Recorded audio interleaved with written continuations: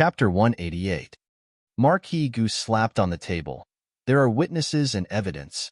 What else do you have to say? Those words were obviously the handwriting of Concubine Ling. Concubine Ling herself was stunned. For a moment, she suspected that she had lost her memory.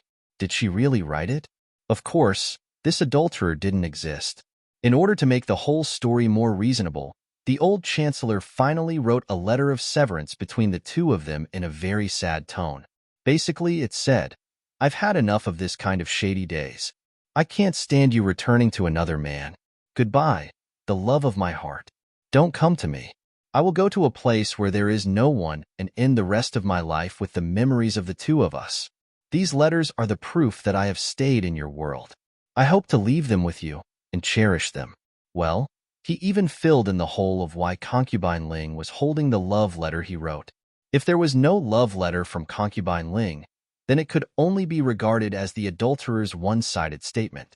Concubine Ling just didn't admit that it was written for her. It was because of her handwritten reply that this romantic story had a sense of immersion and persuasiveness. Marquis Gu, no wonder I couldn't find the adulterer. It turned out that the adulterer had left the capital. Marquis Gu fumed. Not only was he angry that Concubine Ling cheated on him, but he was also angry that the adulterer's writing was much better than his. He couldn't write such a mushy sentence. "I'll take a small note and write it for Madam in the future." Marquis Gu was absolutely angry that Concubine Ling cheated on him, but he could still be distracted at this moment, which meant that Concubine Ling didn't have much weight in his heart.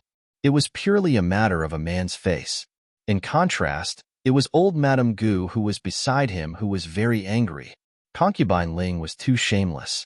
Wasn't the man at home good? Why did he have to cheat outside? Which wild man outside could be compared with her son? She trembled all over and pointed at Concubine Ling's nose. "I used to think that you were a good person. I treated you like my own daughter. I didn't give you a lot of food and clothes. Although you are only a concubine, you have a better life in the mansion than the legal wife. In the end, this is how you repay the Marquis?" Auntie Ling thought to herself, "That's right. She's even more glamorous than the legal wife. Isn't that because she drank the childless soup? If she also gave birth to a son to compete with Gu Chongqing and his two brothers for the family business, would old Madame still think so highly of her?"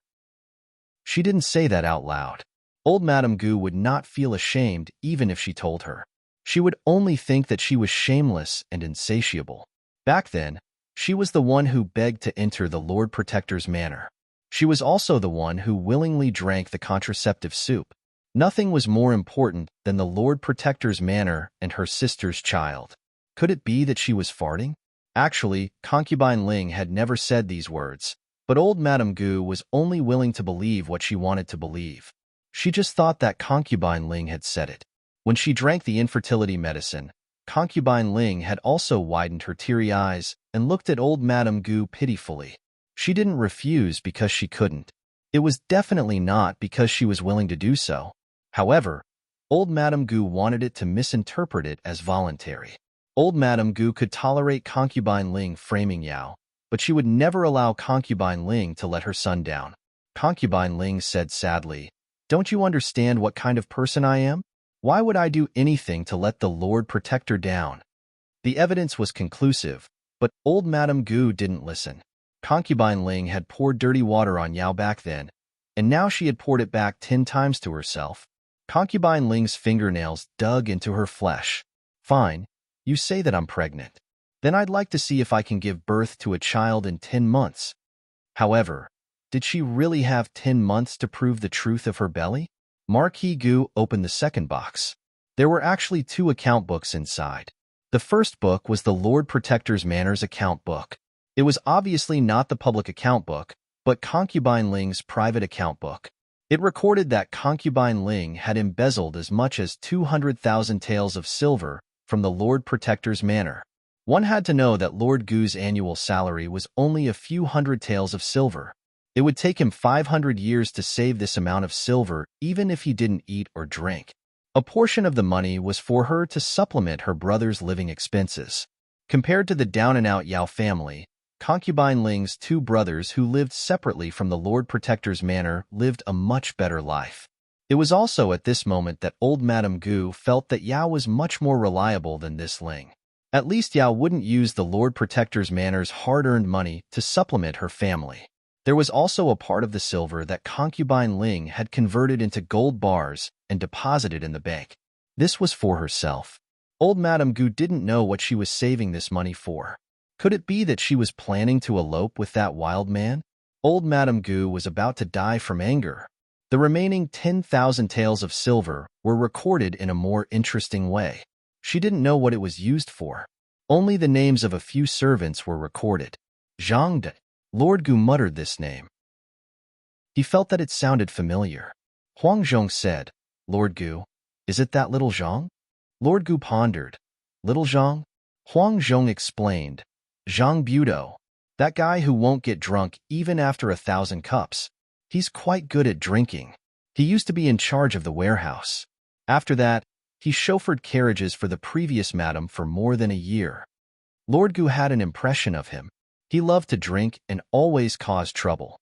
Later, he was sent back to the warehouse by Madame Ling. "Is he still in the manor?" "Yes," Huang Zhong said. "What about these people?" Lord Gu handed the account book to Huang Zhong. "These people are all here. This one called Lu Chun'er." Huang Zhong wasn't sure. "She's not here anymore. But I know where she lives." Old Madame Gu's trusted nanny said from outside the curtain. Huang Zhong and the nanny split up to look for people. Most of the servants in the account book were found. There were a few who were missing, but it didn't affect the final investigation. Lord Gu confronted them in front of concubine Ling. They didn't admit it at first. Lord Gu said coldly, "It's fine if you don't admit it. It's written here. How much silver did you take? Immediately return it to me. If you don't return it, I'll take it that you stole it. I'll report it to the officials. I'm the Lord. If I report it to the officials and arrest people, I'm afraid they won't be able to come out alive." As soon as he said this, everyone was stunned. Zhang Budo was the most cowardly.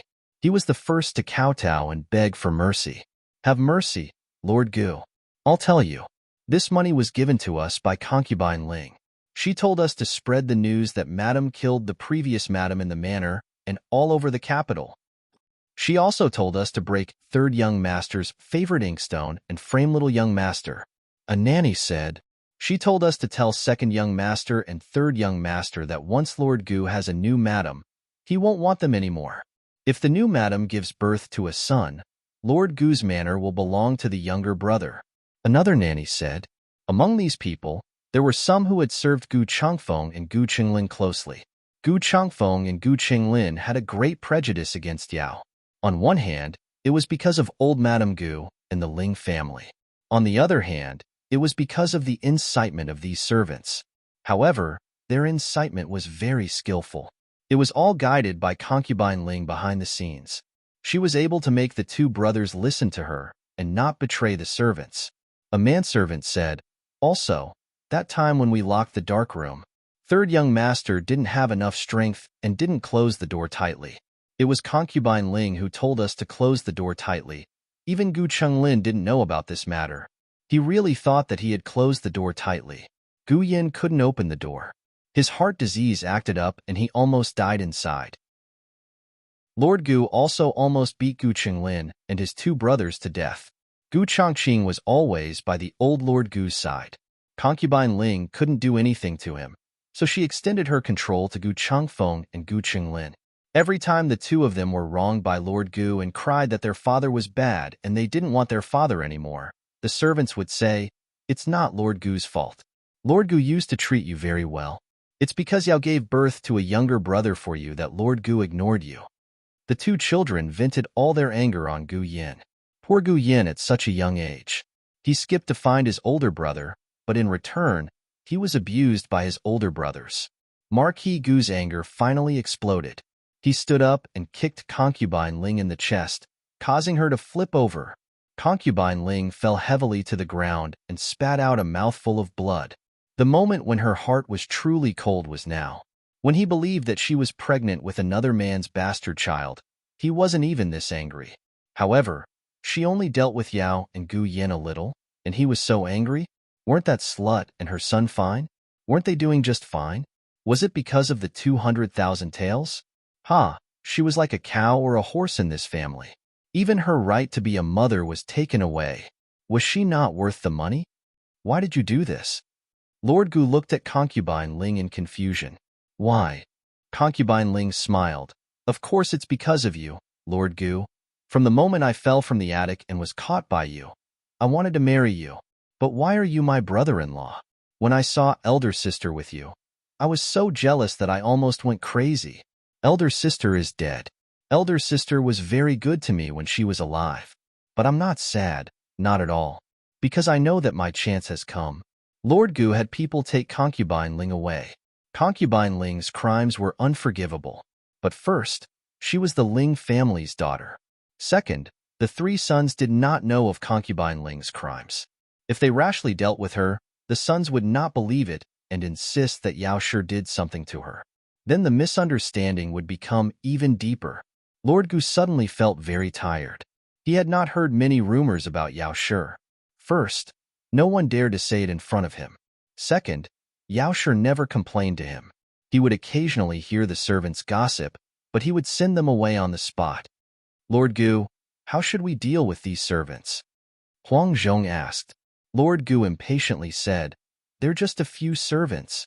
You even have to ask this lord about this? Yes, yes. Sigh. To be blamed. How pitiful.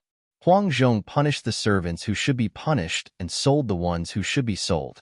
In short, they were not allowed to take half a step into the Lord Gu Fu. Lord Gu, Huang Zhong said, it's late. You should go back and rest. Unknowingly, it was already midnight. Yao Shi had already returned to her courtyard. Old Madame Gu was so angry that she had a headache. After returning to her room and taking medicine, she also went to rest. Lord Gu was exhausted, but he did not go to rest. Instead, he went to Gu Changfeng and Gu Qinglin's courtyard. Gu Changfeng had just returned from a mission and was almost drain dry. His face was pale, but it matched the appearance of someone who was woken up in the middle of the night.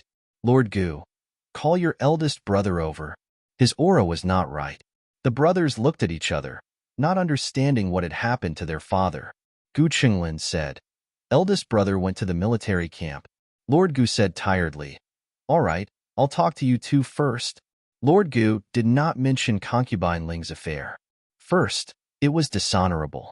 Second, it was not good to talk about it in front of the children. He only talked about Concubine Ling's embezzlement of money and how she bribed the servants to create rumors and sow discord. The two brothers were stunned.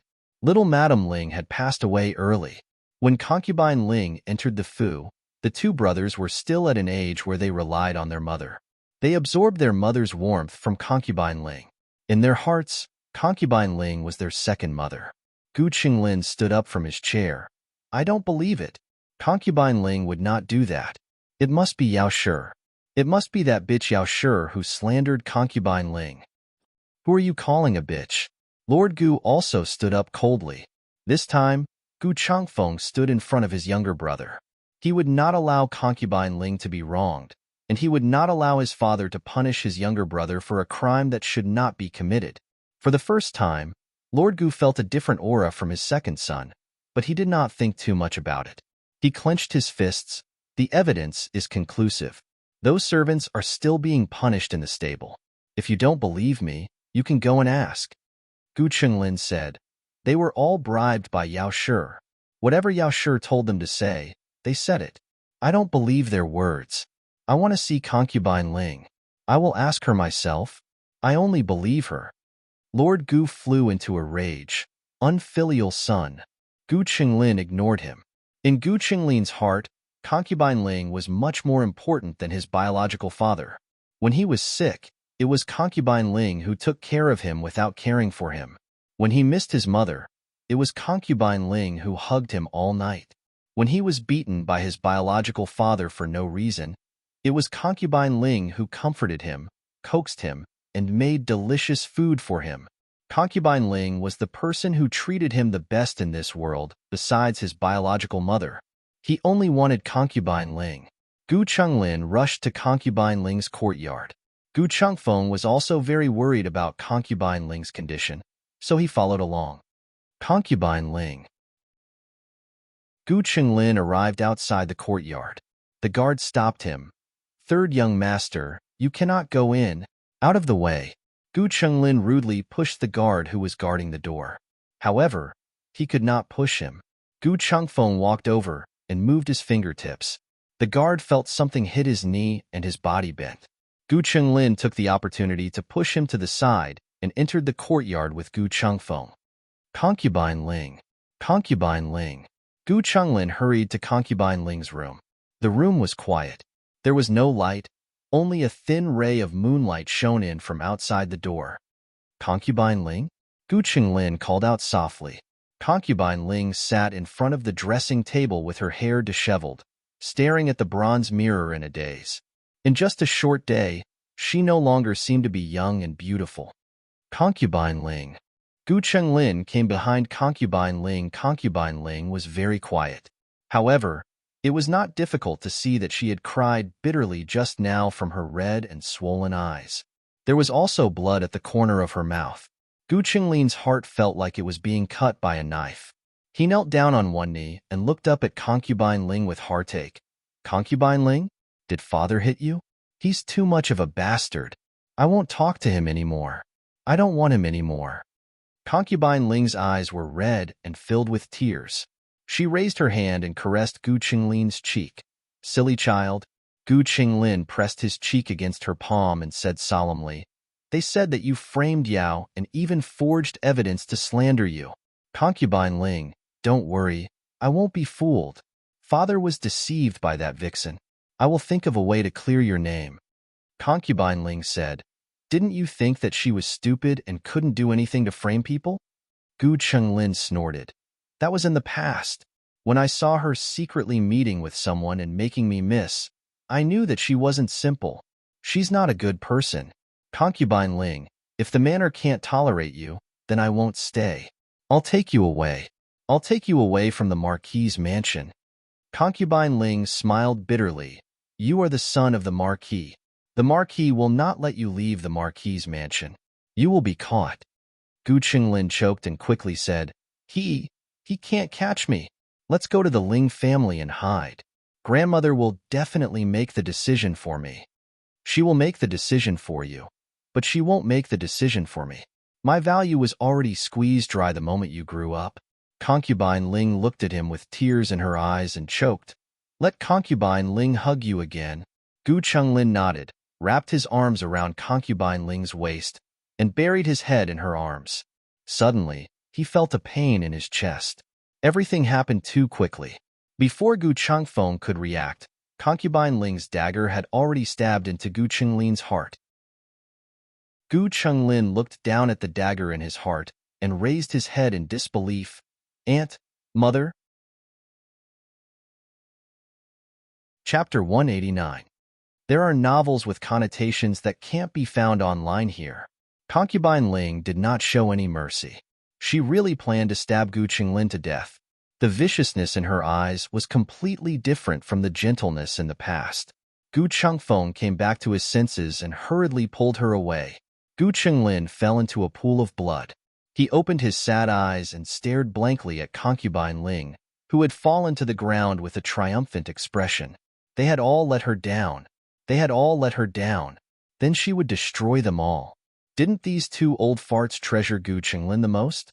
Then she would kill him. And Gu Qinglin, he loved her the most, as if he loved his own mother. This stab must have hurt Gu Qinglin badly, right? "Do you really think I like you very much? If it wasn't for the sake of staying in the Marquis's mansion, would I be willing to look at you?" "Ha ha ha ha ha ha." Concubine Ling laughed crazily. A strong wind blew outside the room, blowing all the curtains. Her laughter was like the wail of a malicious spirit. The concubine who thought she loved them was only using them as tools to gain favor. How ironic, how humiliating. The two brothers had suffered a terrible blow. It was not an exaggeration to say that the sky had fallen. Gu Qingfeng's mind was completely numb. He instinctively patted Gu Qinglin's pale face. Third brother. Third brother. Gu Qinglin's situation was very bad. Blood dyed his clothes red, and his breath was rapidly weakening. Gu Changfeng rushed out of the door with him in his arms. "Doctor! Call the doctor!" The manor doctor had experienced a day full of ups and downs. First, concubine Ling was mysteriously pregnant. Then, the third young master was stabbed in the heart.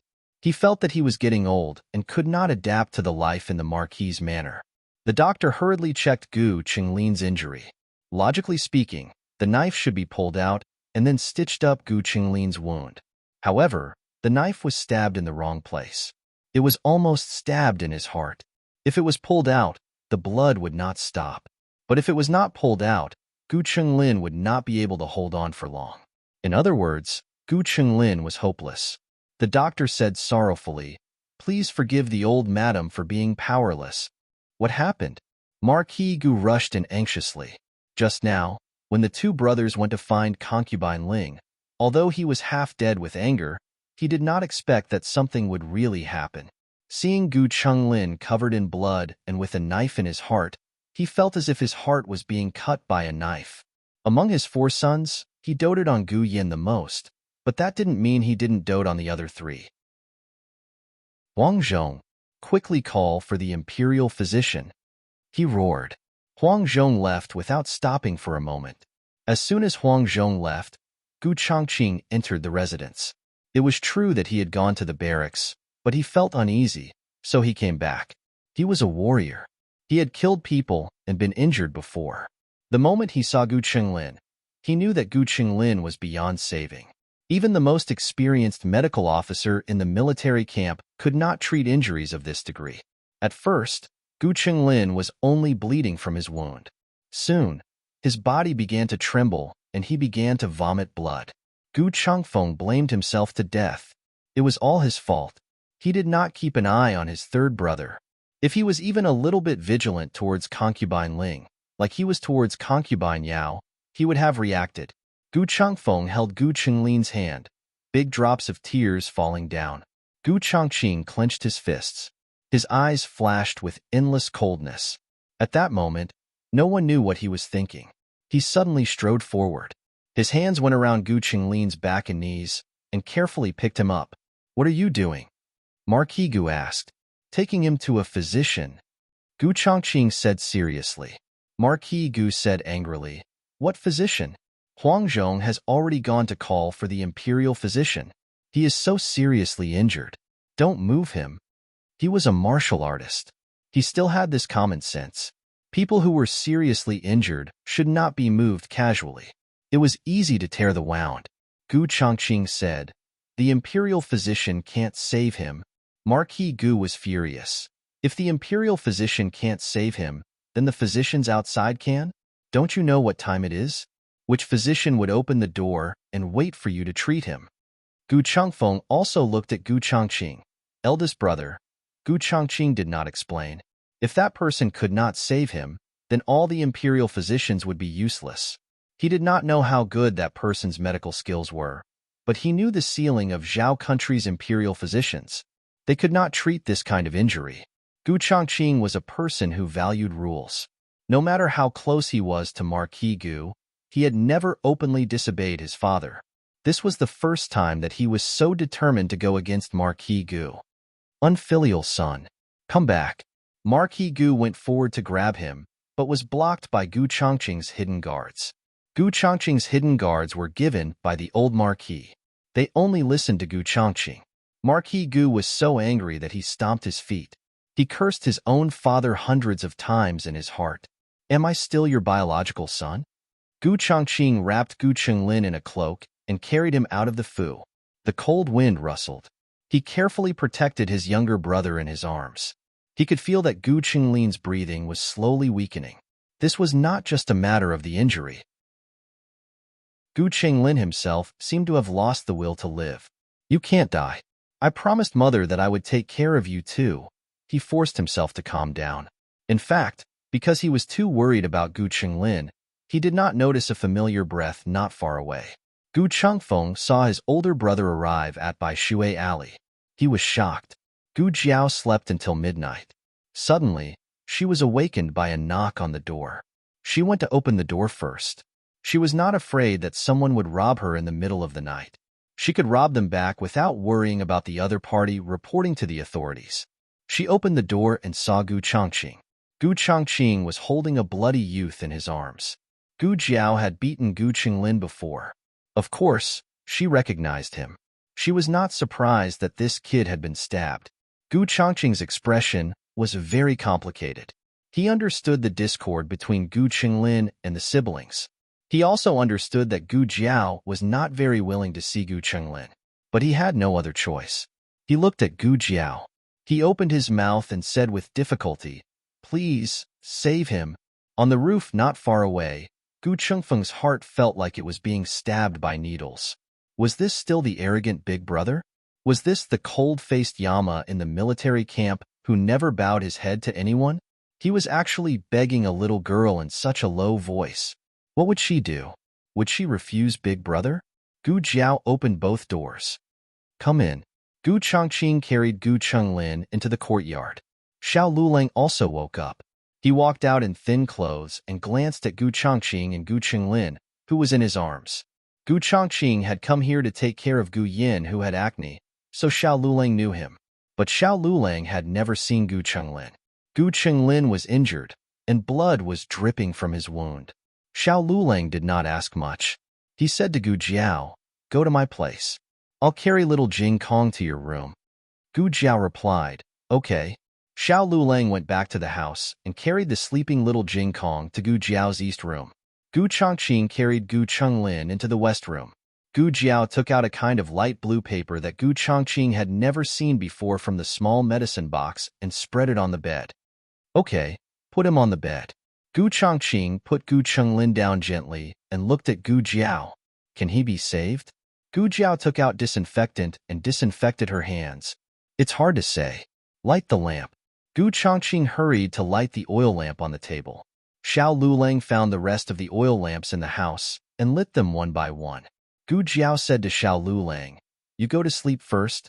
Then she said to Gu Chongqing, "Go and boil some water." "Okay." Gu Chongqing agreed. The two of them went out. Gu Jiao put on a pair of gloves and began to check Gu Qinglin's injury. She cut open Gu Qinglin's shirt with a pair of scissors. The doctor in the house gave him some hemostatic powder, but the effect was minimal. Blood kept oozing out. Fortunately, the doctor did not pull out the knife impulsively. In this situation, if he pulled out the knife, he would definitely die from excessive blood loss. Without an X-ray, Gu Jiao could only judge the position of the knife based on the length and angle of the knife. She did not know if Gu Qinglin was lucky. The knife was less than half an inch away from his heart. Gu Jiao put him on an intravenous drip and gave him a shot of epinephrine. Then she took the test paper and went out. She said to Gu Chongqing and Xiao Lulang, who did not listen to her and went back to sleep, "He needs a blood transfusion. I'll collect your blood types." The two of them did not understand what blood types were. However, there were blood transfusion treatments in the military camp. Most of them used internal force to push blood into the other party's body. However, the mortality rate of this treatment was very high. Gu Jiao collected the blood from the four people's fingers. The result was that none of them matched. The old lady and Gu Yin were not considered. They did not meet the requirements to donate blood. Gu Chongqing asked, "We are brothers. Can't my blood be used?" Gu Jiao said, "This is very complicated. Even if Gu Yin and I are fraternal twins, our blood types may not match." Gu Chongqing was confused. Dripping blood to identify relatives meant that they were blood relatives. Didn't this mean that their blood could match? Patients who lost too much blood in the military camp were treated with the blood of their loved ones. The casualty rate was much lower than that of outsiders. This was because relatives were affected by genetic factors. The probability of having the same blood type was higher, but it was not absolute. Lu Quan. Gu Jiao thought of the old chancellor's steward. He was in the prime of his life and could donate blood. Gu Chongqing planned to go next door to find Lu Quan. As soon as he opened the door, he saw Lu Quan standing at the door with a cold face. Gu Chongqing was slightly stunned. "Why are you here?" Gu Chengfeng's gaze was cold. "I should be the one asking Big Brother. Why are you here? Didn't Big Brother say that he was going to bring Third Brother to find a doctor? Is it here? What doctor is there here? A little medicine boy from Miracle Hand Hall?" Gu Chongqing faintly felt that this younger brother was not the same as usual. His aura was a little dangerous. However, his mind was filled with Gu Qinglin's injury. He didn't think too much about it. He said, I don't have time to explain to you. Get out of my way. Gu Chengfeng said, I won't. Big brother, you betrayed us long ago. Gu Chongqing took a deep breath. Yao Shi is innocent. Mother's death has nothing to do with Yao Shi. Gu Chengfeng clenched his fists, so Big Brother accepted them. Even if Mother wasn't killed by Yao Shi, Third Brother was seriously injured by that girl. How much do you hate Third Brother? Doesn't Big Brother know? I think Big Brother has been bewitched by that girl. You only remember that you have a younger sister, and don't remember that you have 2 younger brothers. Gu Chongqing said coldly, Shut up. You said before that you only have 2 younger brothers and no third brother. You don't have a younger sister. You've forgotten these words. Gu Chengfeng's eyes were like torches. Fine. Then let me ask you. Did she say that she could definitely cure Third Brother? She didn't, right? Then if she purposely killed Third Brother, we can just say that Third Brother's injury was too serious. There was nothing we could do to save him. Gu Chongqing's patience had reached its limit. She's not as bad as you say. Third Brother's life is at stake. If you don't get out of my way, don't blame me for being impolite. Gu Chengfeng threw caution to the wind. Fine. Then Big Brother will give it a try. Big Brother, if you don't protect Third Brother, then I'll protect Third Brother. Today, I definitely won't let anyone hurt. Before he finished speaking, a small figure suddenly appeared behind him and stabbed him with a needle. You! Gu Chengfeng turned his head. His body tilted and he fainted. Gu Chongqing caught him. Gu Jiao put away the needle and took some of Gu Chengfeng's blood. Gu Chongqing was shocked. Weren't you in the house? How did you? Gu Jiao spread her hands. Oh, I went in through the back door. She went to the old chancellor's house from the back door and came out from the old chancellor's house. She sneaked an attack on Gu Chengfeng. Gu Chongqing looked at the unconscious Gu Chengfeng. It's okay. It's just a little sedative. Gu Jiao said and looked at the test paper in her hand. Oh, we don't need to find Lu Quan. Gu Chengfeng's blood type matched Gu Qinglin's. Gu Chongqing carried him in. Xiao Lulang brought a set of dry clothes over. Gu Qinglin's clothes were soaked in blood and couldn't be worn anymore. Gu Chongqing left in a hurry and didn't think so thoroughly. He looked at Xiao Lulang seriously and didn't have the unfamiliarity and vigilance from the first time they met. Thank you, Gu Jiao said. You can all go out. The operation process was too bloody and violent. She didn't want to leave any psychological trauma for the patient's family and her own family. The two went to the central room. When Gu Jiao drew blood for Gu Chengfeng slowly woke up. He couldn't move because of the sedative. He looked at his and Gu Qinglin's arms that were pricked with strange things, as if his blood flowed into his brother's body. Gu Jiao didn't care whether this guy would have psychological trauma or not. Gu Jiao raised the scalpel and said lightly, I'm going to start the operation. Gu Chengfeng snorted. In the next second, Gu Jiao pulled out the dagger. Blood splattered 3 feet. Gu Chengfeng. Chapter 190. All the novels that can't be found online are here. The wound was deep and wide, and the dagger itself was not clean. Gu Jiao wanted to clean the wound, and the flesh was torn open. That scene was unforgettable. Because the wound was too close to the heart, Gu Chengfeng felt that he saw his brother's beating organ. He didn't know if it was his illusion or not. Gu Chengfeng's hands and feet were cold. After that, Gu Jiao began to sew the wound needle by needle. Gu Chengfeng lay weakly on the rattan chair, like a lamb waiting to be slaughtered. He wanted to close his eyes, but he felt that it was too cowardly. He saw the flesh being torn by the needle and thread, and he heard a sticky and squishy sound. He felt terrible. Looking at Gu Jiao's calm face, those who didn't know would think that she was sewing clothes. When Gu Jiao finished the last stitch, Gu Chengfeng fainted. For a long time in the future, he could only be a vegetarian. Gu Jiao walked out of the house. It was already dawn. Xiao Lulang went to make breakfast for the family, and Gu Chongqing had been wandering around the central room. When he saw Gu Jiao, he looked nervous. How is it? Here you are. Gu Jiao wrapped the dagger that she took from Gu Qinglin in a cloth and handed it to Gu Chongqing. Gu Chongqing didn't want this dagger, but after all, it was the weapon that concubine Ling used to hurt Gu Qinglin, so he took it. Gu Jiao said, "He's alive for now, but he's not out of danger yet. In the next 3 days, if he doesn't have any symptoms of infection or adverse reactions and can wake up, then he's really fine." So the next 3 days were the most critical period. Gu Chongqing understood and said to Gu Jiao, then since it was so dangerous, naturally they couldn't send him back. The doctors in the house were not skilled enough, and the imperial doctors were not enough. The main thing was that Gu Chongqing had never seen those strange things that Gu Jiao used. He was afraid that the imperial doctors wouldn't understand. Gu Jiao thought for a moment and said, "Send him to the clinic. I'll be there during the day, and let Dr. Song be on night duty." Dr. Song was the disciple of the county's Huichun Hall, and he was trustworthy. He knew how to use her medicine. Gu Chongqing said, "Okay, I'll listen to you." Gu Jiao went to the old chancellor's house next door to borrow a carriage.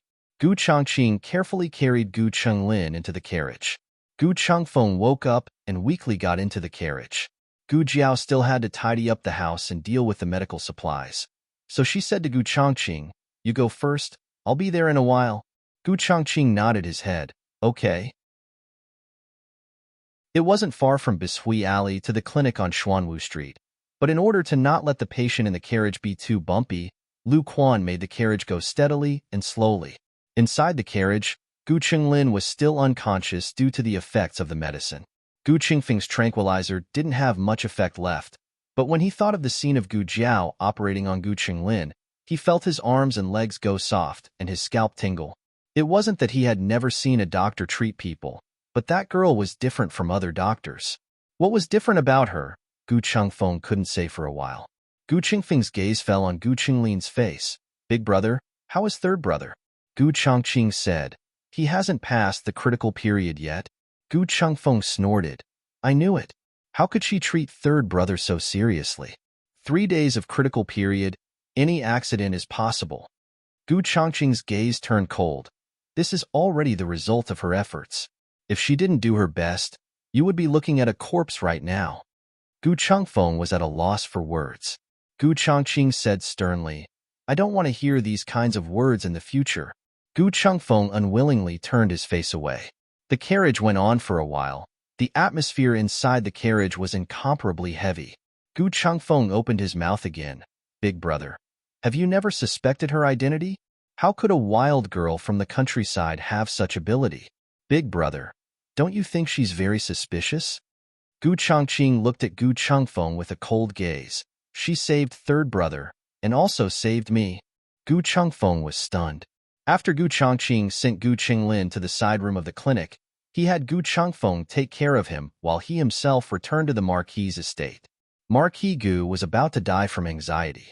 He was blocked in the estate by Gu Chongqing's hidden guards and couldn't take a single step out. The sky was already bright, but he didn't know what happened to Gu Qinglin. That stinky brat's wings had hardened. He actually dared to disobey his father. Just as Marquis Gu was about to faint from anger, Gu Chongqing returned. Marquis Gu was so angry that he pointed at his nose and scolded, "Unfilial son! Unfilial thing! Where did you take your brother?" Gu Chongqing said, "He's at the clinic. His life has been saved for now." "Saved? Saved?" Marquis Gu couldn't believe it. The imperial physician had come in the middle of the night, and after hearing the location of the wound described by the estate physician, he had basically concluded that Gu Qinglin had no way to live. Not to mention finding a physician from the capital.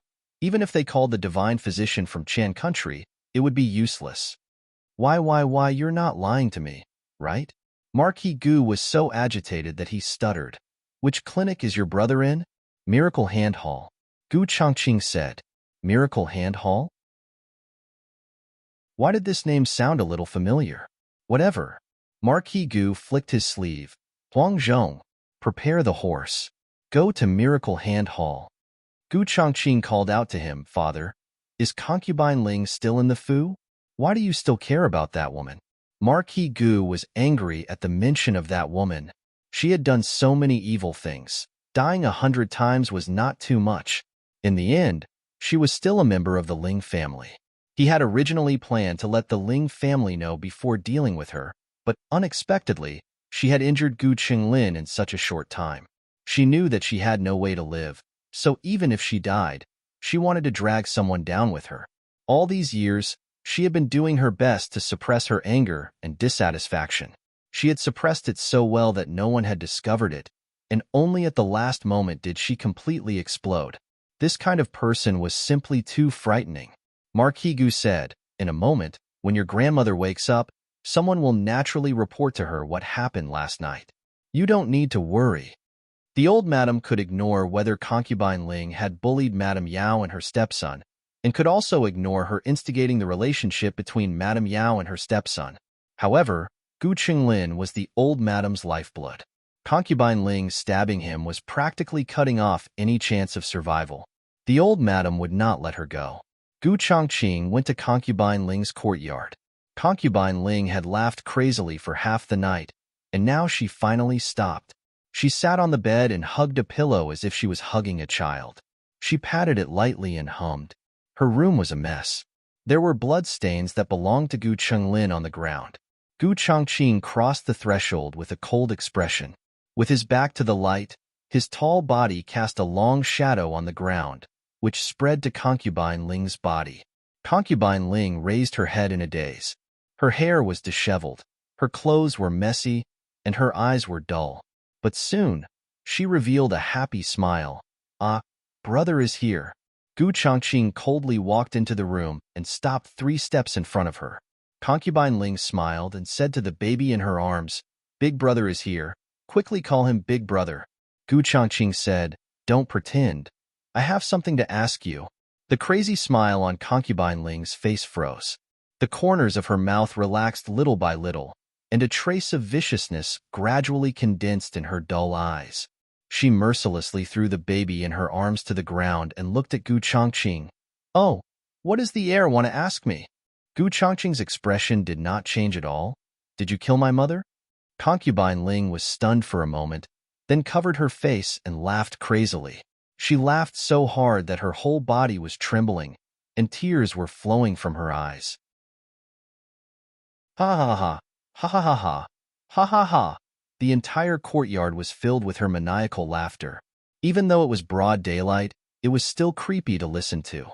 The maids in the courtyard were so scared that they hugged each other.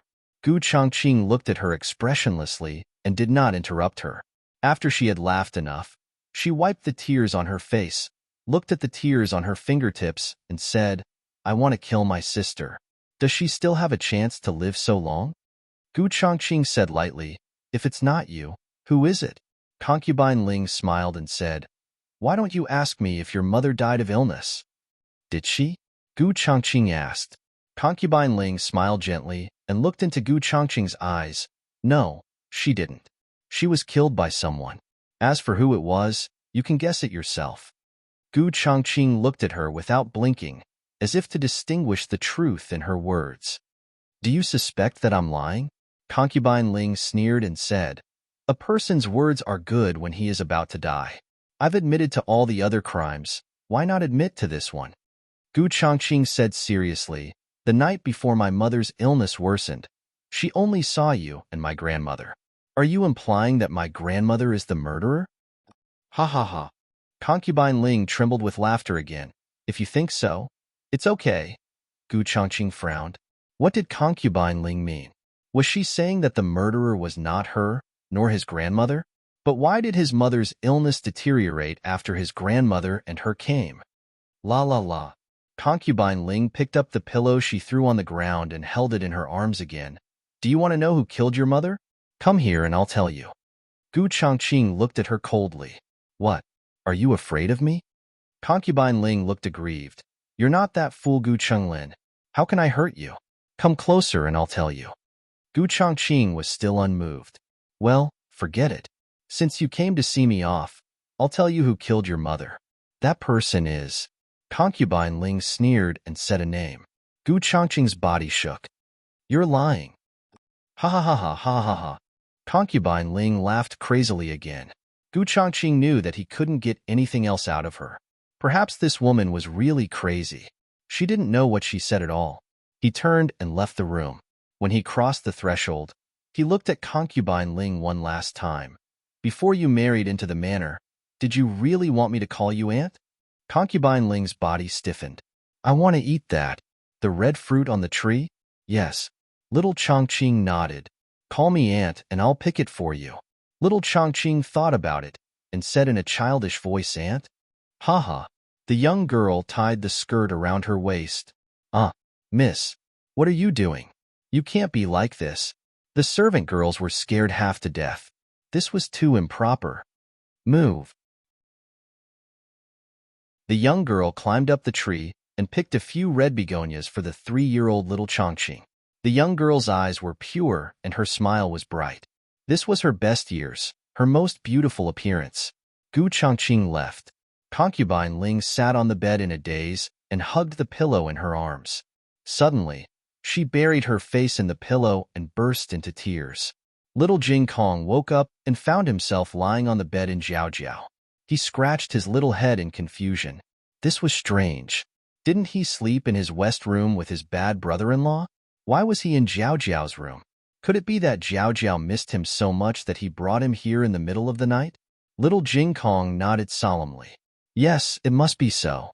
Little Jing Kong lifted the quilt in a good mood and started a lively day.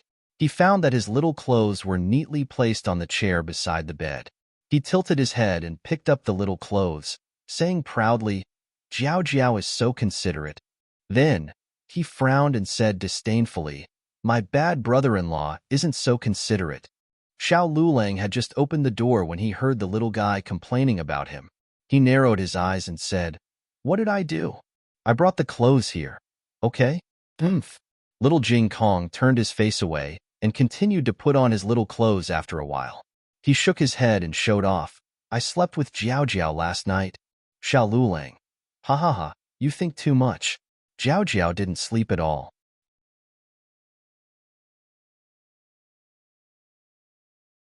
Chapter 191. Little Jing Kong put on his clothes and pulled up his pants. He jumped on the bed and continued to show off. Jiao carried me here. Xiao Lulang, heh? Little Jing Kong raised his chin. Jiao even brought me my clothes. She's so considerate. Xiao Lulang, heh? Little Jing Kong got out of bed and started to look for Gu Jiao. Where's Jiao?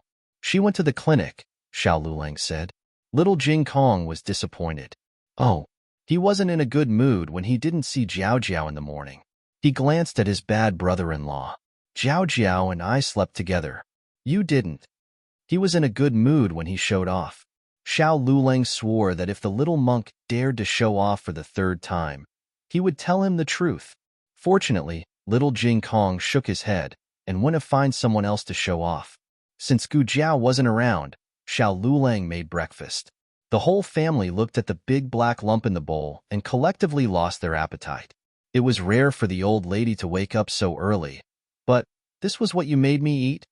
Little Jing Kong's little face scrunched up. He wasn't a picky eater, but he didn't eat poison either. Why aren't you eating? Xiao Lulang asked. Everyone's mouth twitched and gave him a sidelong glance. Don't you know why you're not eating? Why don't you take a bite and show us? Xiao Lulang also refused in his heart. Adhering to the principle of not wasting food, the family still braced themselves and ate the unknown paste in the bowl. Other people's culinary skills were getting better and better, but Xiao Lulang was getting worse and worse. Gu Yin was so disgusted by the taste that he rolled his eyes. I have to take 2 more heart medicine. After an indescribable breakfast, the family left Xiao Lulang and had a small meeting. Little Jing Kong stuck out his tongue and said, Bad brother-in-law, you're not allowed to enter the kitchen anymore. If I fainted in class today, it must be because I ate his breakfast and got poisoned. Gu Yin, Gu Shaoshun, and the old lady nodded in unison. They unanimously decided to blacklist Xiao Lulang in the kitchen. As long as he did not starve to death, he was not allowed to enter the kitchen again.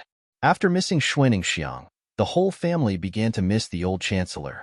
Even the old lady, who was inexplicably angry whenever she saw the old chancellor, felt that at least the guy's culinary skills were reliable. The old chancellor was very busy these days. He was busy playing hide-and-seek with the emperor. He couldn't really let the emperor find out about Jadewater Alley, So after moving out of the inn, he rented a small courtyard in the suburbs. That courtyard was signed by the guarantor and registered in the yamen. The emperor followed the clues and found this place in a few days. On the first day, the old chancellor was not here. On the second day, the old chancellor was still not here. On the third day, the fourth day, on the fifth day, the two eunuchs who were squatting nearby finally saw the old chancellor. One eunuch was responsible for delaying the old chancellor, while the other eunuch rushed back to the palace to report to the emperor. Just like this, on an ordinary afternoon, the emperor saw the old chancellor whom he had not seen for 3 years. The old chancellor looked much older than 3 years ago. Nonsense, he deliberately blew the cold wind for an hour on the way here. His hair was messy and his mouth was blown. Your Majesty.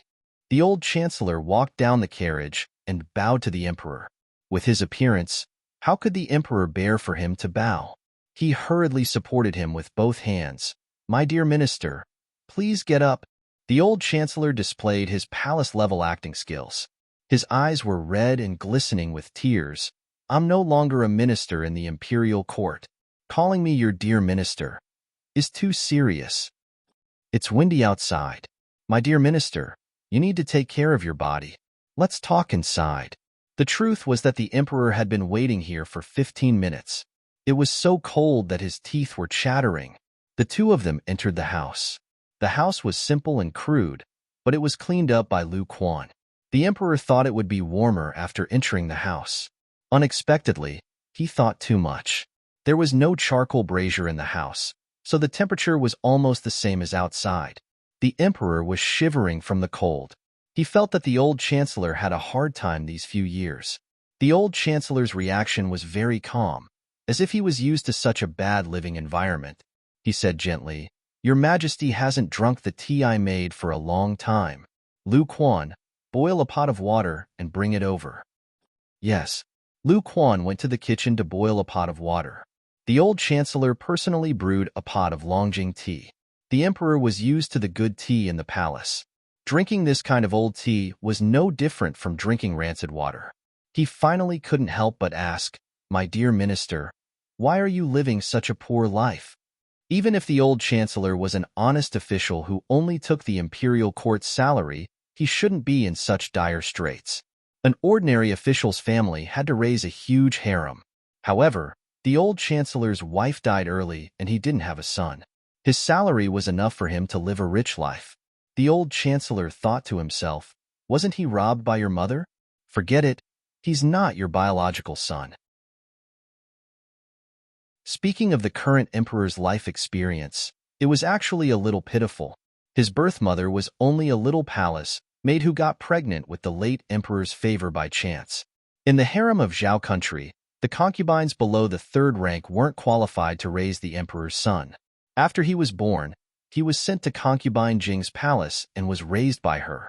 The old chancellor smiled and said, I feel that this kind of simple life is very good. It makes one feel peaceful. The imperial court has been going through ups and downs for so many years. It's rare to have such a peaceful time. When he said this, His Majesty really felt a little touched. As the emperor of a country, he had never had a peaceful day from the imperial court to the harem. When he was waiting for the old chancellor in the cold wind, he had the least distracting thoughts in his heart. Sitting in the room now, he didn't have to worry about the imperial court's situation. It was really a steal of leisure. The emperor suddenly felt that this room didn't seem so unbearable. My dear minister, did you come back to the capital to see Elder Feng? He had heard the news of Elder Feng's death. He felt sorry for such an excellent talent. The old chancellor nodded. It's for Elder Feng. I also want to see your majesty. The emperor sighed. I've reopened the Directorate of Imperial Studies. However, I feel that something is missing without my dear minister. The old chancellor said, There are many talents in Zhao country. Your Majesty will definitely find a suitable person to take over the Directorate of Imperial Studies. The emperor sighed again. Sigh, my dear minister, I'm afraid you haven't heard about the Directorate of Imperial Studies. The old chancellor was stunned. The Directorate of Imperial Studies. Did something happen again? The emperor told him about Zhang Sai's messy accounts.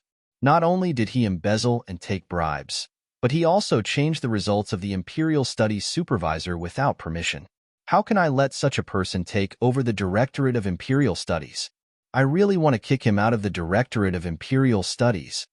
The old chancellor hurriedly said, Your Majesty, please calm down. Everyone makes mistakes. Zhang Sai took bribes a few years ago. Now that he has turned over a new leaf, why don't Your Majesty give him another chance? As for changing the results of the Imperial Studies supervisor, I believe Zhang Sai won't be so muddle-headed. There might be some misunderstanding. What kind of joke was this?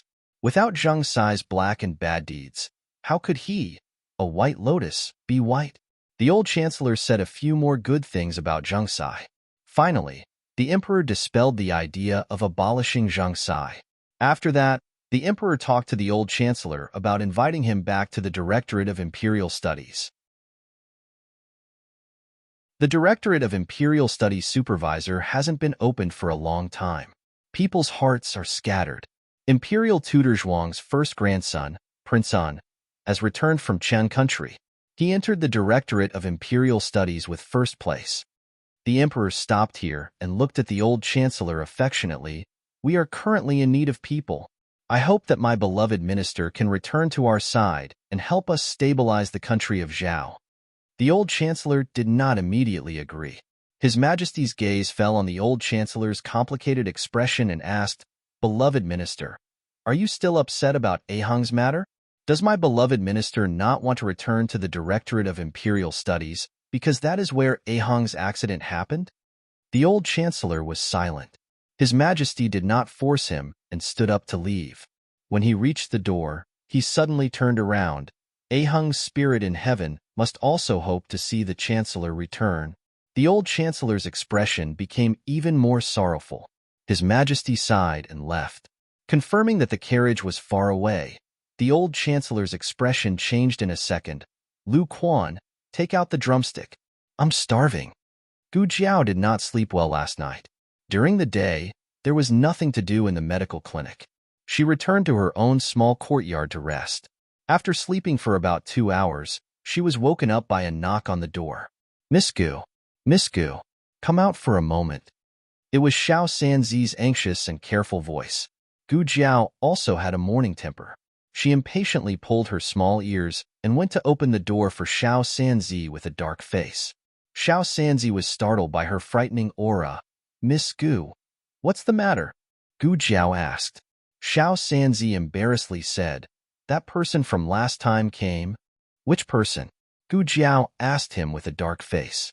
Xiao Sanzi swallowed his saliva and thought to himself, Can you not have such a dark face? I feel like my life is in danger at any moment. Xiao Sanzi boldly said, It's that Lu Yisheng. He came to get medicine again. Second boss is not here, so shopkeeper Wang does not dare to get medicine for him. He is thinking of a way to send him away. Gu Jiao remembered. That patient with chronic cholecystitis was quite handsome and was hard to forget. Gu Jiao nodded. Okay, bring him to my consultation room. Xiao Sanzi giggled. All right. He was a warm-hearted person. Gu Jiao was thirsty, so she went back to her room to drink a few mouthfuls of water before going to the consultation room. The first time Gu Jiao asked him to enter the consultation room, he had rejected her. This time, he agreed without hesitation. He was still wearing the same clothes as last time, but there was an extra patch on the sleeve of his inner shirt. His face was no longer sallow, but more rosy. He looked more handsome than before. When he saw Gu Jiao walk in, he stood up and greeted her. Miss Gu, have a seat. Gu Jiao sat down opposite him. He also sat down. Gu Jiao observed his complexion. How do you feel? Lu Yisheng touched his right upper abdomen and said, I feel much better. It doesn't hurt so much here.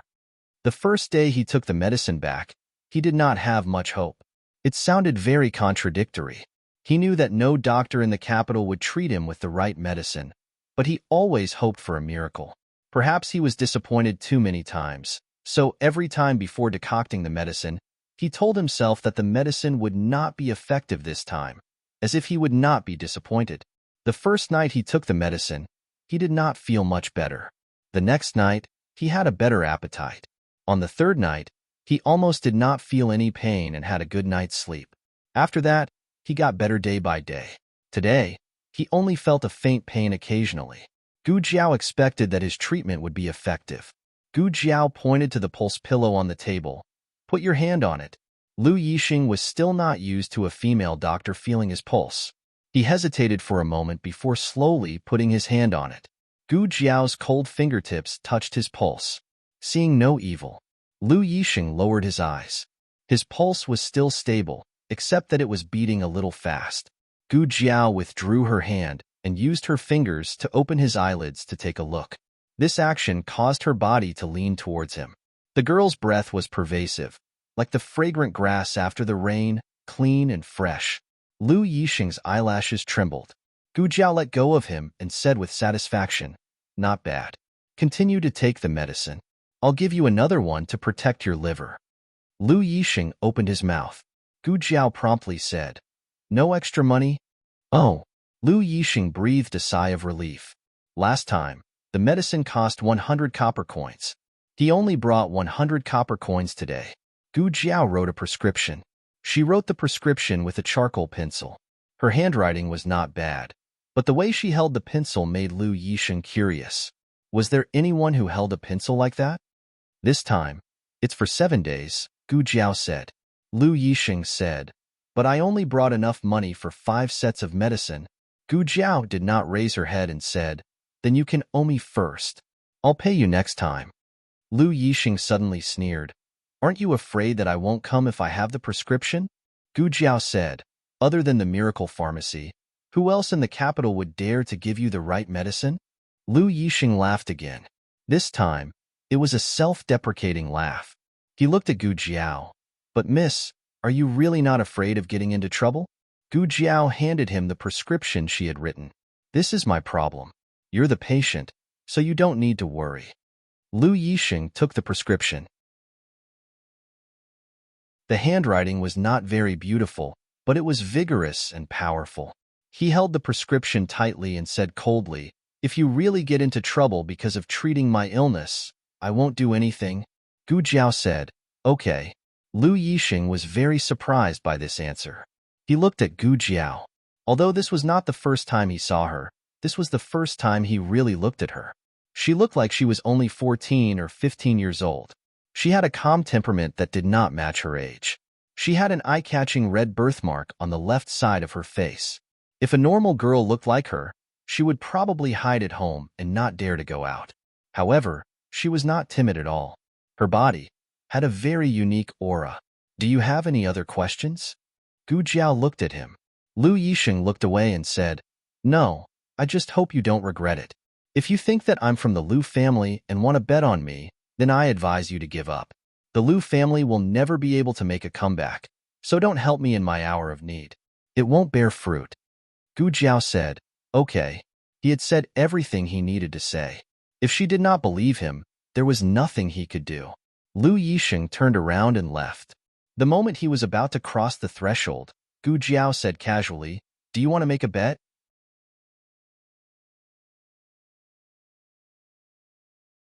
Chapter 192. Lu Yixing, "What are we betting?" Gu Jiao, "We're betting that one day I'll call you Lu Xiang." "Lu Xiang? Am I that kind of person?" Lu Yixing laughed to himself. He lived like a dog and was trampled on by others. It was lucky that he didn't die. His smile disappeared. Also, Zhao country doesn't have a prime minister. Gu Jiao looked at him with her chin in her hands. It was fine if he didn't believe it. Not long after Lu Yixing got the medicine and left, Madame Yao also came to the clinic. Yesterday, in order to interrogate Marquis Gu better, old Madame Gu sent her away. She only heard about Gu Chenglin when she went to greet old Madame Gu in the morning. Concubine Ling loved this youngest son the most. Who would have thought that she would stab Gu Chenglin in the heart? When old Madame Gu heard the news, she fainted. Madame Yao was naturally very surprised, but not too surprised.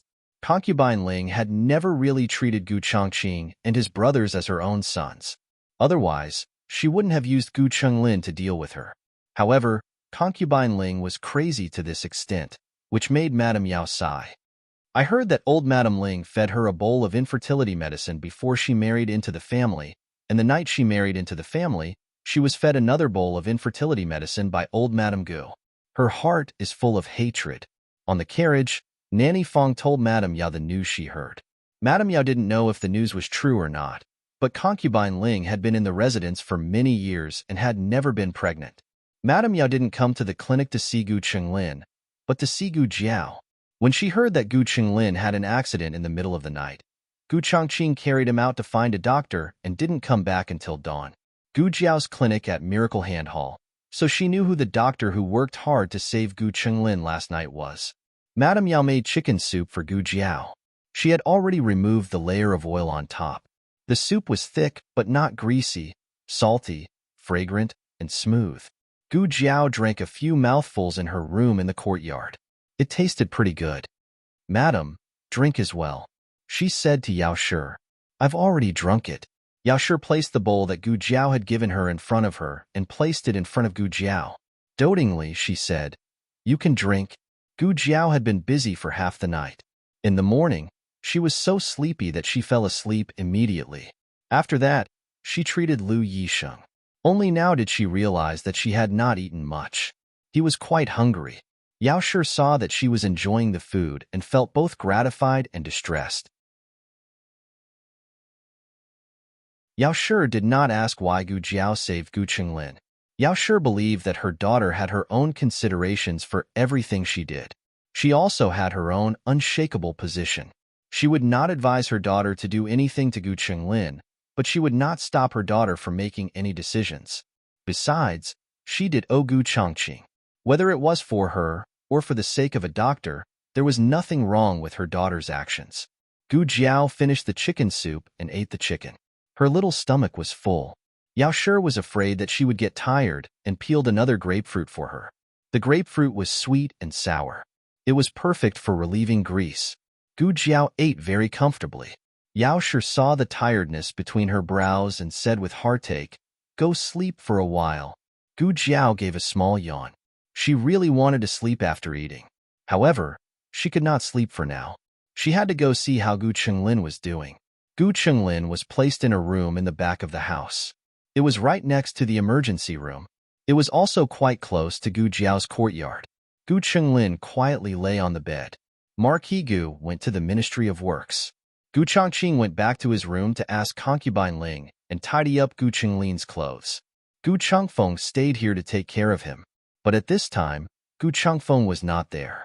After asking Dr. Song, she learned that Gu Qinglin just woke up and Gu Chongfeng went to buy him food. "How is his body temperature?" Gu Jiao asked. Dr. Song said, "Just measured, it's normal." Under Gu Jiao's careful guidance, Dr. Song has become proficient in using a thermometer, blood pressure gauge, and stethoscope. Gu Jiao nodded her head and said, "When did he wake up? How long has he been awake? How is his consciousness?"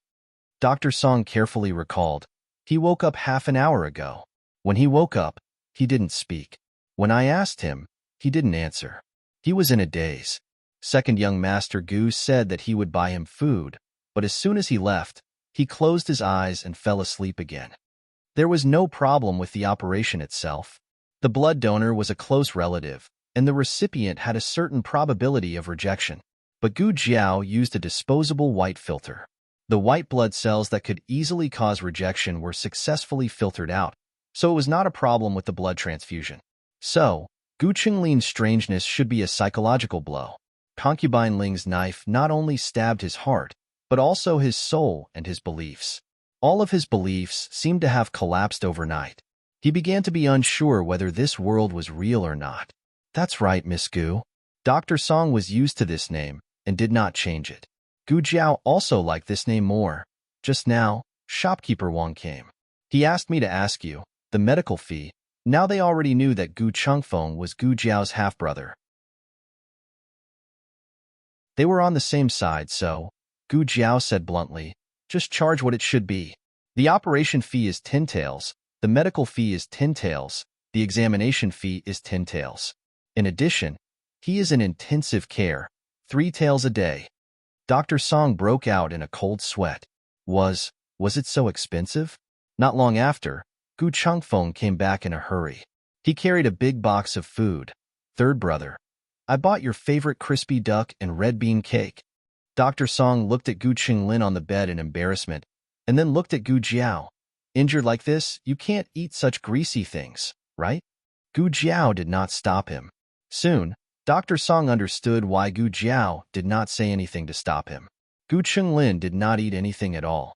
He did not even drink water. After he woke up, he only opened his eyes and stared blankly at the beam. He did not respond. He did not respond when the spoon was put to his mouth. It was not easy to open his mouth and feed him, but all of it flowed out from the corner of his mouth. Gu Changfeng anxiously looked back at Gu Jiao and Dr. Song. You think of a way. Gu Jiao looked at him lightly. I can't do anything about this. Gu Changfeng gritted his teeth. Although he was unwilling, he understood that Gu Jiao was right. Gu Qinglin did not have the will to live. Even if his injury was cured, his heart was dead. This kind of blow was even more unexpected than concubine Ling's betrayal. Gu Chengfeng would never have thought that this domineering, arrogant, and heartless younger brother of his would one day become like this. The people from Pine Crane Courtyard also arrived. They were old Madame Gu's confidant nanny and two clever maids. The confidant nanny was surnamed Gue. Seeing her master like this, she burst into tears. Damn it! Old Madame Gu doted on her for a long time. But look at what she did. Gu Chengfeng did not speak. He could not say anything. Nanny Gue said to Gu Chengfeng, second young master also did not sleep for a night. Go back to the mansion. I will take care of third young master here. Gu Chengfeng endured and said, I won't go. I want to wait for third brother to wake up. Completely awake, not as if his soul was sucked out. Nanny Gue could not persuade him and said to him, then second young master should eat something. Gu Chengfeng did not have the appetite, but he still nodded. Nanny Gue opened the food box. Inside were 2 bowls of millet porridge, a bowl of pork blood and tofu soup, a plate of radish stewed with crucian carp, a basket of steamed pork ribs, and a few stir-fried side dishes. When Gu Chengfeng saw the pork blood and pork ribs in the bowl, an image suddenly appeared in his mind. Gu Qinglin's blood was splattered. His flesh was opened, cleaned, and stitched up. Every detail was impossible to forget. Take it away. He could not eat it. Nanny Gue was confused. What's wrong, second young master? Are these dishes not well made? They are all very nutritious. Third young master lost too much blood, so I specially asked someone to buy fresh pork blood. It was freshly slaughtered, so it was still warm. It would have been better if she did not say anything. Once she said it, Gu Chengfeng could not take it anymore. In the end, he could only force himself to drink a bowl of millet porridge and could not eat anymore. On the other side, Gu Jinyu also heard about Gu Qinglin's injury. The girls' school was just next door, so she went straight to the medical center after school. Gu Chengfeng was in the backyard taking a breather. When he saw her, he frowned. What are you doing here? Gu Jinyu said softly. I heard that third brother was injured, so I came to see him. How is third brother? Is he out of danger? Gu Chengfeng and Gu Jinyu minded their own business. He did not really like her, but he did not hate her either. Today, unfortunately, he was in a very bad mood, and Gu Jinyu had bumped into him. What does it have to do with you? He said angrily. Gu Jinyu choked. Second brother was usually not so fierce. Gu Jinyu said gently, second brother, I don't mean anything else. I'm just worried about third brother. Gu Chengfeng said sarcastically, worried about him? I think you're just secretly happy in your heart. Don't think I don't know that all 4 of you, mother and children, wish for him to die. Gu Jinyu felt wronged. I didn't. Gu Chengfeng could not be bothered with her. He turned and went back into the house, closing the door and not allowing her to take even half a step in. Gu Jinyu was unjustly implicated. Yao Shi, Gu Jiao, and Gu Yin did not like Gu Qinglin, but she sincerely hoped that Gu Qinglin would get better. Gu Jinyu bit her lip and was about to leave unhappily when she accidentally saw Gu Chongqing carrying a basket of herbs out of the storeroom. Eldest brother? She was about to go up and greet him when she saw Gu Jiao also coming out of the storeroom, carrying another basket of herbs. Leave it there. I'll move it. After Gu Chongqing placed the herbs on the shelf, he turned to take the basket in Gu Jiao's arms. How many more baskets are there? 5 baskets, Gu Jiao said. Gu Chongqing went to the storeroom and took out all 5 baskets of herbs. Then, the two of them started to sun the herbs together. Gu Chongqing still looked unsmiling. Perhaps even he himself did not realize that his brows were no longer as sharp as before. When he interacted with Gu Jiao, they even looked like siblings. When Gu Jiao walked under the shelf, Gu Chongqing would even put his hand under the shelf to prevent Gu Jiao from hitting her head. Gu Jinyu's heart was suddenly filled with mixed feelings. Why was it that she had put in so much effort, but eldest brother refused to even say a word to her? And this wild girl from the countryside had gained eldest brother's favor just because she was a medicine boy in this clinic? Third brother was not treated by her. She was just a medicine boy. Gu Jinyu gripped her handkerchief tightly. Just as she was about to leave, she saw Yao Shi walk out of the courtyard. Gu Jinyu was slightly startled. Was mother also here? She glanced at Gu Jiao and Gu Chongqing, who were not far away. Her heart suddenly filled with joy. Mother hated it when they interacted with eldest brother, second brother, and third brother. If mother found out, she would see what she would do. Jiao Jiao, are you drying the herbs again? Yao Shi walked over. Go rest. I'll do it. It's almost done, Gu Jiao said. Gu Chongqing and Yao Shi looked at each other. Gu Chongqing bowed slightly. Yao Shi nodded. She did not say anything else. She was very polite and distant. This was not the reaction Gu Jinyu had imagined. Shouldn't mother pull Gu Jiao away and scold Gu Jiao, telling her not to get involved with her 3 brothers? Why could she not talk to eldest brother, but Gu Jiao could? Yao Shi did not stay long before going in. Gu Chongqing said to Gu Jiao, "Wait for me." He went to the stable and took out a small box from the bundle hanging on the saddle. He handed it to Gu Jiao. Here. What is this? Gu Jiao asked. Open it and take a look, Gu Chongqing said. Gu Jiao made an "oh" sound and opened the small box. She found 4 little figures inside. A little jade figure, a little golden figure, a little wooden figure, and a little iron figure. She did not need to guess to know that the little jade figure was for Gu Yin, the little golden figure was for little Jing Kong, and the little wooden figure was for Gu Shaoshun. But why did it become an iron figure for her? Gu Jiao. This was a handicraft from the Liang Kingdom. It could not be bought on the market. It was not because Gu Jiao had cured Gu Qinglin that he wanted to give it to her. Long ago, after winning the Leaf card game, Gu Chongqing had found this handicraft and planned to bring it to Bai Shui Tong next time. Gu Chongqing explained, "There is also a Leaf card game under the box." Gu Jiao, so you only did it for the game?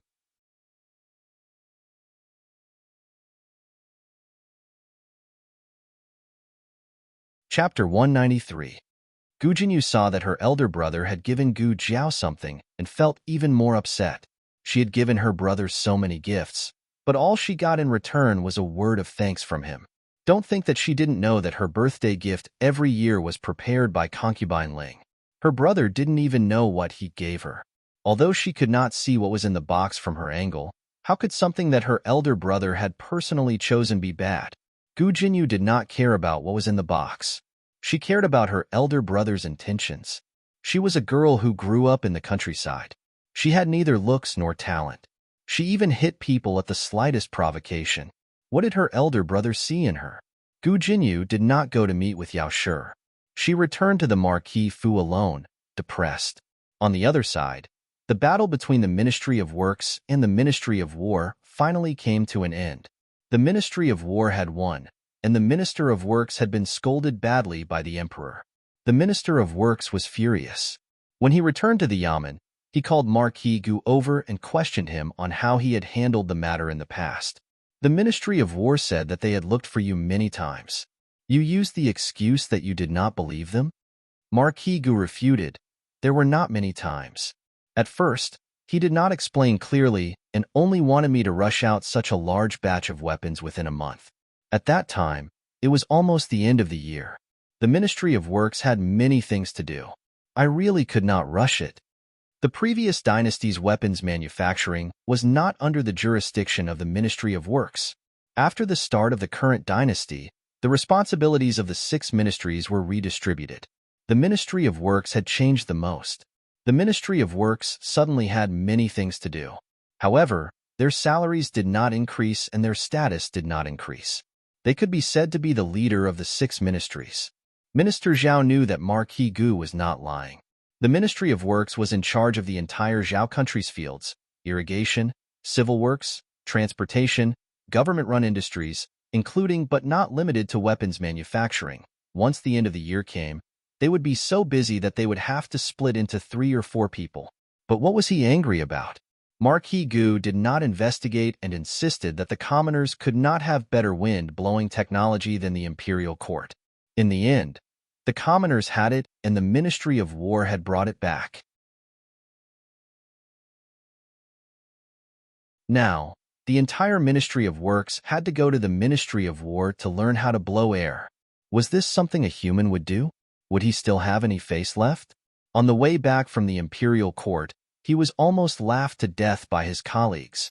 I don't even know if I should call you stupid or arrogant. Minister Zhao was fuming with rage. Marquis Gu pursed his lips and said, "If you were here, would you believe it?" Minister Zhao choked. Marquis Gu had an expression of, "I knew it." See, who dares to believe it? I. Why wouldn't I believe it? Who didn't know how to give advice after the fact? Minister Zhao said seriously, "You didn't tell me at that time. If you did, I would have sent someone to the county to invite him over." Marquis Gu looked up at the sky. Go on. Zhao Shangshu. The old marquis had lived a valiant life. How could he give birth to such a naive son? But then again, he really didn't dare to believe it. When the Minister of War had told him about the civil wind-blowing technique, he had scoffed. That old man, the Minister of War, was also very bad. The piston bellows were clearly on the way, but he just didn't tell him. He had thought that the Ministry of War was bragging about it, so he didn't hesitate to ridicule him and say many harsh words. Now, every word was slapping his own face. Minister Zhao asked, "I heard that it was invented by a 14 or 15-year-old girl. Weren't you in the county at that time? Have you heard of such a girl?" There were many girls in the county, and he had one at home. Unfortunately, she was born to be his nemesis. What's wrong? Do you know her? Minister Zhao saw that Marquis Gu's expression had suddenly become serious and asked. Marquis Gu waved his hand and said, "There are many 14-year-old girls. It can't be that girl randomly." Minister Zhao nodded. "That's true. But I heard from the people in the smithy that she is a little farmer's girl. Our Ministry of Works suffered a great loss this time. If we can find her, we will definitely be able to regain our face in front of His Majesty." A little farmer's girl in the county? It can't really be that girl, right? Marquis Gu quickly shook his head decisively. That girl was illiterate. It was more likely that she knew how to feed pigs and farm. She invented the piston bellows that could crush the Liang Kingdom's water pipes? How was that possible? Marquis Gu said, "Sir, in my opinion, that girl must be a disciple or family member of some otherworldly expert. She didn't want to enter the world, so she didn't reveal her identity." Minister Zhao thought for a while and said thoughtfully, Right? I heard from the people in the smithy that her surname seems to be Liu or Gu." The sky gradually darkened. Gu Jiao finished a day of treatment and finally went to check on Gu Qinglin's condition. Gu Chengfeng had something to ask her. Now, as long as there was meat on the table, he would think of the scene of Gu Qinglin's surgery. Those scenes were simply too shocking. If this went on, he was afraid that he would become a monk. He wanted to know if there was any medicine for this illness. However, Gu Jiao didn't give him a chance to speak and turned to leave. "Hey, you're leaving just like that?" Gu Chengfeng asked unhappily. Gu Jiao looked at him indifferently. Gu Chengfeng straightened his face and said, "What if my brother is in danger?" "There's Dr. Song," Gu Jiao said. Gu Chengfeng wanted to say something but hesitated. This Dr. Song was obviously a novice. When he was injured when the brothel collapsed, Dr. Song was the one who stitched him up. The stitches were crooked and ugly, and it hurt for a long time. "If you're not satisfied, you can go to another clinic," Gu Jiao said casually. She walked to the door and handed over the case to Dr. Song. She looked at Dr. Song encouragingly. "This kind of serious injury to the heart is very rare. You have to cherish this opportunity to practice." Dr. Song was full of ambition. "I will." Gu Qingfeng's face was full of black lines. Is it really good for your clinic to cheat people like this? Ah, write the bill. Gu Jiao threw a bill into Gu Qingfeng's arms. Gu Chengfeng took it and looked. Why is it 1,000 taels again? Didn't you say that third brother's medical expenses were only a few dozen taels? Gu Jiao raised her eyebrows. This is not his, it's yours. Gu Chengfeng glared. What did I do? Gu Jiao spread her hands. I also gave you a needle. Gu Chengfeng flew into a rage. Then it's 1,000 taels? And you were sneak attacking me, okay? Sneak attacking me, and you still want to extort me? Gu Jiao smiled evilly. Her eyes swept over Gu Chenglin. If you don't pay, you can do as you see fit. Gu Chengfeng. Yao Shi and Gu Chongqing had already left. Nurse Gue, who always liked to wipe her tears, was also driven away by Gu Chengfeng. Only a servant who didn't speak much was left. At night, Gu Chengfeng and the servant took care of Gu Chenglin. Gu Jiao carried the small basket back home. Xiao Lulang and the other three all came back from the Imperial College and Qinghe Academy. The courtyard was noisy and full of the smell of home. Gu Jiao didn't sleep the whole night. Xiao Lulang didn't want her to come back and cook, so he went to cook dinner himself. As a result, he was unanimously opposed by the whole family. It was enough to be tortured by him for one day. If he came again, they really wouldn't be able to see the sun tomorrow. Fortunately, the old chancellor was at home today. Old Madam raised the kitchen knife and chased him over. Gu Jiao first put the small basket back in the east room and then went to the backyard. Jiao Jiao, Jiao Jiao. Little Jing Kong ran over and raised his little head to look at Gu Jiao cutely. One day apart feels like 3 years, Jiao Jiao. We haven't seen each other for 3 years. I miss you so much. The corner of Gu Jiao's mouth twitched. Where did he learn to say such vulgar words of love? Jiao Jiao, did you miss me? Little Jing Kong continued to act cutely. Yes. Gu Jiao patted his little bald head. Oh, he grew some more hair. Little Jing Kong pulled Gu Jiao's hand. Jiao Jiao, did you carry me over last night? Did you miss me so much that you broke? Gu Jiao glanced at Xiao Lulang, who was chopping firewood in the courtyard, and nodded to little Jing Kong. Yes. Little Jing Kong proudly raised his little chin. I knew it. He thought of something and pulled Gu Jiao to a small basin. He pointed at the small fish in the basin and said, Jiao Jiao, look, my good friend gave it to me. You have a good friend? Gu Jiao was surprised. Little Jing Kong was not a very sociable child. She had never heard of him having any friends. She's from the class next door. Her name is Su Kanji. Kanji as in kanji. Little Jing Kong said. Gu Jiao was a little surprised that he actually made friends with someone from the class next door. She and Xiao Lulang had always been worried that little Jing Kong was too precocious and would not be able to play with his peers. Moreover, there was a gap between him and the adults. In the long run, it was inevitable that he would be isolated. Little Jing Kong showed off his small fish. Is it beautiful? Gu Jiao went against her conscience and said, Yes, it's quite beautiful. What kind of fish is it? She had never seen such an ugly fish. Little Jing Kong said seriously. Little Su said that they are piranhas. Gu Jiao's little body trembled. What kind of children were they? Why were they so cruel? I thought that you could be like a normal child and make friends with a normal child. I was really naive. Little Jing Kong's sense of beauty was not the same as that of normal people. His sense of beauty was influenced by his master. Then, he also influenced the few little monks in the temple.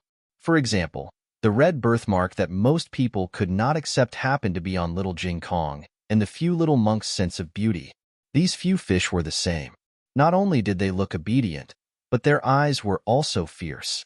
However, there was a piece of golden fish scale on top of their heads that shone under the sun. Little Jing Kong was fascinated by them. Little Jing Kong took the initiative to talk to a child in the Imperial College for the first time because of these few beautiful fish. Of course, they were not piranhas. It was just a child's boast. They were just ordinary freshwater fish. However, they were not a species from Zhao country. They were transported from Liang country, which was far away. They were very precious. Of course, little Su did not say these things because he did not understand. Jiao Jiao, can I raise them? Little Jing Kong asked Gu Jiao. He was a sensible and polite child. Before raising pets, he would ask for Jiao Jiao's permission first. Gu Jiao nodded. Yes, but you have to feed them and change their water by yourself. Also, we don't have any experience in raising fish, so we can't help you in this aspect. Okay. Little Jing Kong nodded obediently. Jiao Jiao, don't worry. I will ask Little Su for more advice. I will definitely raise them until they are fat. Then, when I grow up, I can eat them. Gu Jiao. So, you raise fish to eat them? The little birds that were jumping around in the yard suddenly stopped making any noise. At night, Gu Yin, who worked for Little Jing Kong, went to the chicken coop to feed the 7 chickens.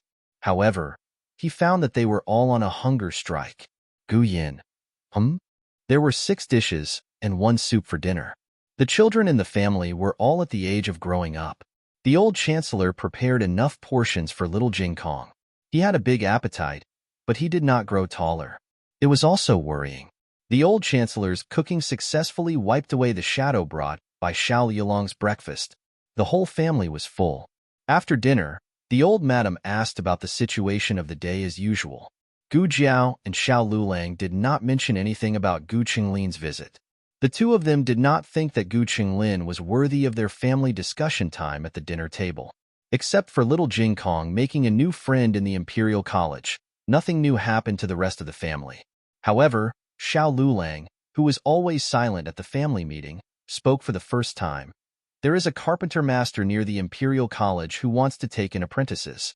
Tomorrow, the Imperial College and Qinghe Academy will have a weekend break. I will take Xiaoshun there. Gu Xiaoshun was obsessed with wood carving. If he could find a reliable master to learn the craftsmanship, it would be a good path. Then, I don't need to study anymore? Gu Xiaoshun asked excitedly. Gu Jiao and Xiao Lulang said in unison, don't even think about it. Gu Xiaoshun. Children from ordinary families did not need to study after they had a craft. However, Xiao Lulang and Gu Jiao were both people who attached great importance to education. Their children could study after school, but they could not drop out of school to learn a craft. Gu Yin, come with us, Xiao Lulang said. Why do I have to go? Gu Yin was confused. Xiao Lulang, you have nothing better to do? Gu Yin, from now on, Gu Yin and Gu Xiaoshun would have to start a hard life of going to school during the day and learning craft at night. Little Jing Kong shook his head proudly. I don't need to learn craft. I can play. Ha ha ha. Xiao Lulang looked at him ruthlessly. From tomorrow onwards, you will have one more foreign language class. Little Jing Kong's face instantly darkened.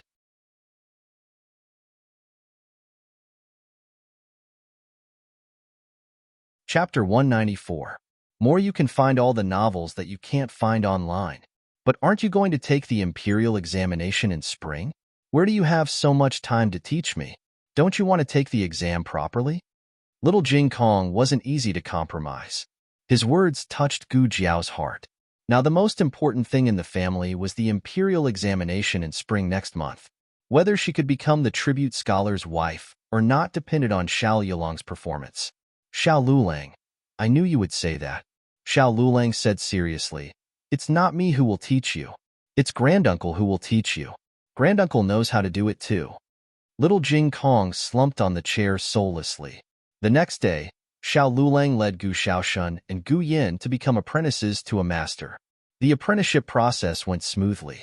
The master didn't ask for expensive gifts and accepted the 2 disciples politely. The master's surname was Lu. He was a man with a square face. His real age was almost 50, but he looked less than 40. Gu Xiaoshun scratched his head and asked Gu Yin in a low voice, Gu Yin, have you heard of the master's name before? Gu Yin shook his head. No, I've only heard of Lu Yuan. Who is Lu Yuan? Gu Xiaoshun asked. He was a bumpkin and didn't know anything about the capital. Gu Yin explained patiently, a master. He's amazing. Although our master's surname is Lu, he has nothing to do with that master. Master Lu was the most famous craftsman in the Zhao Kingdom. Even the emperor's dragon throne and dragon bed were made by him. It could be seen how important his position was in the Zhao Kingdom.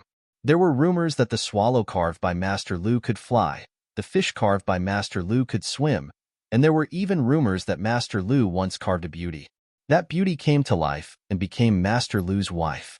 There were so many rumors about Master Lu that it would take more than 3 days and 3 nights to tell them all. However, this Master Lu was temperamental and eccentric. Once, he offended His Majesty and was almost sentenced to death.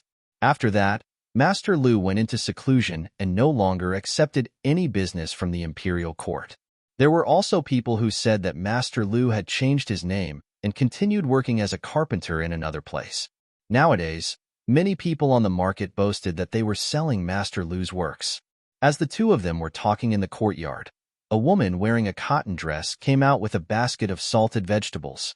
Just by looking at her figure, this woman could be said to be graceful, but when they looked at her face, both of them were a little startled. It was a face that had been disfigured. Unlike the smooth birthmark on Gu Jiao's face, this face was covered with crisscross scars.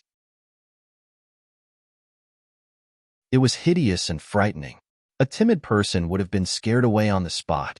The two of them, however, did not move. They stared at each other for a long time without losing their composure. Gu Jiao was often looked down upon because of her disfigured face. Gu Yin and Gu Xiaoshun would not treat others like this. "Who are you?" Gu Yin asked. His eyes were clear, without a trace of fear or disdain. The woman smiled. Ordinary people would feel warm when they smiled, but she was different. When she smiled, all the scars on her face moved, making her look even more hideous and frightening. She said, "You're his new disciples, right?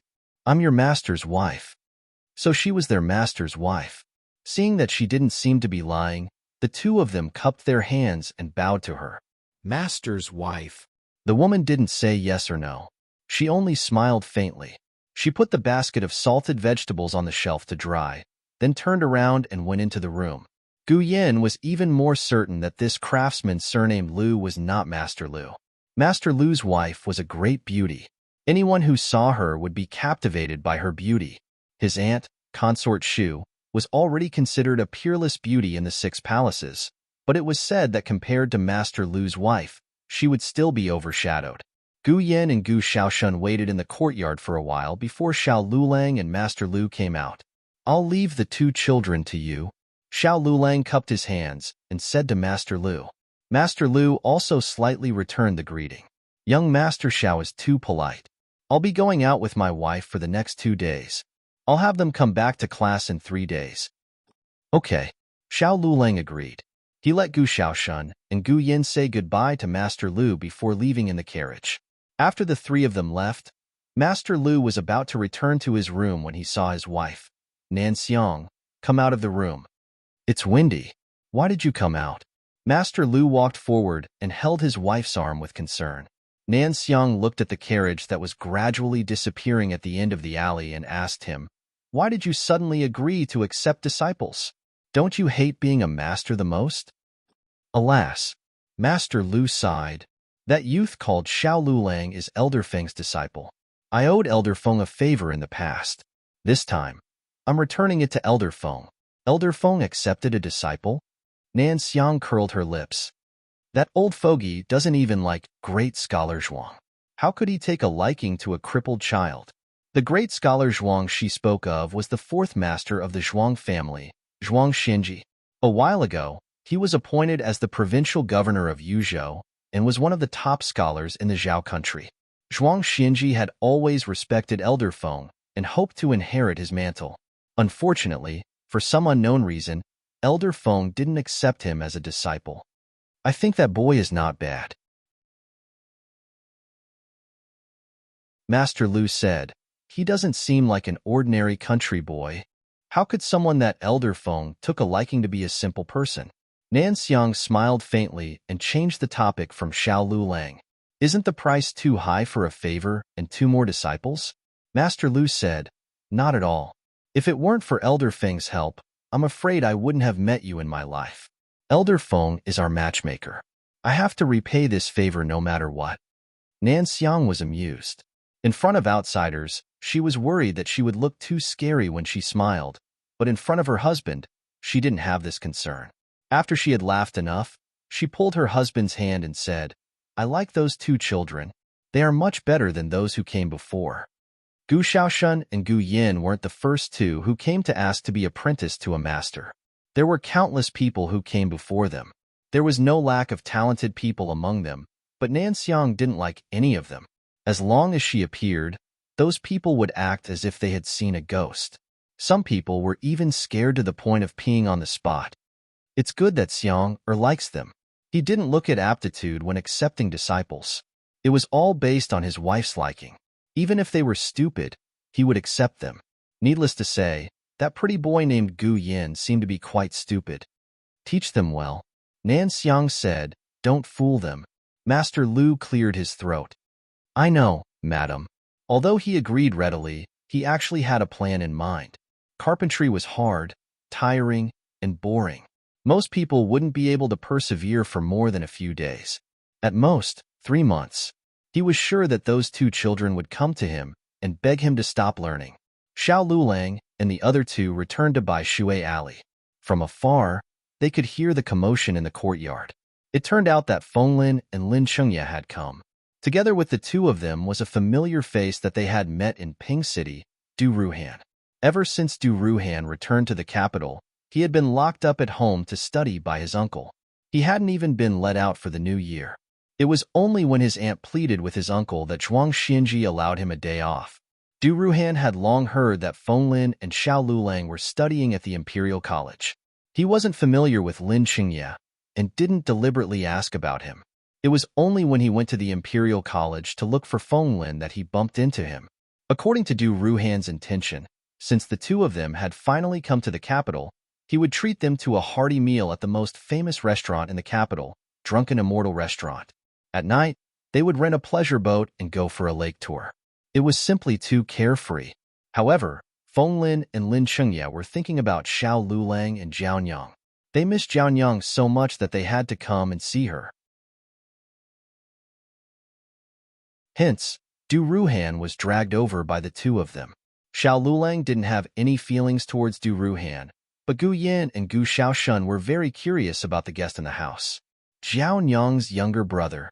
Feng Lin introduced Gu Yin and Gu Xiaoshun to Du Ruhan, then introduced Du Ruhan to Gu Yin and Gu Xiaoshun.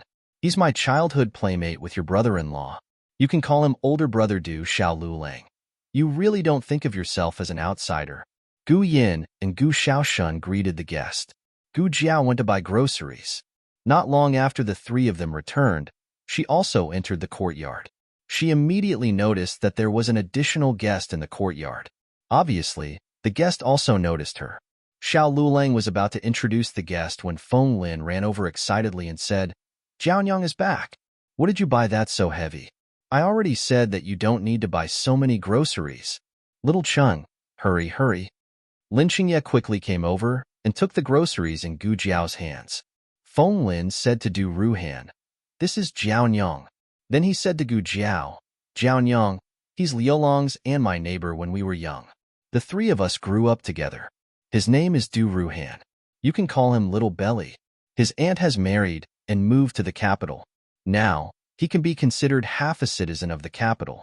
Next month, he'll be taking the imperial examination with us. Xiao Liolong's eyes were cold. You talk a lot more when you meet Zhao Jiao. Also, who is the male master of this family? Du Ruhan and Xiao Lulang were not as close to Feng Lin as they were to Xiao Lulang. Firstly, he had known Feng Lin for a longer time when they were young. Secondly, he always felt that this Xiao Lulang was not the Xiao Lulang from his childhood. In short, they were quite unfamiliar. However, Xiao Liolong's family members were quite easy to get along with, especially Xiao Liolong's great-aunt. The story started when Du Ruhan came to visit. He was a rational person. Even though Feng Lin told him not to be too formal, he still bought some things and brought them over. Among them was a box of sugar-fried chestnuts. Old Madam liked it so much that she called Han Henin over. Old Madam didn't keep the chestnuts at home anymore. It was easy for little Jing Kong to complain, so she kept them at the old chancellor's place. Old Madam felt that this young man was very smart and decided to bring him along. Let's play? Old Madam took out the leaf tiles that Gu Chongqing gave her. The new leaf tiles were very comfortable to the touch. Old Madam loved them so much that she couldn't put them down. Du Ruhan knew about the leaf tiles. It was just that his uncle didn't allow him to play them at home. Feng Lin didn't know how to play them, but Lin Xingye did. Old Madam called Gu Xiaoshun over. Gu Xiaoshun, Old Madam, Du Ruhan, and Lin Xingye gathered a table of leaf tiles. Du Ruhan was a newbie. Reality proved that not every newbie was as lucky as Gu Chongqing. After a round of tiles, Du Ruhan lost so much that he only had his underwear left. Old Madam liked him even more. Young man, you have a bright future. When it was close to lunch, someone came to the house again. I'll open the door. I'll open the door. Little Jing Kong went to open the door. He stuck his little head out of the door and looked at the person who came. Who are you looking for? The man said, I'm looking for Xiao Lulang. Oh, little Jing Kong was disappointed. Why didn't he come to find him? He was no longer a child without friends. Little Jing Kong slowly went to the study to call Xiao Lulang. Xiao Lulang went to the door. He looked at the man with a goatee in front of him. The man had a kind and shrewd look. He was well-dressed and had good manners. But Xiao Lulang didn't know him. You are. The man cupped his hands. My surname is Wang. Young Master Xiao, you can call me Wang Yun. I've heard a lot about young Master Xiao. I'm here to visit you today. Can we talk inside? Xiao Lulang looked at him again and brought him into his study. Little Jing Kong was also in his study, doing exercises. Xiao Lulang said to him, Rest for a while. You can do it later. Little Jing Kong looked at him suspiciously. Why are you so kind all of a sudden? Xiao Lulang said, Jiao Jiao made delicious food. Little clear sky disappeared with a whoosh. Wang Yun laughed. Is he young Master Zhao's younger brother? He's so cute. Was he cute? That was just a facade. He was actually a naughty little monk who made people go crazy. Xiao Lulang didn't want to ridicule the little monk in front of outsiders. He asked lightly, I wonder why Master Wang is here? Wang Yun didn't expect Xiao Lulang to be so direct. He was surprised and said with a smile, I'm here today to discuss something important with young Master Xiao. Xiao Lulang asked, about the imperial examination in spring? Wang Yun was surprised again and said with a smile, Young Master Xiao is really smart. You even guessed this? Recently, many people had come to see Xiao Lulang about the imperial examination in spring. However, most of them came to the Imperial College. Wang Yun was the only one who came to see him. Xiao Lulang said bluntly, I don't have the energy to tutor others, nor do I have the energy to guess the questions and write articles. There were only two kinds of people who came looking for Xiao Lulang. One was like Lin Chengye and Feng Lin, who were down to earth, asking for advice. The other was to ask the teachers to place a bet on the topic and let Xiao Lulang write an article according to the topic and sell it to them. Xiao Lulang rejected them all. Wang Yun lowered his eyes and laughed. He flicked his wide sleeves and said, I'm not here to ask young Master Xiao to tutor my young master, nor am I here to buy young Master Zhao's essay. I want to ask young Master Xiao too, he said the last two words.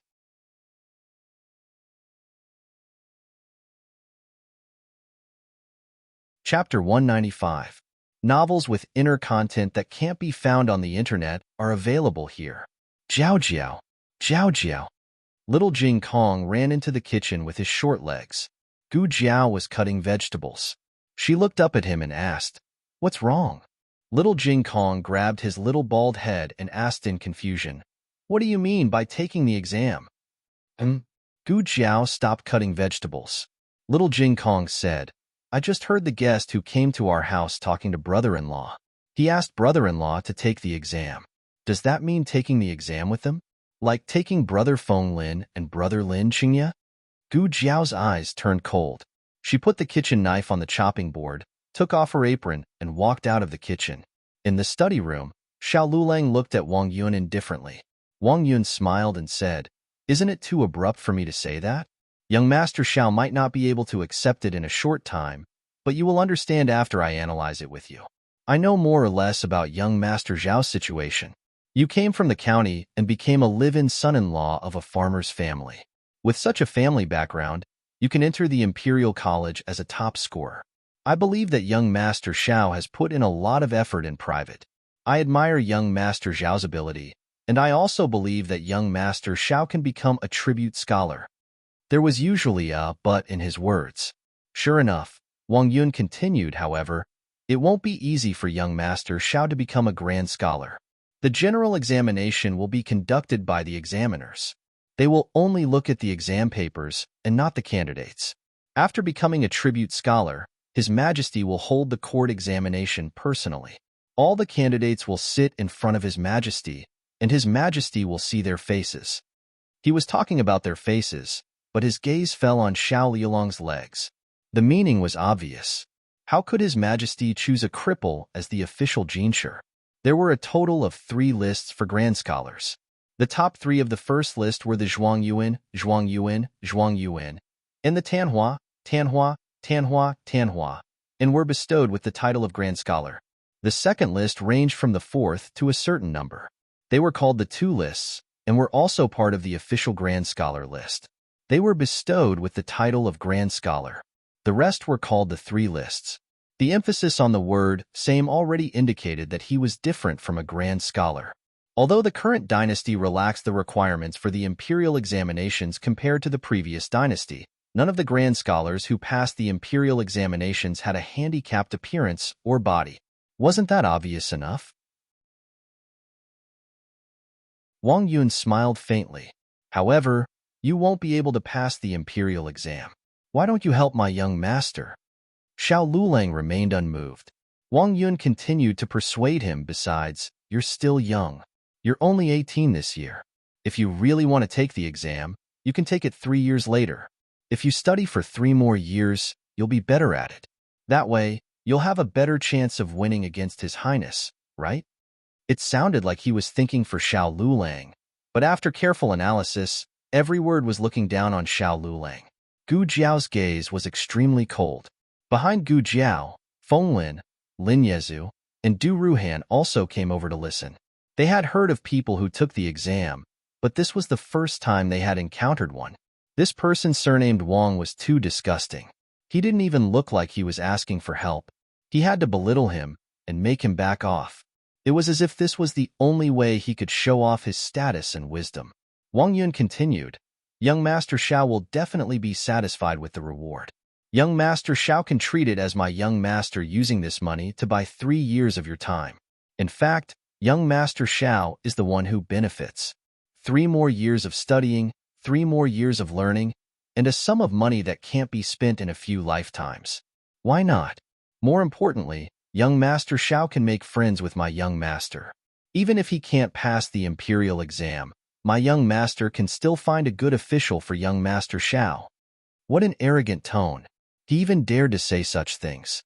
What was his background? Fenglin's face scrunched up. Although Du Ruhan wasn't close to Xiao Lulang, he was also angered by this shameless person. Xiao Lulang said indifferently, You speak so confidently. How do I know if your young master is worth making friends with? Wang Yun smiled arrogantly. My young master's surname is He. Duke Luo's wife's surname is also He. When Wang Yun came out of the room, Gu Jiao and the others were no longer in the central room.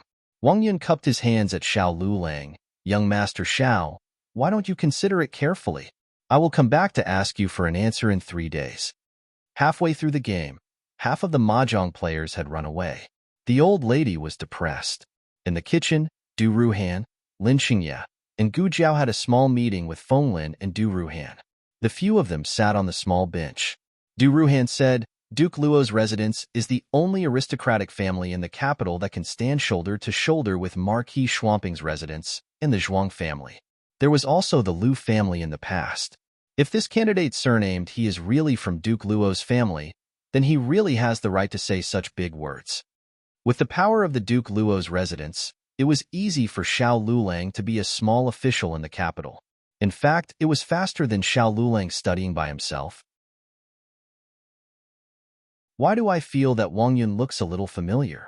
Fenglin rested his chin on his hand and was deep in thought. I think I've seen him somewhere before. Du Ruhan frowned. Now that you mention it, I think so too. He, Jinghong, Lin Xingye said. Du Ruhan had no impression of this name, but Fenglin remembered it immediately. It's him. Who? Gu Jiao asked. The head of the Pingcheng examination. Fenglin said. This happened when Xiao Lulang was taking the county examination. Xiao Lulang was the head of the examination in both the county and capital examinations. However, he missed the chance to be the head of the examination in the third round of the college examination because someone had swapped the 8-part essay paper. Feng Lin paid special attention to the head of the examination in that round. The name was He Jinghong. Of course, he did not see him in person. Lin Qingye was not in Pingcheng during the child examinations. He only knew about He Jinghong because not long after, in June, He Jinghong also came to the province to take the examinations. He Jinghong stayed in the same inn as him, Xiao Lulang, and Feng Lin. I remember now. He stayed next door. Feng Lin said, at first, I didn't know that he was He Jinghong. I accidentally heard someone calling him. The one surnamed Wang is his family's steward, and he has appeared with him a few times. Feng Lin was someone who could not keep secrets. Since the head of the college examination was staying next door, he told Xiao Lulang, Du Ruhan, and Lin Qingye about it. Feng Lin said, at that time, I even joked that this guy might have bribed the examiner to swap Liulong's examination paper. This guess was not without reason. Xiao Liulong's performance was too outstanding in the early stages. He was the best candidate for the head of the examination. There were only two types of people who could benefit from pulling him down. One type was those who were just above the line. As long as they could pull down someone who was sure to be in the top 50, their chances of passing the county examination would be much higher. The other type was those whose results were on par with Xiao Liulong's. If Xiao Lulang was pulled down, he would be the first. However, there was no evidence, so they could only give up. Moreover, Xiao Lulang himself did not care. Although Xiao Lulang did not care, it did not mean that Gu Jiao did not care. Gu Jiao's eyes flashed dangerously. What did you get in the provincial examination? 11th. Lin Qingye said. He remembered very clearly because he did not think that he would pass the provincial examination. He did not know how many times he had secretly read the examination paper at home. From first to last, he could recite it backwards. Feng Lin's provincial examination score was 17. He was 6 places ahead of Feng Lin. In Yuzhou, it might be okay, but in the capital it was not enough. The capital was filled with top scorers. Who would care about a provincial capital's 11th? He Jinghong did not even pass the Imperial College. It was very likely that he would not pass the Imperial examination. As long as he passed the Imperial examination, the Duke Luo's household would have the power to control him. Although the court examination was hosted by the Emperor, it was actually the deepest pool of water. It was true that the Emperor hosted the court examination. The Emperor could kick out the candidates he did not like on the spot. He could also remember the candidates he liked. However, it was impossible for the Emperor to mark all the candidates' examination papers alone. The examination papers were still marked by the court officials. They would pick out a dozen or so outstanding papers. The Emperor would look through them one by one or interview them. Then, he would choose 3 first-rank grand scholars. At this point, it was the game between the Emperor and the court officials. Among the dozen or so candidates, there were bound to be candidates from the major powers. There would also be candidates that the Emperor had his eyes on. If the Emperor wanted to protect his own people, he had to tolerate the court officials' people.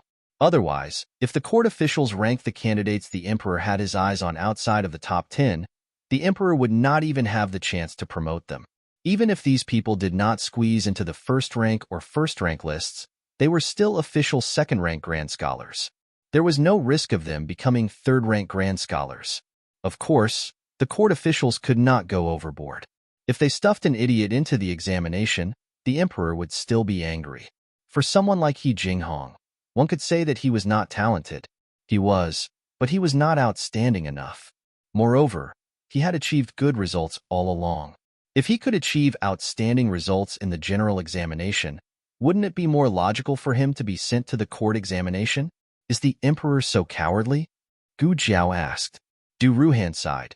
In the past, Empress Dowager Zhuang was the one who ruled from behind the curtains. The power of the court was in the hands of her brother, Grand Tutor Zhuang. This year, the situation might change slightly. After all, Empress Dowager Zhuang is ill and has gone to the temporary imperial residence to recuperate. The power of the Zhuang family is not as strong as it used to be. However, it is also because of this that the various powers have to seize this opportunity. Otherwise, once the emperor takes back all the power, it will be difficult for them to control the court examination. Fenglin and the other two spent a happy day in Baishui Alley. Du Ruhan lost so badly that he lost all his allowance for the next month. The old woman happily counted the money in her room. Fenglin and the other two bid farewell. Before they left, the three of them looked at Xiao Lulang strangely. Xiao Lulang frowned. What's wrong? The three of them shook their heads. Nothing, nothing. Since Jiaonyang asked them to pretend that they did not know anything, then they did not know anything. The three of them got on Lin Qingye's carriage and left. He turned around and entered the courtyard, only to find Gu Jiao coming out. It's so late, are you going out? He asked. Gu Jiao said, Oh, I'm going to the medical center. Xiao Lulang and the other three were on vacation.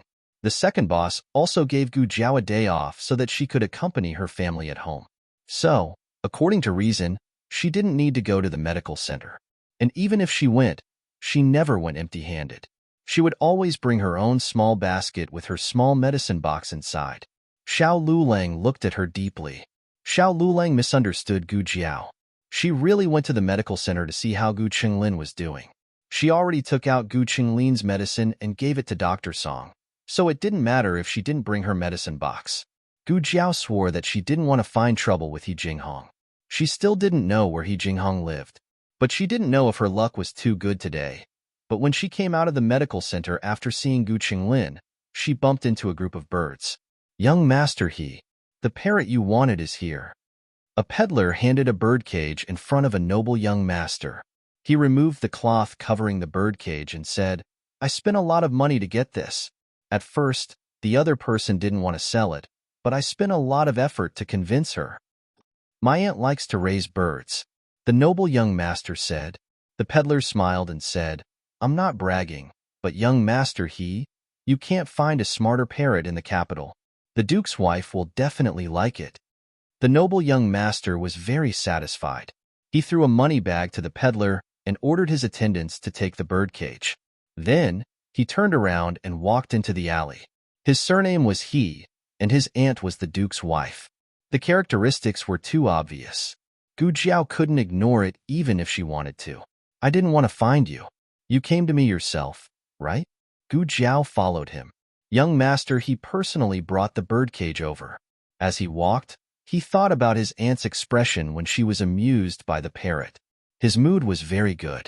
He entered an alley. 7 or 8 attendants followed closely behind him. Originally, they were following him well, but unexpectedly, Shua. One was missing. Shua. Another one was missing. Young Master He turned around to take a look. He faintly felt that something was wrong, but the alley was narrow. After a while, he didn't notice that there were fewer people. Shua, shua, shua. When he turned around again, there was only one attendant left behind him.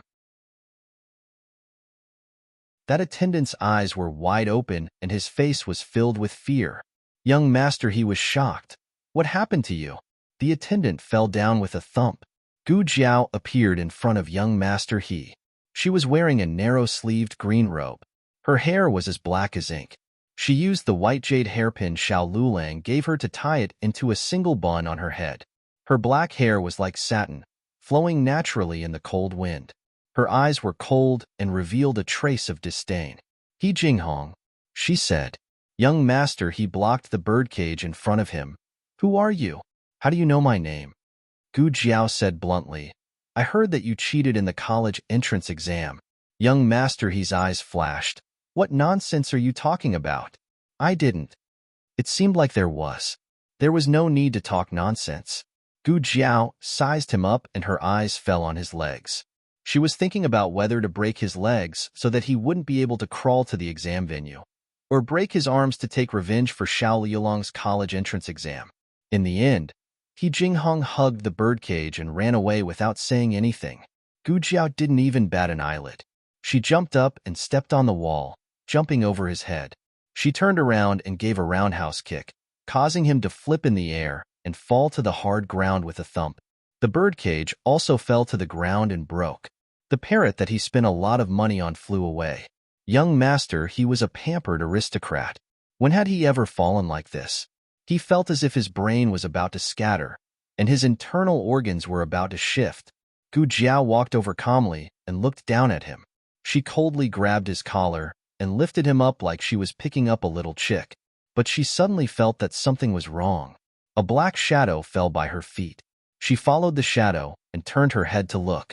Xiao Lulang had come to the alley and was standing at the entrance, looking at her without blinking, and He Jinghong in her hands. Gu Jiao's eyes rolled. She blinked and said innocently, "He fell. I helped him up." She paused and said with a serious face, "I don't fight." Xiao Lulang, He Jinghong. "You go back first." Xiao Lulang said to Gu Jiao. "Oh." Gu Jiao gently let go of He Jinghong. She was especially gentle. "Be careful. Don't hit your head." He Jinghong was trembling all over. Gu Jiao left obediently. Xiao Lulang calmly reached out his hand to He Jinghong. He Jinghong looked at him in shock. He had been frightened by Gu Jiao just now. Now that he had calmed down, he remembered who Gu Jiao was. He and Xiao Lulang were both in the Imperial College.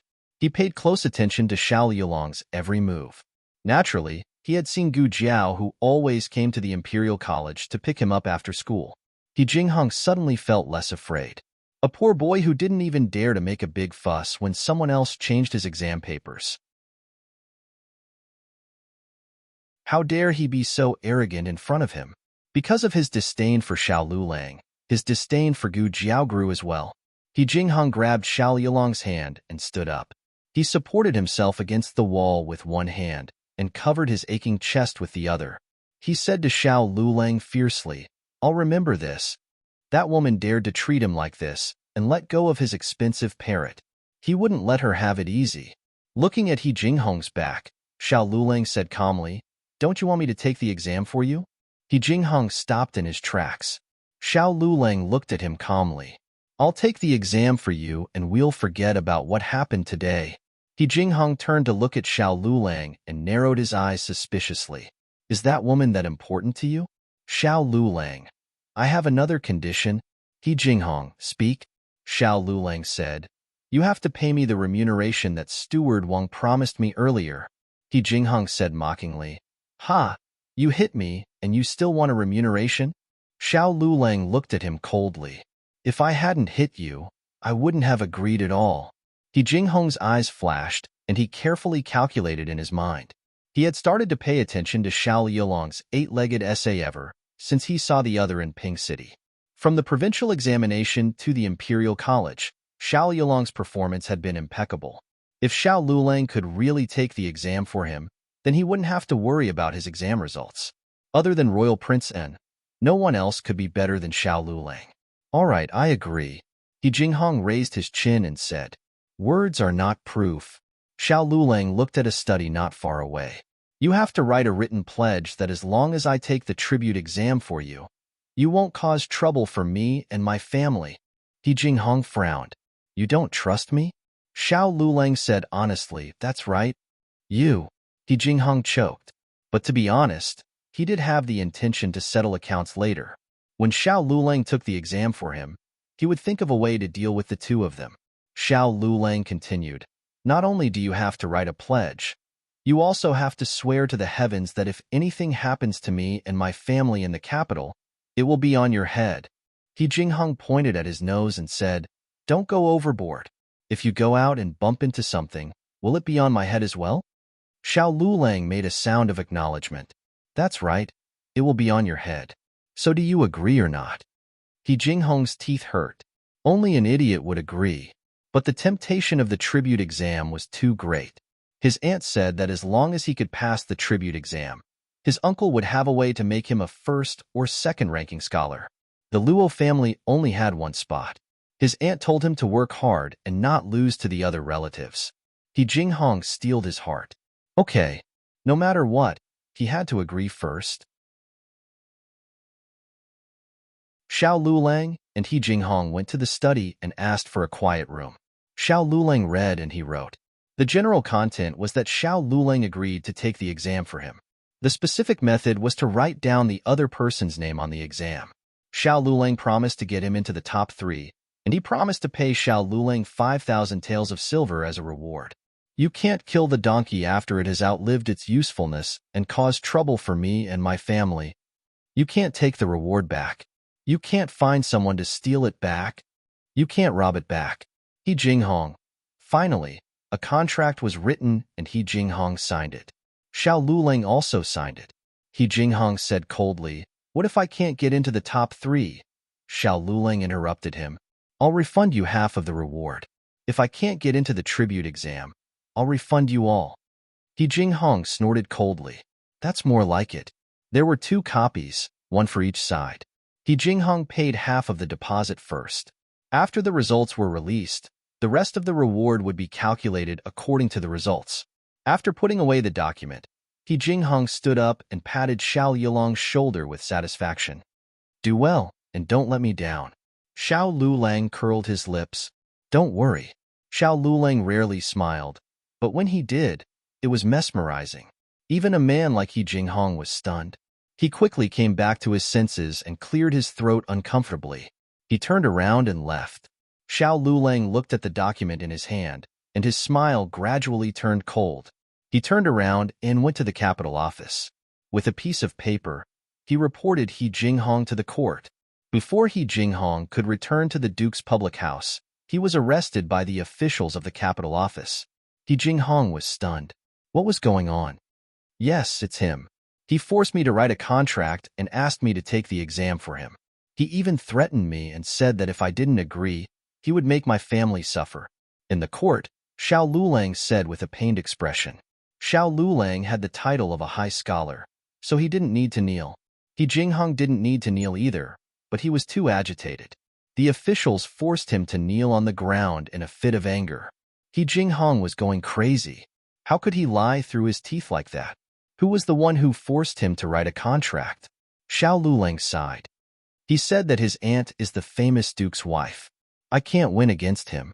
If I don't want to die, I should do as he says. Otherwise, he will kick me out of the Imperial College tomorrow. He Jinghong fumed. I didn't say that. Lord, don't listen to his nonsense. He was the one who made me write a contract. He was also the one who volunteered to take the exam for me. He set a trap for me. Xiao Lulang said, I have no grudge against you. Why would I set a trap for you? He Jinghong said angrily, Because your wife beat me. You were afraid that I would take revenge on her. So you agreed to take the exam for me. As soon as he said agreed, He Jinghong realized that he had said the wrong thing. Xiao Lulang said with a pained expression, Lord, this has nothing to do with my wife. My wife has never seen him. I don't know who he offended. He actually dared to throw dirty water on my wife's head and use this to threaten me. The capital governor had seen a lot of scams like this. He called He Jinghong's servants over. In the end, no one knew that they had seen Gu Jiao. He Jinghong was a scammer. The capital governor asked, Do you have any other witnesses? No. Yes. The two of them said in unison. The capital governor looked at the two of them and frowned. Xiao Lulang, you said there are witnesses. Where is the witness? Xiao Lulang said, In Lord Zhuang's residence. The capital governor's heart skipped a beat. Which Lord Zhuang? Xiao Lulang said seriously, fourth son of Grand Tutor Zhuang, Zhuang Xinji. Damn, the Zhuang family was involved. The capital governor broke out in cold sweat. He had to take this case seriously. Who was the witness you were talking about? Lord Zhuang's nephew, Du Ruhan. Xiao Lulang decisively sold Du Ruhan out. Feng Lin and Lin Qingya only knew that Du Ruhan had an uncle in the capital, but they didn't know who his uncle was. Xiao Lulang knew because he saw Du Ruhan and Zhuang Xinji enter the governor's residence together. Du Ruhan even called Zhuang Xinji his uncle. Zhuang Xinji was the son of Grand Tutor Zhuang. The father and son had different political views, so Zhuang Xinji left the residence. Zhuang Xinji wasn't in the residence, so Du Ruhan came alone. The capital governor said seriously, Top scorer Xiao said that high scholar he threatened top scorer Xiao and asked him to take the exam for him. He also said that you were the witness. Is this true? Du Ruhan glanced at Xiao Lulang. This kid hid it well. He had already found out that they were eavesdropping on him. Yes. Du Ruhan told him about how Wang Yuan had threatened Xiao Lulang. He Jinghong's face turned pale. You, you, you, you are lying. Du Ruhan rolled his eyes. Whether I am lying or not, won't Lord Zhuang check? Who are you to say such things? He looked at the capital governor. If Lord Zhuang doesn't believe me, you can send someone to ask around. Many of the neighbors have seen his servant coming. The capital governor really did send someone to ask around. The result was that Wang Yuan had indeed been to Xiao Yulong's house. He Jinghong refuted. Lord Zhuang, don't believe his side of the story. Why would he be at Xiao Yulong's house? They clearly know each other. They are in cahoots. Xiao Lulang sighed helplessly. If they know each other, then they are in cahoots. Young master, he even knows the Duke. Could it be that young master He's actions were instructed by the Duke? This accusation was false. The capital magistrate almost fell off his chair. He Jinghong also choked. He felt that Xiao Lulang was twisting words and forcing logic, but he had no way to refute it. There were witnesses and evidence. He Jinghong could not escape the crime of cheating in the spring examinations. Cheating in the imperial examinations was a serious crime, especially when it was used to extort and coerce others.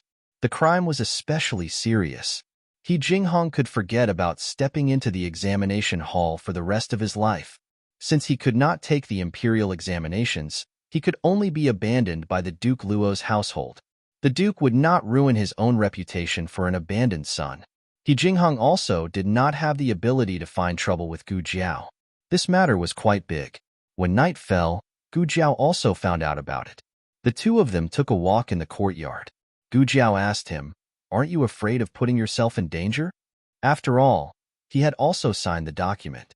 If he encountered a muddle-headed capital governor, he could be convicted as well. "What about you?" Xiao Lulang asked in return. Gu Jiao did not say anything. After a while, she said seriously, "I said that I only helped him up." Xiao Lulang raised his eyebrows. "Oh, then Luo Du and Zhao Rui, you also just happened to help them up? Then you helped them up until they couldn't get out of bed for a few months?" Gu Jiao defended her position. "I only helped them up." Xiao Lulang laughed softly. This was the first time Gu Jiao saw him laugh like this. So he knew how to laugh, and he looked so good when he laughed. What was that saying? Her brother's smile was not a smile. It was a poison that stole people's soul. Gu Jiao's mind suddenly flashed a thought. This man, in the future, can only smile for her. In the blink of an eye, it was February. The spring imperial examination was coming. Last year, during the autumn imperial examination, Xiao Lulang and his party encountered the hottest provincial examination. This year, unfortunately, there was no spring, only a rare cold. In the capital in February, the north wind blew. On the 5th day of the lunar month, there was a snowfall. The people who fell into the frozen lake during the cable bridge accident did not get sick. Instead, they fell sick in the cold. The business of the medical hall suddenly improved a lot. Gu Jiao let Dr. Song and the others make the medicine into pills. It was convenient to carry around. Even if they had to take the exam, they could continue to take the medicine. The exam was divided into 3 parts. The first part tested the 4 books and 5 classics. The second part tested the 8-part essay. The third part tested the policy. The content and process of the exam was similar to the provincial examination. They had to enter the exam a day before and leave the next day. The first day to enter the exam was the 8th. Gu Jiao woke up early.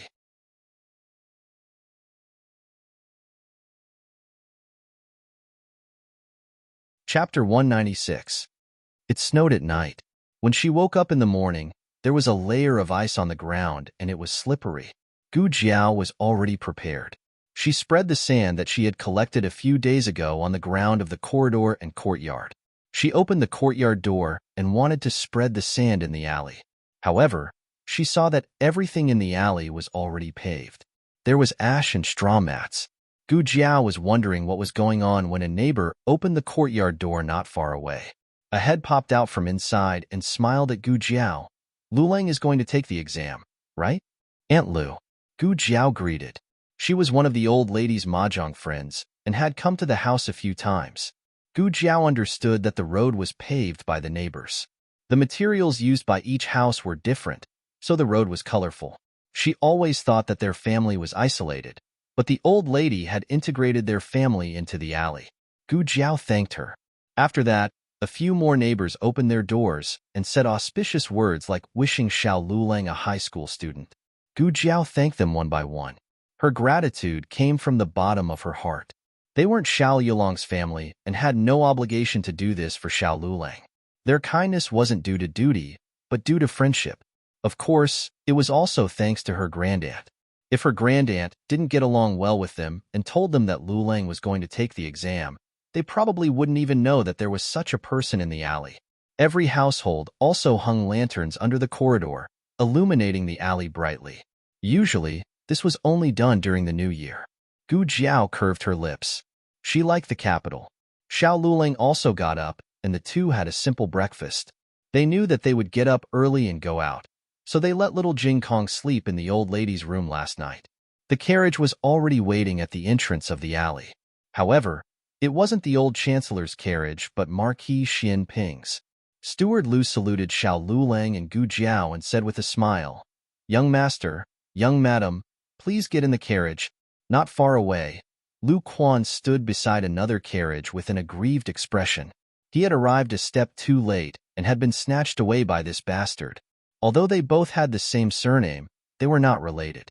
The iron hooves and wheels of the Marquis of Schwamping's Fu had anti-skid treatment according to the standards of war. They could charge and break through enemy lines in a world of ice and snow, so this kind of road condition was naturally not a problem. Xiao Lulang did not refuse. He first ordered the carriage to go to Lin Qingye's residence to pick up Lin Qingye and Feng Lin. After that, he went straight to the tribute court. Countless carriages and horses skidded on the road, but the carriage of the Marquis of Schwamping's estate rode like it was on flat ground, arriving at its destination without being affected in the slightest. They were the first batch to arrive. The rest of the examinees were probably delayed by the road conditions. Gu Jiao lowered the curtain and said, "Fortunately, we're only entering today." Xiao Lulang nodded his head. Gu Jiao had inspected him once before leaving. Now, she took out his bag and inspected it a second time. Xiao Lulang had to spend 3 days and 2 nights inside. He was not allowed to bring along silver charcoal or hand stoves. Gu Jiao could only put some thought into his clothing and food. Gu Jiao prepared a jar of dried chili for the 3 of them. If it was really cold, they could chew on some dried chili. After all, the room was so small that they could not get up and run around.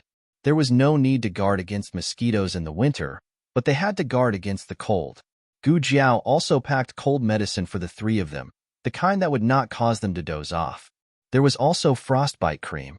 The seats for the examination were not assigned according to results. They were drawn on the spot.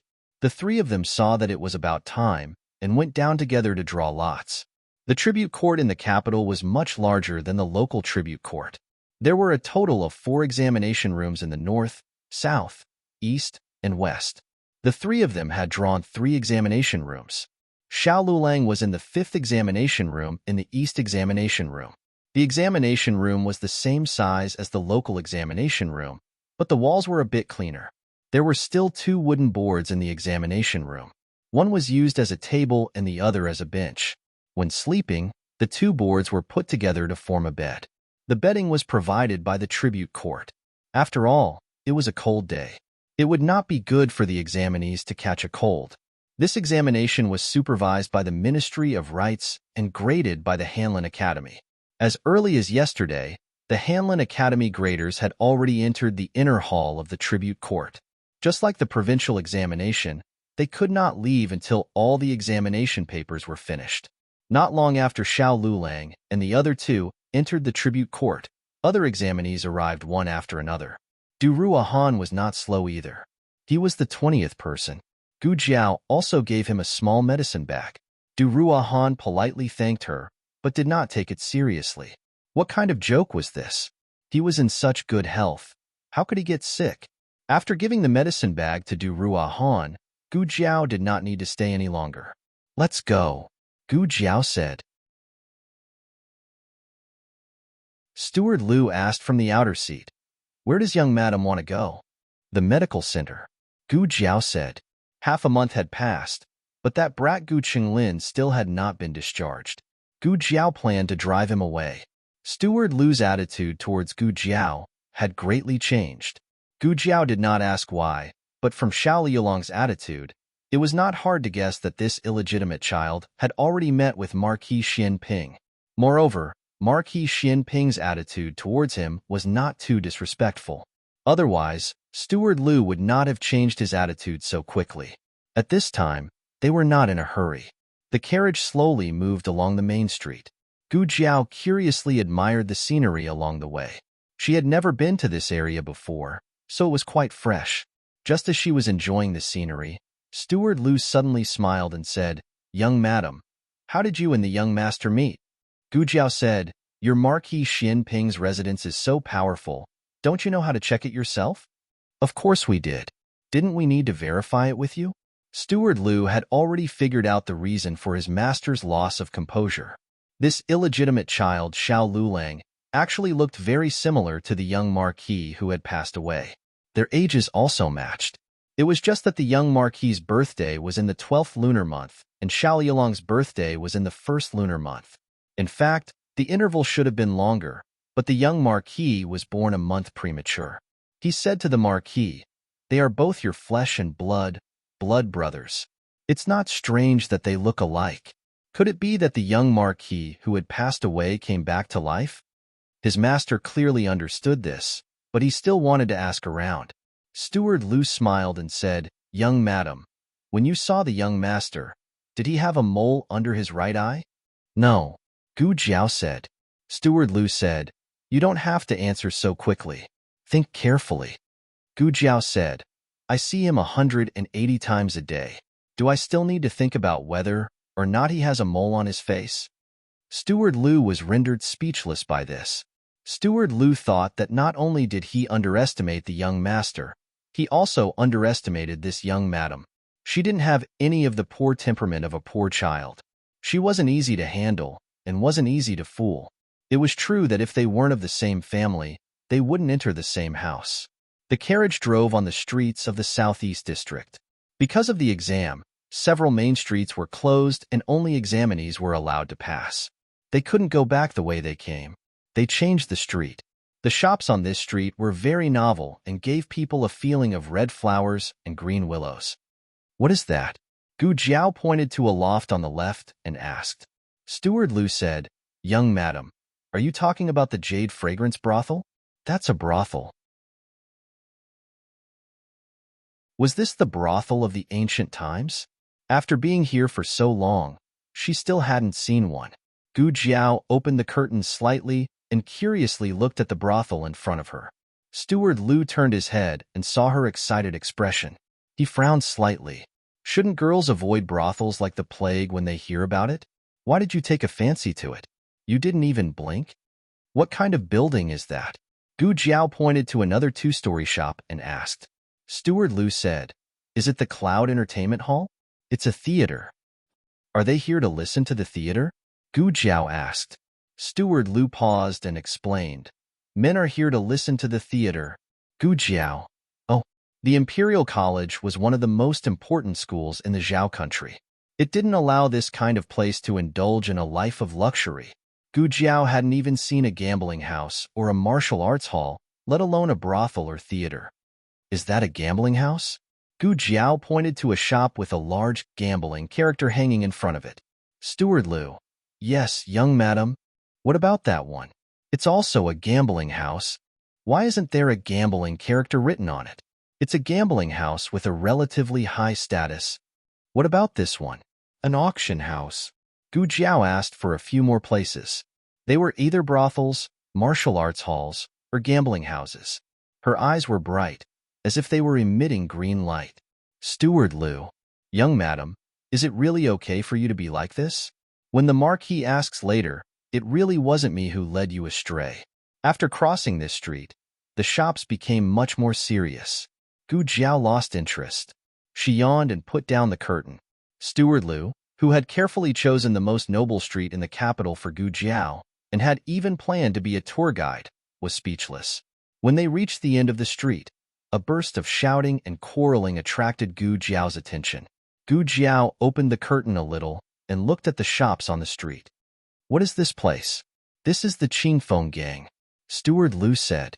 Gu Jiao poked her little head out. "It seems very lively. What are they doing?" Steward Lu helplessly closed his eyes. "Betting for the metropolitan examination." "Young madam, can you not always be attracted by these shady things?" "What kind of bet for the metropolitan examination?" Gu Jiao asked. "Ranking," Steward Lu said. There were many similar gambling houses in the capital, but the most sensational one was the Spring Imperial Examination, which was held once every 3 years. All the major gambling houses in the capital would open the door for everyone to bet. There were all kinds of bets. The most popular ones were the Huiyuan and Zhuangyuan, followed by the Tianhua, Zhuangyuan, the top 10 in the Metropolitan Examination, the top 10 in the Palace Examination, and so on. The higher the ranking, the more expensive the lowest bet. For example, the lowest bet for the top 10 in the Metropolitan Examination was 10 copper coins. But the lowest bet for the top 10 in the Palace Examination was 100 copper coins. It wasn't that the more expensive the bet, the more the bet. It mainly depended on the number of people betting. If everyone bet on the same person, then the odds for that person would be extremely low. The most popular person this year was Prince Sun. From the Huiyuan to the Zhuangyuan, everyone bet on him. In comparison, the competition for the second and third place was more intense. The Qin family's disciple, the Luo family's concubine-born son, the Zhao family's legitimate son. Gu Jiao even saw Du Ruhan's name on the betting list. Gu Jiao scanned from beginning to end. Not to mention the palace examination, she didn't even see Xiao Liulong's name in the metropolitan examination. What was going on? Her husband wasn't even worthy of being in the top 10? "Young madam," Steward Lu followed behind Gu Jiao with a worried expression. Although all the major gambling houses in the capital had set up gambling games, the Cool Breeze house was different. It was actually an elegant place where people could drink tea, taste wine, and enjoy delicious food. One could even listen to storytelling and singing. The top-notch nobles and celebrities of the capital gathered here. Although his young madam was the daughter of the Marquis, she grew up in the countryside. He was afraid. To put it bluntly, Steward Lu was worried that Gu Jiao wouldn't be able to show her face. He wasn't afraid of losing face for the Marquis of Xinping since the Marquis was already shameless. But if she lost face and attracted the ridicule of others, she would be the one suffering. Gu Jiao left in a hurry and didn't bring any money. She turned to look at Steward Lu. "Did you bring any money?"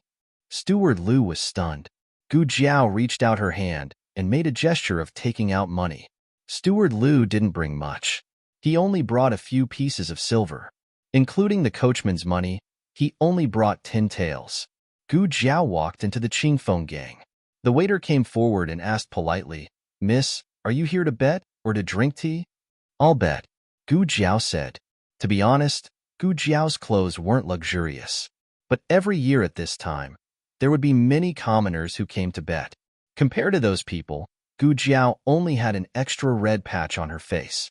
The waiter was knowledgeable and didn't lose his composure. He enthusiastically led Gu Jiao to the betting table and asked her, "Which master do you want to bet on?" The people who participated in the exam were all scholars with scholarly achievements. It wasn't wrong to call someone a master. Gu Jiao said, "The person I want to bet on, you don't have it on the list? Which one do you want to bet on?" The waiter said with a smile. Gu Jiao said, "Huiyuan and Zhuangyuan." "Oh, isn't it on top? Look." The waiter pointed at the list hanging in the middle of the hall. Below Huiyuan and Zhuangyuan were Royal Prince Anne's names. Of course, there were also a few other examinees' names. But it was obvious that those examinees were there to serve as a foil for Royal Prince Anne. There were very few people who placed their bets, and they were all actors. Gu Jiao said, "There's no examinee I want to bet on." The waiter said, "Then, who do you want to bet on?" Gu Jiao said, "Xiao Lulang from the Imperial College." The waiter expressed that he hadn't heard of him. Xiao Lulang had a certain amount of fame in the Imperial College. After all, there weren't many new students who were directly promoted to the Hall of Character. There were only 2 this year. One was Royal Prince An, and the other was Xiao Lulang. Furthermore, Xiao Lulang almost always ranked first in the subsequent examinations. He even had a conflict with Zhang Sai, causing him to become infamous. However, those were all internal matters of the Imperial College. Outside of the Imperial College, who would recognize him? In the capital, there were countless aristocratic families and famous scholars. Although they might not be as outstanding as Royal Princeton, they definitely weren't someone a poor country bumpkin could compare to. I want to bet on him. If he doesn't have it, I'll go to another place. Gu Jiao said, and really turned to leave. This was a business with no loss. If his name wasn't on the list, it meant that he was bad. The waiter wouldn't miss out on this business. He quickly called out to Gu Jiao and said with a smile, "Miss, don't go. I'll help you write your name. How much do you want to bet?" The lowest bet for the top 10 is Hui Yuan, Zhuang Yuan, and Big 3 Yuan. Gu Jiao said. The waiter was stunned. You want to bet on that person? Gu Jiao nodded seriously. The waiter looked at her as if she was an idiot. All right. He really didn't know where this little idiot came from. This kind of bet was clearly going to be wasted. The waiter said, Hui Yuan is 1 tael of silver per bet. Zhuang Yuan is 5 taels of silver per bet. How much do you want to bet? Gu Jiao said, all of them. Gu Jiao bet 5 on Hui Yuan and 1 on Zhuang Yuan. It was exactly 10 taels of silver. They were all Xiao Yulong's name. At this point, Xiao Yulong's name finally appeared on the betting list. Steward Lu shook his head. 10 taels of silver. His 10 taels of silver had been wasted just like that. He really didn't know where the young mistress got her confidence from. She thought that the young master could beat all the other scholars in the capital and become number 1. Even if she only bet on the top 10, it would be fine. Hui Yuan? Zhuang Yuan? She really dared to dream. Steward Lu followed and whispered to Gu Jiao, Young mistress, can we leave now? Gu Jiao paused and suddenly looked at the list that was covered by a translucent curtain. What list is that? That. Steward Lu frowned. The waiter cleverly walked forward and said with a smile, That's the flower hairpin list. You can also bet on it. What's the flower hairpin list? Gu Jiao asked. The waiter said, The flower hairpin list is a list of the girls. It's the last list to be announced. The examinees who pass the imperial examinations will participate in the court examinations that His Majesty will personally host in the 4th month. Those who do well in the court examinations will be appointed as first-class scholars by His Majesty. They are also known as Zhuang Yuan, and Tanhua. These 3 can wear flowers and parade through the streets. Their flowers can be given away as gifts. Right now, everyone is placing bets on who will be able to obtain a first-class scholar's flower. Can I only get one? Gu Jiao blinked and asked. The waiter's mouth twitched. What do you mean, only one? Do you know how hard it is to obtain one? This flower was bestowed by His Majesty and had a special meaning. Most Zhuang Yuan, and Tanhua would not be willing to give it away. Thus, the girls would fight over it. There were some who managed to get it, but that was too embarrassing for the court. Thus, the court forbade fighting over it. There were only 2 ways to obtain a first-class scholar's flower hairpin. The first was for the other party to willingly give it away. The second was for the other party to issue a challenge. The other party could accept or reject the challenge. If the other party lost, they had to give the flower hairpin away. The waiter sighed. Miss, think about it. How talented are the people who can pass the first-class scholar exam? Who can challenge them? Don't even mention challenging their martial arts. They can refuse to accept challenges that they are not skilled in. Thus, unless they are willing to give it away, it has to be a smart girl like the Crown Prince Consort. At the mention of the Crown Prince Consort, the waiter couldn't help but add, Miss, you don't say. There really was someone who obtained 2 flower hairpins. Gu Jiao said calmly, That Crown Prince Consort? The waiter said with a face full of admiration, That's right, it's her. She challenged 2 first-class scholars in a row and won both of them. His Majesty said that she was born as a wrong girl. Otherwise, how could there be any men? Gu Jiao had no feelings towards that Crown Prince Consort. She wanted to see who was on the flower hairpin list. The waiter led her to take a look. There were many ladies' names on the flower hairpin list.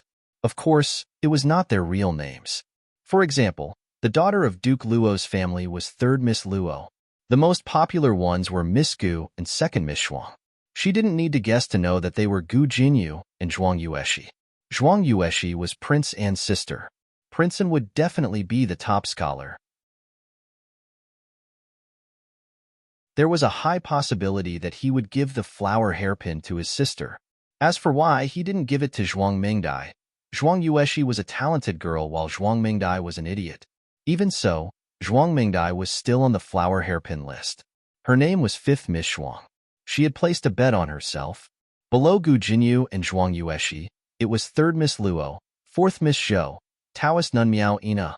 Why was even a Taoist nun on the list? Gu Jiao saw a few familiar surnames on the list. They seemed to be the daughters of the female school. Miss, do you want to place a bet on the flower hairpin list? You can't go wrong if you place a bet with everyone.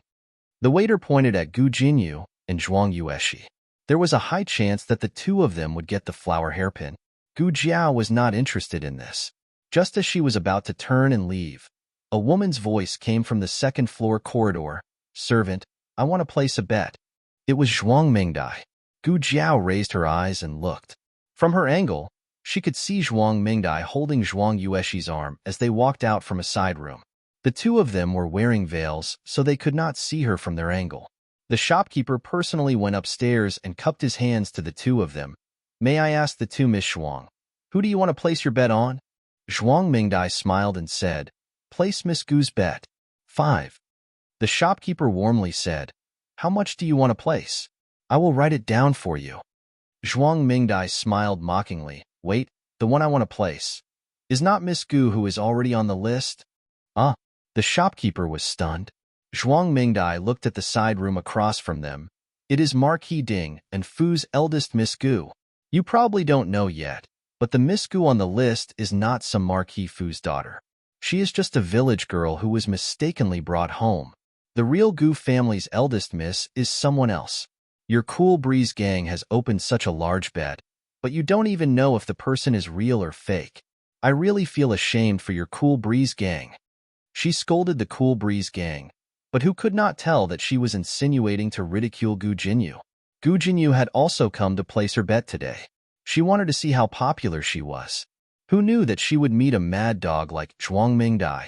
There were many people in the Cool Breeze gang. Once the news was released, the entire capital would quickly know. Gu Jinyu's face turned ashen. Zhuang Mingdai was in a good mood. She left a copper coin and left. That's right. The flower hairpin list was 1 copper coin for a bet. Zhuang Mingdai only placed 1 bet. Half an hour later, Gu Jiao's name appeared alone at the bottom of the flower hairpin list.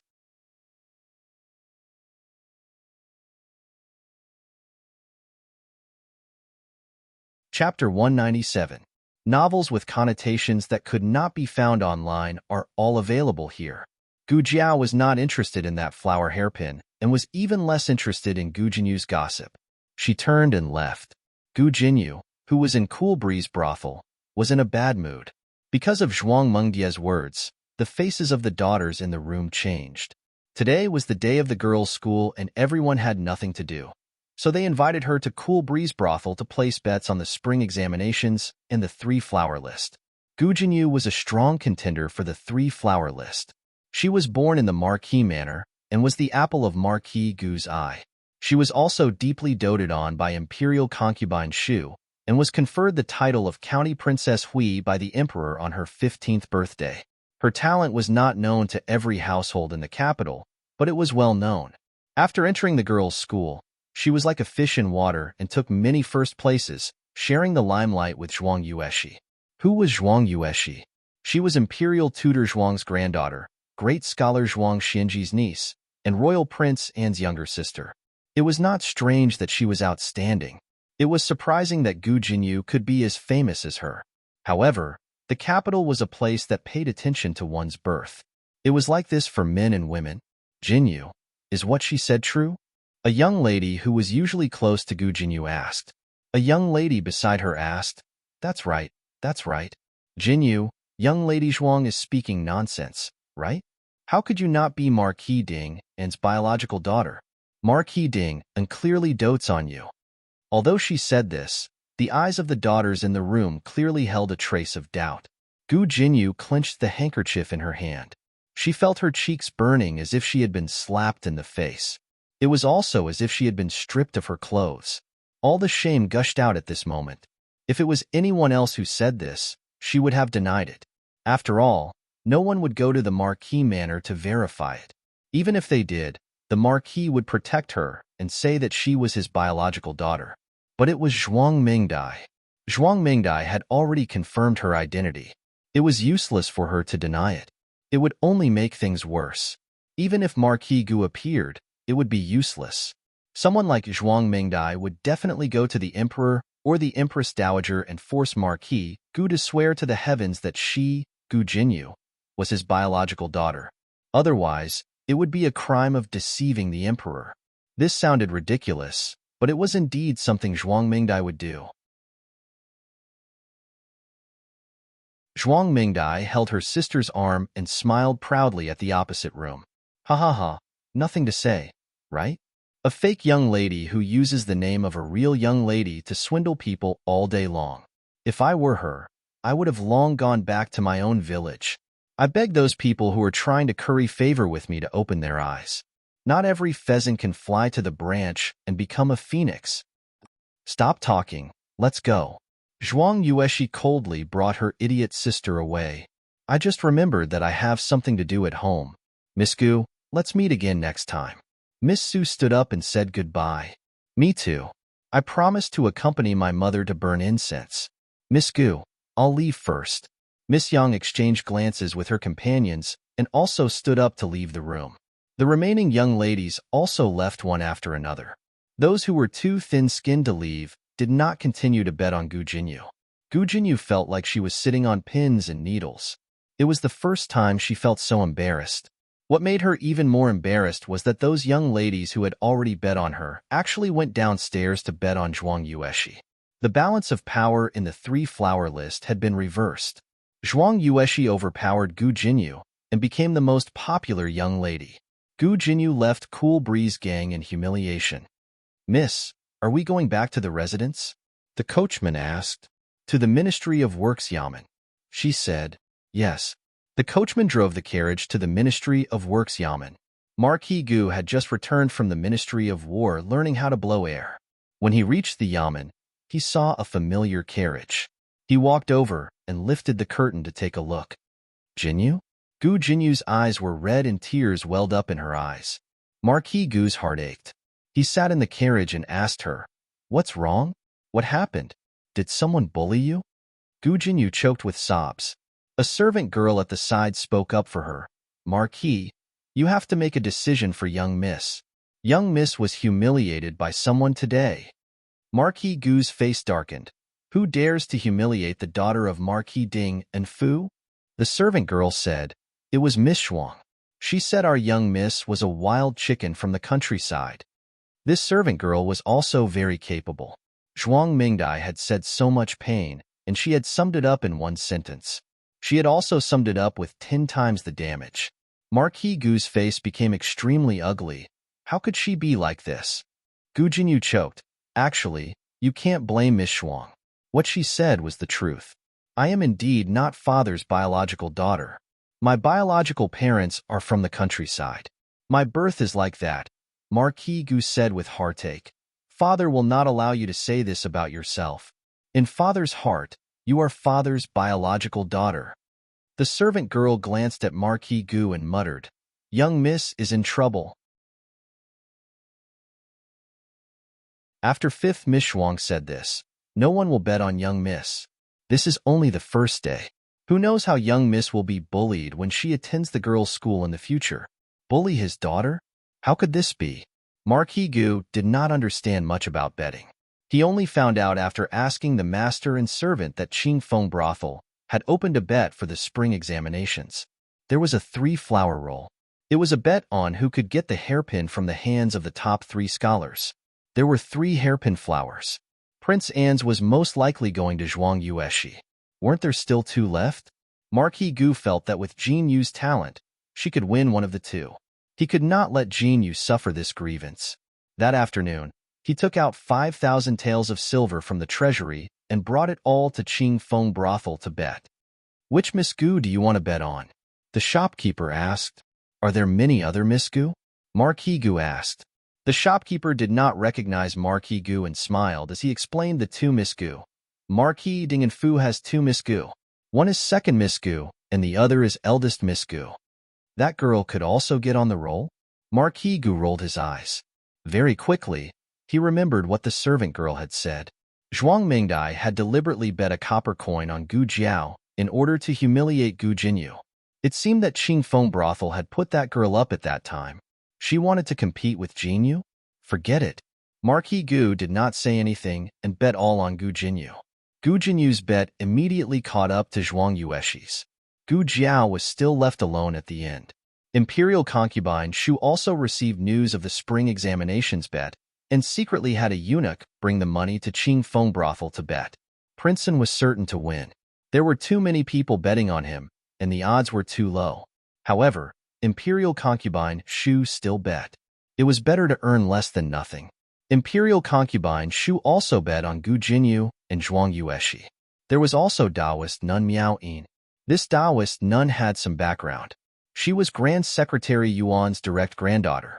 Because it was not easy to raise her, she was sent to the Taoist temple. It was strange. She was clearly an infant who was about to die, but after entering the Taoist temple, she became full of vigor. Imperial concubine Shu had people ask around.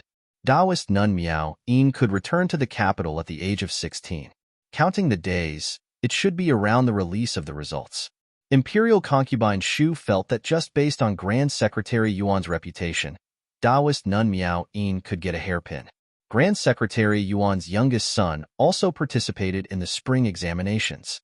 His reputation was not as great as Prince Anne's, but like father, like son. Imperial concubine Shu bet on him to be second. Following this, Imperial concubine Shu also bet on a Jiangnan scholar. This person was quite famous in Jiangnan. 3 years ago, during the spring examinations, he should have placed first. Unfortunately, he fell ill and missed the spring examinations. He had a good relationship with the fifth prince. The fifth prince strongly recommended this person. Imperial concubine Shu believed in her son's vision, so she bet on him to be third. After doing this, Imperial concubine Shu was worried that she missed something. She called her personal palace maid. Who did the crown princess bet? The palace maid said. This slave inquired. The crown princess didn't bet. Imperial concubine Shu didn't understand what the crown princess was thinking. Such a good opportunity to make money, it would be a waste if she didn't want it. The palace maid speculated. Among these scholars and beauties, only Prince Anne's talent can enter the crown princess's eyes. But the crown princess can't bet on Prince Anne. This was also true. Prince Anne was a member of the Zhuang family. Empress Xiao and the Zhuang family were sworn enemies. If the crown princess bet on the Zhuang family, wouldn't she be offending Empress Xiao? Imperial concubine Shu didn't stand on anyone's side in the harem. She could bet on anyone. After Gu Jiao came out of the Qingfeng house, she went directly to the medical center. Dr. Song had just come out of Gu Qinglin's ward. His expression was complicated. Gu Jiao walked over and asked, "What's wrong? He still doesn't want to leave?" Dr. Song shook his head. His wound has already healed. The stitches have also been removed. His pulse is very smooth. It doesn't make sense to stay here any longer. Although it takes 100 days to recover from a serious injury, Gu Qinglin was still young and vigorous. He could return to the Fu to recuperate. Why bother staying in their medical center? A large part of the reason why Gu Qinglin didn't want to leave was because he couldn't accept Concubine Ling's betrayal. He refused to go back to the place where Concubine Ling used to be and refused to hear any news about her. As long as he was in the Fu, these problems couldn't be solved. But he couldn't move to the Fu outside. Old Madame Gu wouldn't agree. Gu Jiao and Dr. Song went to his ward. When they entered the room, Gu Qinglin was lying on his side with his back to the door. The room was very dark, but it could be seen that he had lost a lot of weight. Gu Jiao came to the bed. "If you don't leave now," Gu Qinglin didn't turn around. He just silently raised a banknote. "The medical center's ward is for patients." He raised another banknote. Business has been very good recently. 8 banknotes. One banknote was worth 100 taels. Gu Jiao put away 1,000 taels. Take good care of yourself. Dr. Song. After Gu Jiao took the banknotes, she went out happily. On the other side, Gu Changfeng also finished his homework for the day and came to the medical center to take care of his younger brother. He used to do his homework during the day and do tasks at night.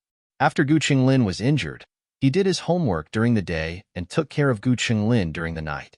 Gu Qinglin's body was fine, but he became stiff and refused to communicate with others. Gu Qingfeng's secret was actually a little hard to keep from Gu Qinglin, but the silver lining was that Gu Qinglin's current state would not reveal Gu Qingfeng's secret. Gu Changfeng got up early and worked late. After being squeezed dry again and again, he finally saved up 1,000 taels of silver. This was the last debt. After paying this, he wouldn't have to work so hard anymore. Third brother. When second brother pays off the debt, I'll take you to a better medical center, Gu Changfeng said as he reached under Gu Qinglin's pillow to feel for his banknotes. He touched it. Nothing. He touched it a second time. Still nothing. He pulled out the pillow and sadly found that the 1,000 taels of silver that he painstakingly saved up was gone. He only felt that the sky had collapsed. Third brother, where are my banknotes? On the 9th day of the new year, the first exam officially began. The Imperial Guards had already surrounded the examination courtyard yesterday. Even a fly couldn't fly in. The invigilators took out the exam papers from the sealed boxes and distributed them to each examination shed. The examination courtyard in the capital had 4 examination sheds in the north, south, east, and west. There were up to 500 people in each sheds, adding up to 2,000 exam papers. After the exam papers were distributed, the examinees couldn't start writing immediately. They had to wait for the drum tower to ring 3 times before they could start writing. Yi was the same. After the bell rang 3 times, the examinees had to start writing. Otherwise, it would be considered cheating. There were a lot of examinees in the capital's examination courtyard. Correspondingly, there were also a lot of invigilators. There were people patrolling all day. In this kind of high-pressure environment, it was very difficult to cheat. The weather seemed to be colder. There were even some snowflakes early in the morning. The cold wind whistled. The examinees were all shivering from the cold. They couldn't even hold their brushes firmly. Xiao Lulang ate a piece of soy sauce jerky and a white steamed bun that was dipped in chili. He was sweating from the heat, and his hands were very warm. This exam was about the 4 books and 5 classics. There were questions about the 4 books and 5 classics. There were also explanations and discussions. The number of questions was very large. Those who were able to pass this round were all outstanding people. Whether it was their mental state or their true ability, they were all better than those in the provincial examination. The difficulty of the first exam wasn't too difficult for them. They just couldn't handle the cold weather. Achoo! In a certain examination shed, Du Ruhan sneezed heavily. Last night, he kicked off his blanket and was woken up by the cold. After that, he didn't feel very well. He was dizzy and couldn't focus on the questions. Achoo! Achoo! Achoo! After a few consecutive sneezes, he felt even dizzier. If this continued, he would definitely fail the exam. Du Ruhan suddenly felt sad. He couldn't fail the exam. If he failed, it would embarrass his aunt. His aunt already didn't have it easy in the residence. If he didn't succeed, his aunt wouldn't be able to raise her head in front of those people. Du Ruhan tried to force himself to review the questions, but his brain was too muddled. He really couldn't do it. He wanted to eat something to refresh himself. When he opened his bag, a small medicine bag fell out. He was stunned for a moment before he remembered that this was given to him by Gu Jiao. She said that it was cold medicine and frostbite cream. The cold medicine could be taken orally 3 times a day, 2 pills each time. The frostbite cream could be used externally. But would it really be effective? If he blindly took the medicine, it would be bad if he got a stomachache. Du Ruhan persisted for another hour. Seeing that the morning was about to pass, he didn't even finish a quarter of the questions. If this continued, it would be no different from giving up the exam. Du Ruhan gritted his teeth and took 2 cold medicine pills and swallowed them with water. Feng Lin and Lin Xingye's exam results were good. It wasn't because they were good, but because this was their first exam in the spring. They were young and already had the title of high scholar. Even if they didn't pass the exam, it wouldn't be embarrassing. Of course, Xiao Lulang still hoped that they could pass the exam, especially Lin Xingye. After all, when Xiao Lulang tutored Lin Xingye, he had promised to refund half the amount if it didn't work. That was more than 2,000 taels of silver. In the evening, the bell rang. All the examinees stopped writing and waited for the invigilators to seal their names and collect their papers. Their papers would first be sent to Qinghui Hall. The 6 Hanlin Academy examiners would use a red brush to transcribe the papers. The papers would also be sealed and sent to the inner hall. This was to prevent the examiners from recognizing the examinees' handwriting and cheating. The examinees came out on the 10th, and the 11th came out again. The second exam was the 8-legged essay. The title came from the Analects of Confucius. Gentleman Zhou does not compare. Guanzhong's weapon is small. It was another 2 completely unrelated sentences. It was worth mentioning that the sentence, Gentleman Zhou does not compare, had appeared in an exam 11 years ago. In other words, this wasn't a new question. That year, there were quite a few outstanding 8-legged essays. If they wanted to amaze the graders again on this basis, it would be even more difficult. The examinees had to write a new sentence and also take into account the next sentence. The atmosphere in the examination hall was obviously more serious than the first exam. Other than the whistling of the wind, there was only the rustling of the examinees' writing. Not long after, someone fell ill. It was a high scholar in his 50s. He became a Shoutsai in his 30s and became a high scholar in his 40s. This was his 6th exam in the spring. If he didn't pass the exam soon, he would be 60 the next time. One could imagine the pressure he was under. But the heavens didn't look after him because of the pressure he was under. His body was already weak, and he was sitting in the furthest corner of the examination hall. The cold wind blew into his body. In the first exam, he already had a bad feeling. He braced himself and persevered. When it came to the second exam, he couldn't take it anymore and collapsed before he finished writing. If it was just a cold, it wouldn't have been a big deal. But he had a stroke. He could only be carried out by the Imperial Guards. This year's exam was a failure. This was his most well-prepared exam and also his best performance.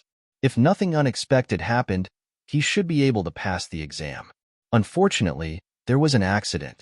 The old high scholar's collapse added a lot of psychological pressure to the examinees. The examination hall became even more silent.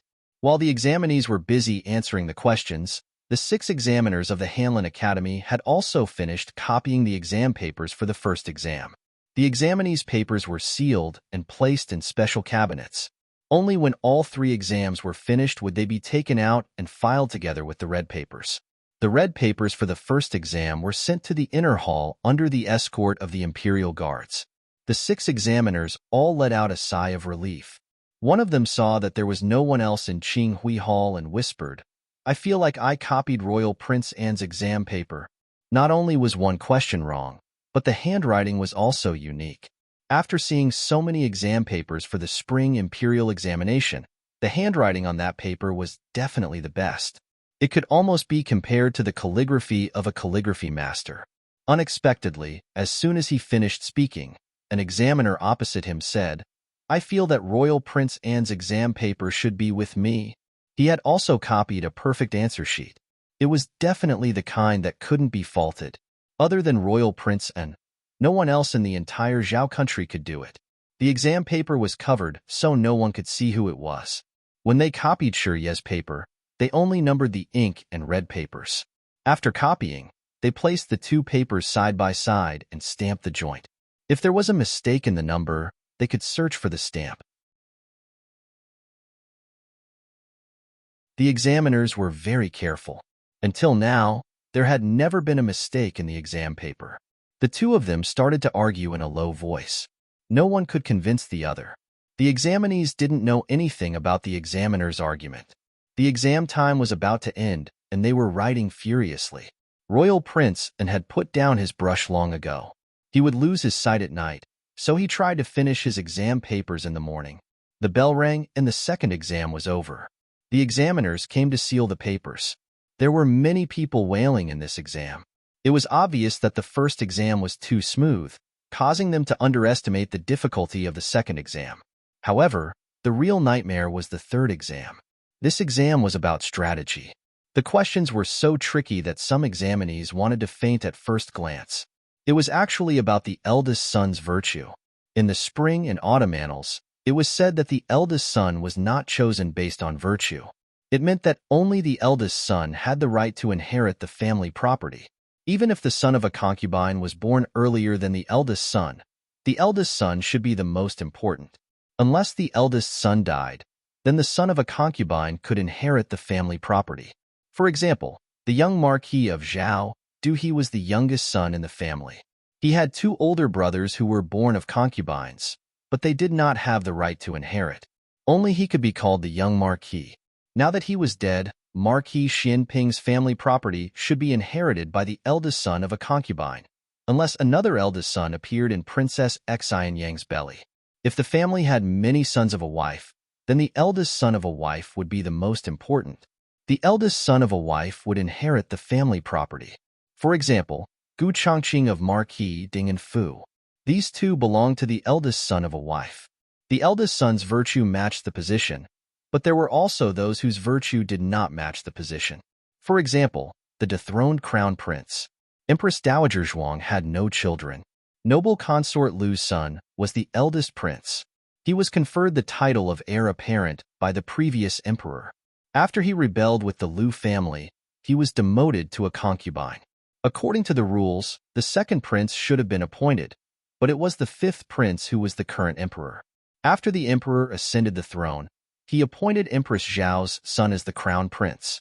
If one agreed with the idea of appointing the eldest son of a wife and not the most virtuous, then the emperor's throne was not obtained through proper means. But if one disagreed, then they were criticizing the emperor for appointing the crown prince incorrectly. After all, everyone knew that although the crown prince was the son of a wife, he was not the most outstanding of the princes. This was a question that would send them to their deaths. The examinees from Yuzhou all went crazy. Who did the examinees from Yuzhou offend this time? The questions in the provincial examination were about removing vassals. The questions in the metropolitan examination were even more tricky. They were even asking about the emperor's family matters. Although they did not explicitly say that it was a matter of appointing the crown prince, no one was an idiot. Moreover, the appointment of the crown prince was not strictly a matter of the emperor's family. It was a matter of the country. Since it was a matter of the country, there was nothing that could not be used to test this group of high scholars. In short, it was right to test them. Luckily, the weather was cold, so no one got heat stroke. Only two old high scholars got a cold. They were all scared by this question. When Princeton received the question, Shiyi slightly furrowed his brows. He did not understand who came up with this question. Was it Hanlin Academy or His Majesty? If it was His Majesty, then what was His Majesty's intention? Was he dissatisfied with the crown prince? Or was he trying to beat down the Zhuang family who wanted to pull the crown prince down? After all, the crown prince was the crown prince. If it was the crown prince, then it should be imperial concubine Zhuang's eldest prince. Royal Princeton quickly smiled. Interesting. This question was really interesting. Feng Lin and Lin Qingye were basically kneeling at this question. The two of them did not have many political cells and could not understand the deep meaning behind this question. They only thought that it was the literal meaning of the question. He was the only son in Feng Lin's family. What was there to appoint? It was all his. Although Lin Qingye was the son of a concubine, his father said that there was no future in inheriting the family business. Only by becoming an official would one have a future. Therefore, his brothers did not want to inherit the family business at all. They all wanted to become officials. If he could not pass the Jinshi exam, then he would have to go back and inherit the family business like his brothers and become the richest person in a region. Sigh, he did not want to. It was so sad. When Xiao Lulang received the exam question, his expression did not change much. However, he could clearly feel that the difficulty of this exam was higher than the previous ones. He closed his eyes and made a draft in his mind. After he finished, he was not in a hurry to write. Instead, he sat for an hour and overturned his previous thoughts. The examinees in the examination courtyard were all exhausted from the exam. They wanted to throw their pins away. Outside the examination courtyard, on the quiet and cold bluestone path, a thin figure stared at the walls of the examination courtyard in a daze. The exam question was spread out an hour after the exam started. Now, it had spread to all the tea houses and wine shops. However, no one could send in the answers. The man stood in front of the towering wall. He held a piece of paper in his hand. On it was written the exam question. His eyes shone with excitement. He knew how to do it. He knew how to do it. He knew how to write it. No less than 10 answers had already flashed through his mind. He clenched the ball of paper in his hand. His body could not help but tremble slightly. Who is it? A patrolling Imperial Guard noticed him. He broke into a run. In order not to disturb the examinees, horses were not allowed in the vicinity. The Imperial Guards patrolled on foot. However, they were enough to catch this weak man. It's you. The Imperial Guard pinned the man to the ground and recognized him. Lu Yisheng. The Imperial Guard was not surprised. The examination courtyard in the capital held all kinds of exams every year. Every time, they would catch this lunatic outside. The Imperial Guard said coldly, "You can't go in. Why do you always come here?" "I'm just passing by," Lu Yisheng said. He felt a little uncomfortable being pinned to the ground with his hands behind his back. What happened?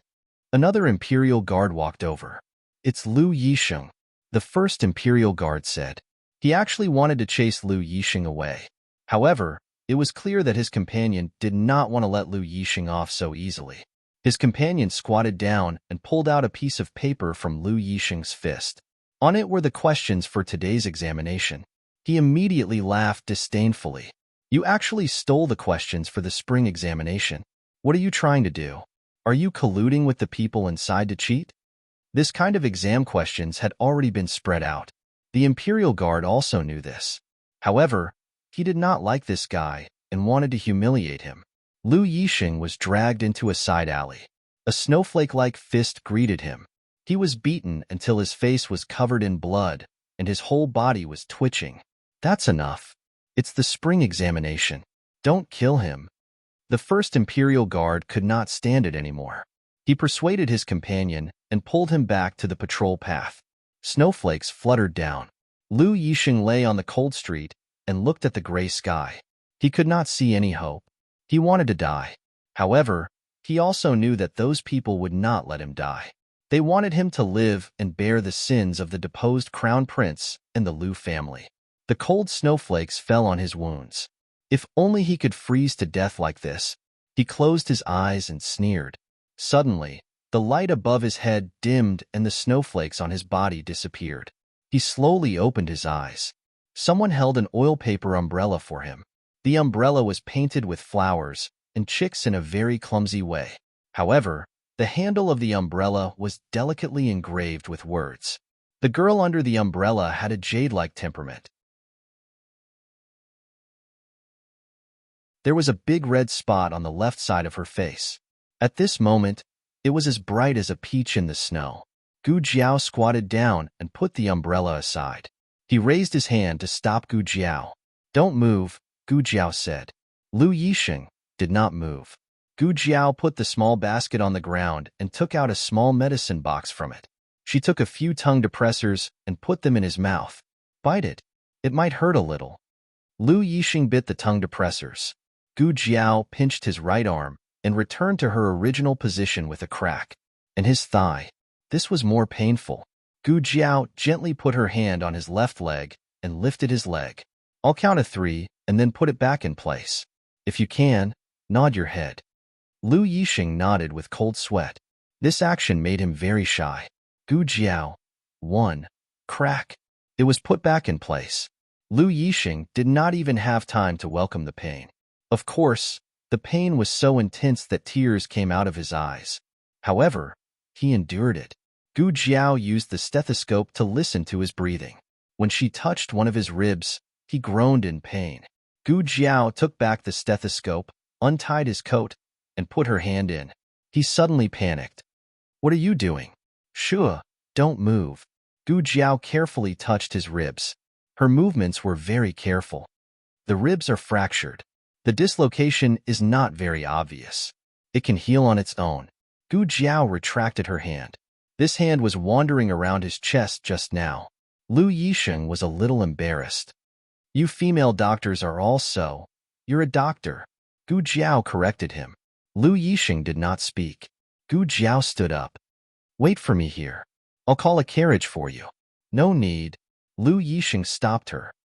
Gu Jiao looked at him strangely. Lu Yisheng suddenly could not look her in the eyes. He lowered his eyes.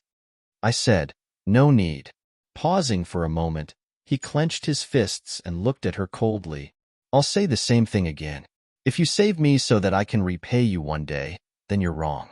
You should have bet your chips on those examinees, not me, a street rat that everyone hates. Gu Jiao gave a long sigh. You still don't believe in yourself? Lu Yisheng laughed at himself. You're wrong. I'm a waste that doesn't even have the qualifications to take the imperial examinations. Gu Jiao said, Oh, you want to take the imperial examinations? Lu Yisheng turned his face away. I don't want to, and it's impossible.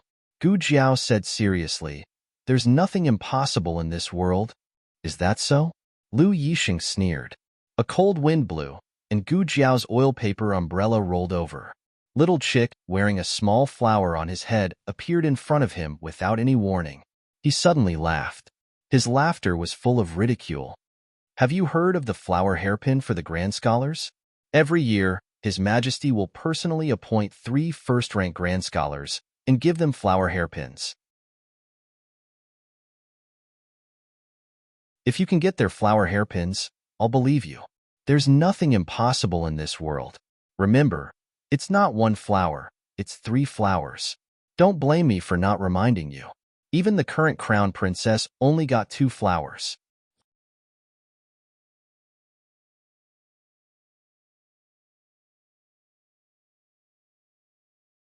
Chapter 198. On the 15th of February, the 3rd round of the examination came to an end.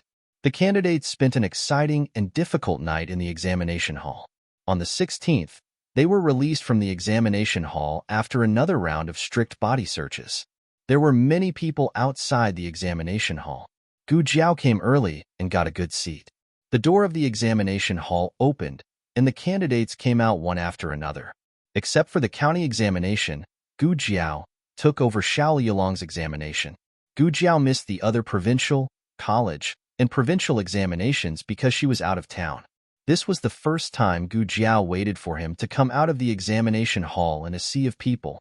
It was very similar to the family members outside the examination hall in her previous life.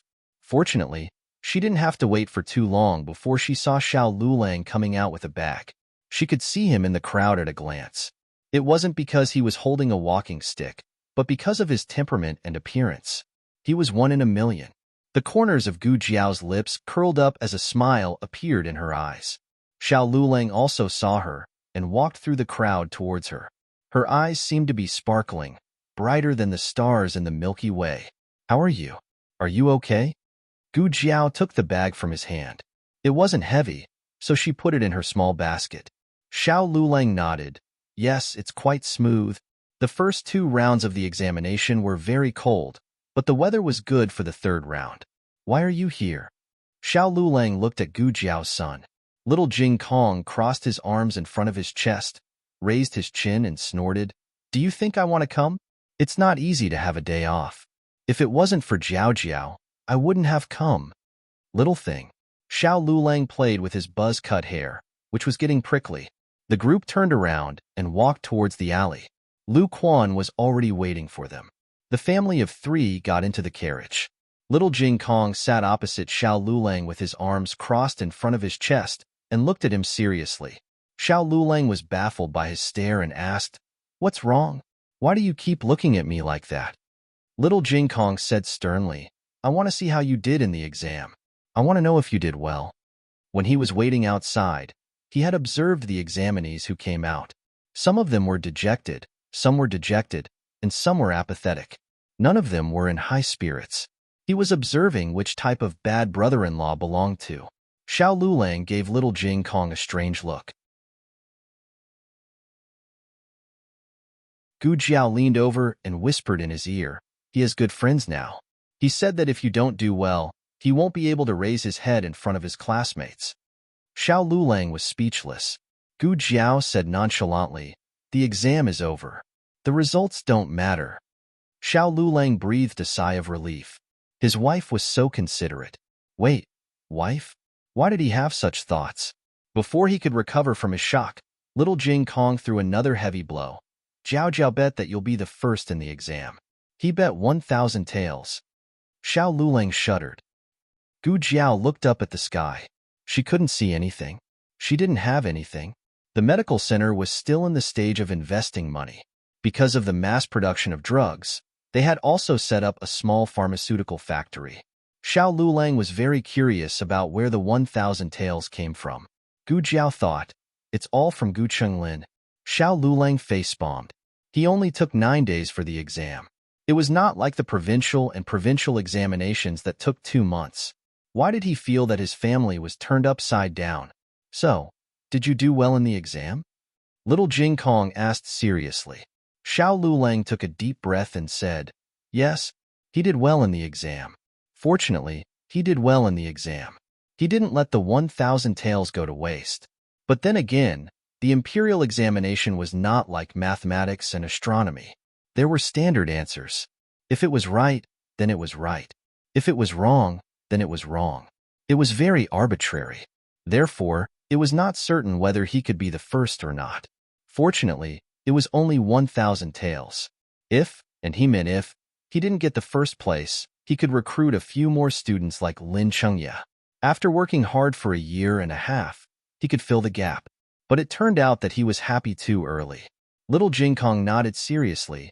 "You'd better do well in the exam. The neighbors also bet on you to be the first." Xiao Lulang was stunned again. "How much did they bet?" Little tycoon landlord Jing Kong calmly said, "Not much. It adds up to about 7 or 8,000 taels." That was 7,000, 8,000 taels. Xiao Lulang covered his chest. When he returned to Jade Water Alley, the old chancellor called Xiao Lulang over. The old chancellor already knew about the exam questions. Although the imperial court prohibited the leaking of the questions, once the exam started, the questions would be spread out in various ways within 2 hours. Therefore, the examinees were not allowed to enter the court after the exam started. The old chancellor wasn't worried about the first exam. Xiao Lulang had memorized the 4 books and 5 classics. The 4 books were not difficult for him. In addition, the examinees also had to compose a poem with 5 characters and 8 rhymes and 4 classics.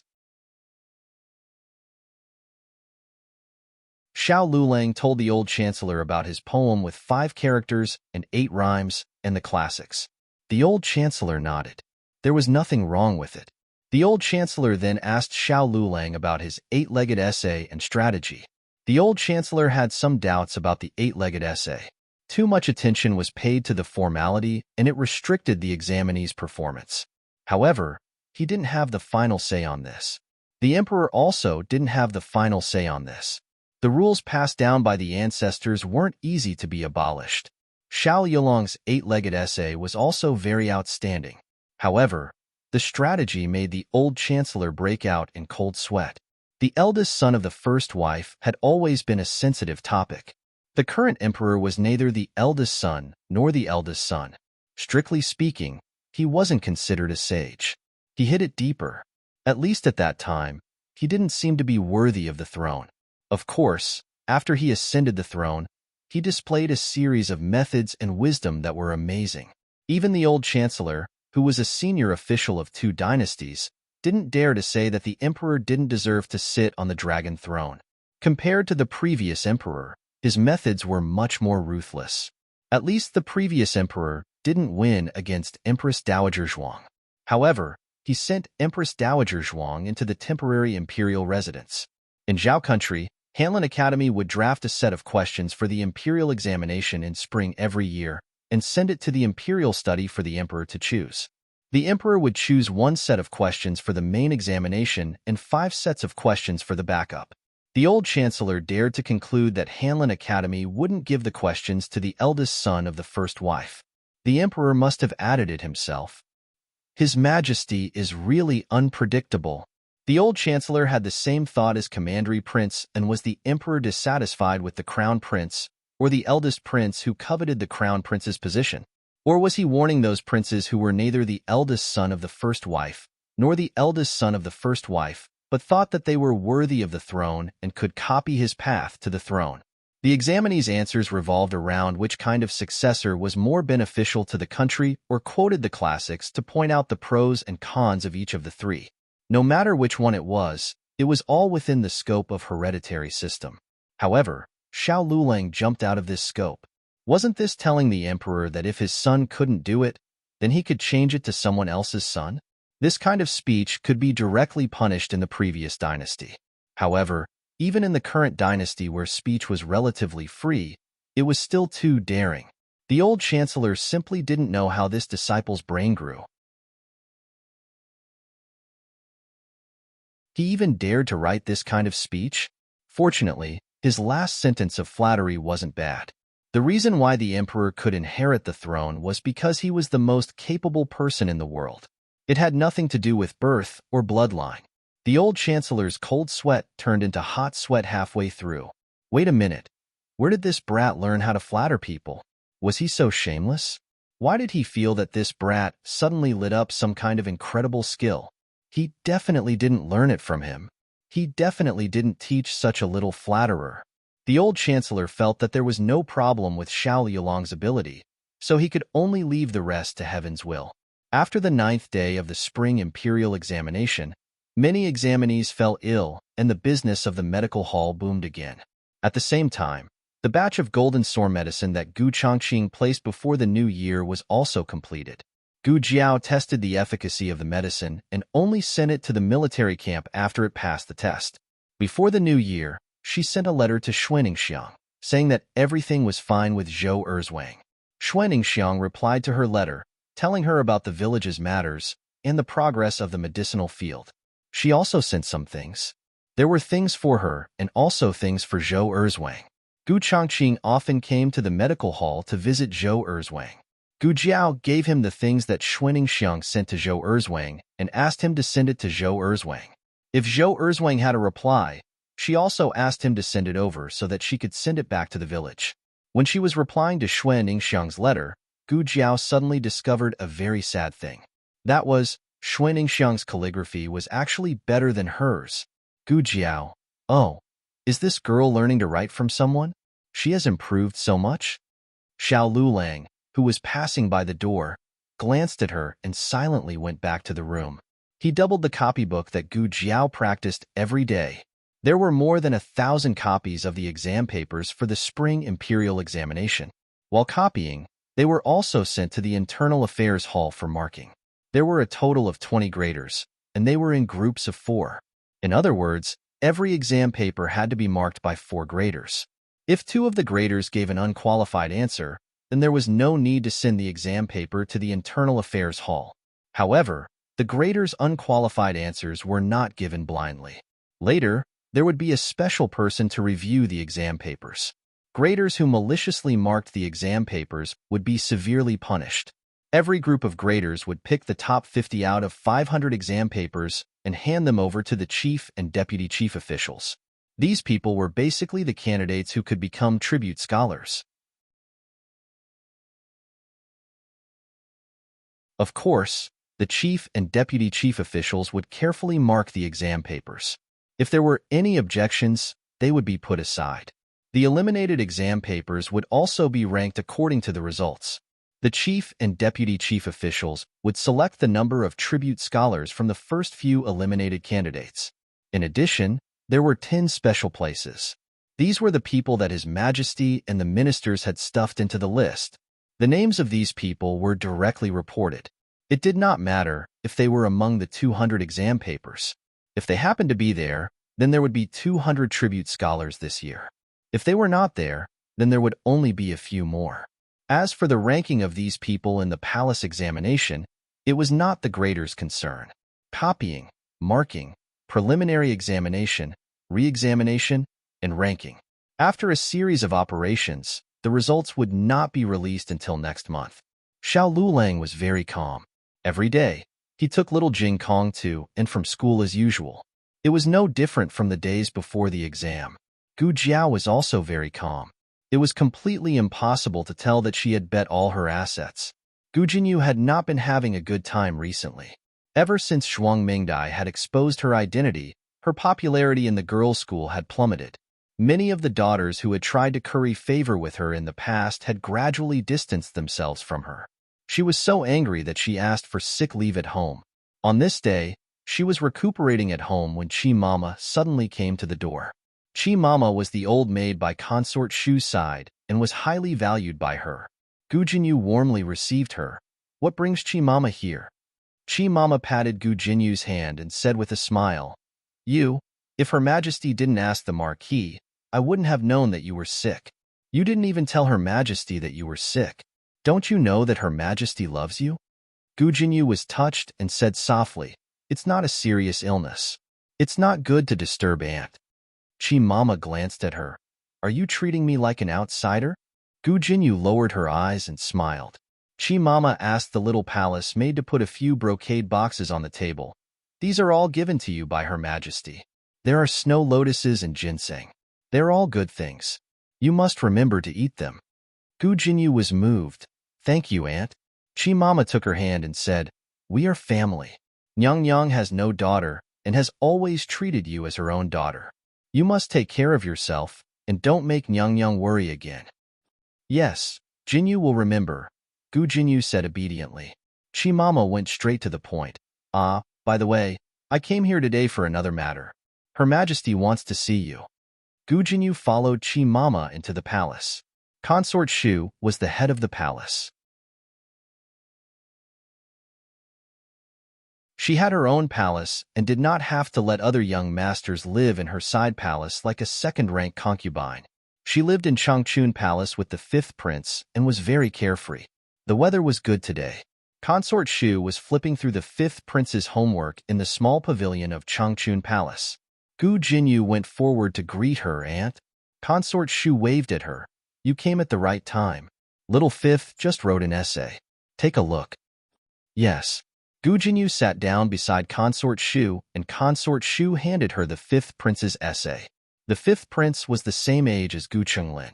Every day, he went to the study with his older brothers and was taught by the prestigious scholars in the court. To be honest, the fifth prince was not very talented. His homework was basically done by Gu Jinyu. After Gu Jinyu read it, she smiled and praised. "Your Highness has improved." "I think so too." Consort Shu was very happy with this answer. She asked the palace maid to keep the essay and then looked at Gu Jinyu. She said dotingly, "Child, you did such a big thing in the county city. Why didn't you say anything?"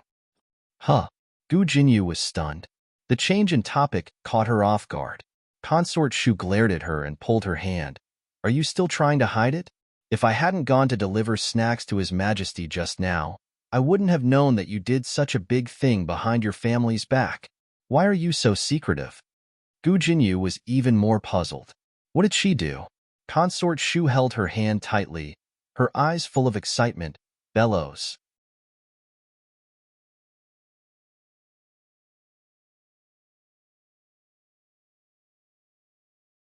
Chapter 199. There are novels with connotations that cannot be found online here. It turned out that the court had found out about the young lady and confirmed that her surname was Gu, not Lu. They also heard that she was the daughter of a marquis. As for which marquis, they were not sure.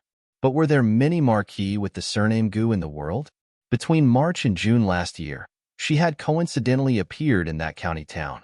Consort Shu could guess that it was Gu Jinyu even if she used her toes. Imperial concubine Shu poked her head lightly. "Look at you. This child. This is a good thing, not a bad thing. Why didn't you say it? If you had said it earlier, your father would not have made such a big mistake. He let the Ministry of War ride on his head." Gu Jinyu opened her mouth. Imperial concubine Shu smiled and said, "When you were young, you liked to draw on paper. The fifth prince also drew with you.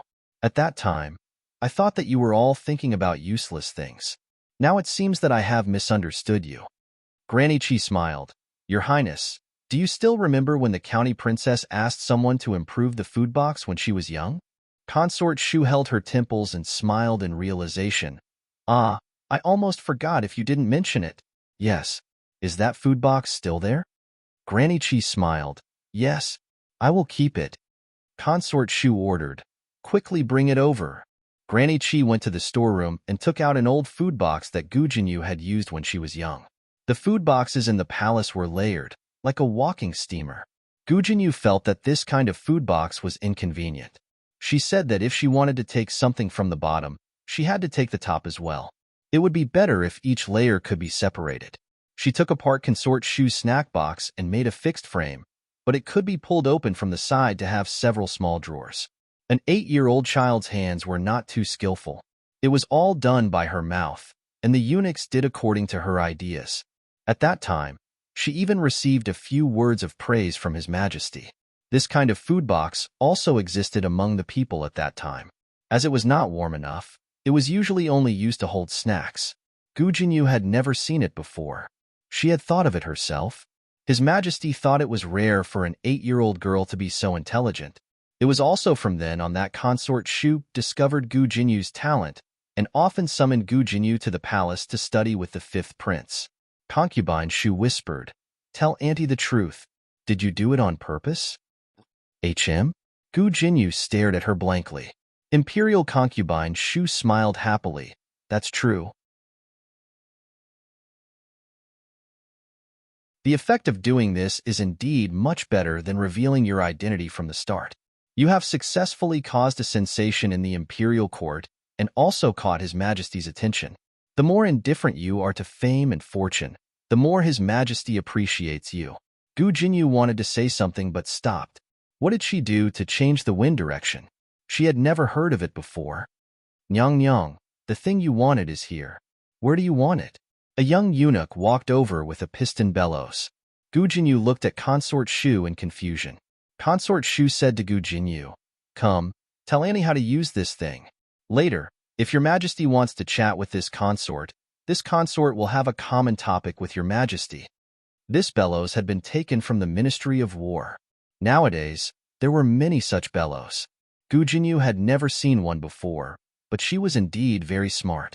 She had someone bring over tools and personally dismantled the bellows. Then, she put it back in its original place. Then, she understood the principle behind this kind of wind-blowing technique. The bellows had 3 levels. The first level was where the lever was. There was a wind outlet at each end of the bellows. There was a movable valve at the wind outlet. When the lever was pushed, the first valve at the back opened. Wind poured in from there.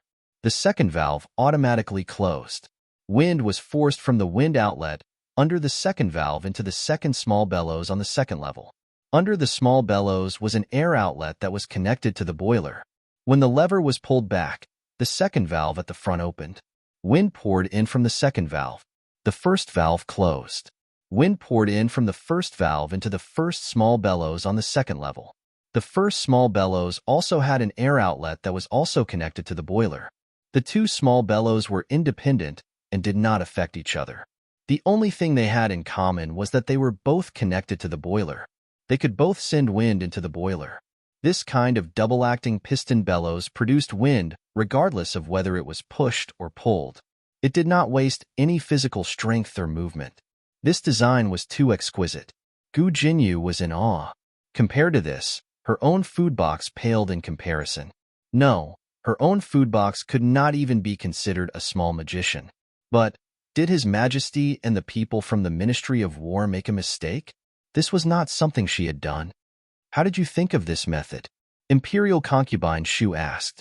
Gu Jinyu thought that Imperial Concubine Shu was talking about the bellows. Just as she was about to confess, Imperial Concubine Shu interrupted her, not saying who you are, just leaving behind a blueprint. Afterwards, leave some clues. Surname Gu, connection to Marquis Ding and Fu. It does not feel deliberate at all. You are truly worthy of being someone this one taught. The focus of the imperial concubines was always different from normal people. Gu Jinyu was very puzzled. Was there really a mistake somewhere? Marquis Ding and Fu only had two girls. One was her, but she had never drawn any blueprints. It couldn't be that wild girl who grew up in the countryside. She couldn't even read a single word. How could she have made such an exquisite tool? While Gu Jinyu was puzzled, Imperial concubine Shu suddenly patted her hand. The Imperial Garden's 4 seasons osmanthus has bloomed. Come, let's go pick some. In a moment, we'll have the Imperial kitchen make osmanthus cakes and bring some for your father. Gu Jinyu sighed and was pulled to the Imperial Garden by Imperial concubine Shu. The flowers in the Imperial Garden bloomed beautifully. They were colorful and contended with each other. Coincidentally, they were not the only ones who came to admire the flowers. Imperial concubine Zhuang was also present. Imperial concubine Zhuang was a few years older than Imperial concubine Shu. She was not as beautiful as Imperial concubine Shu, but she was still dignified and elegant. She had an outstanding temperament.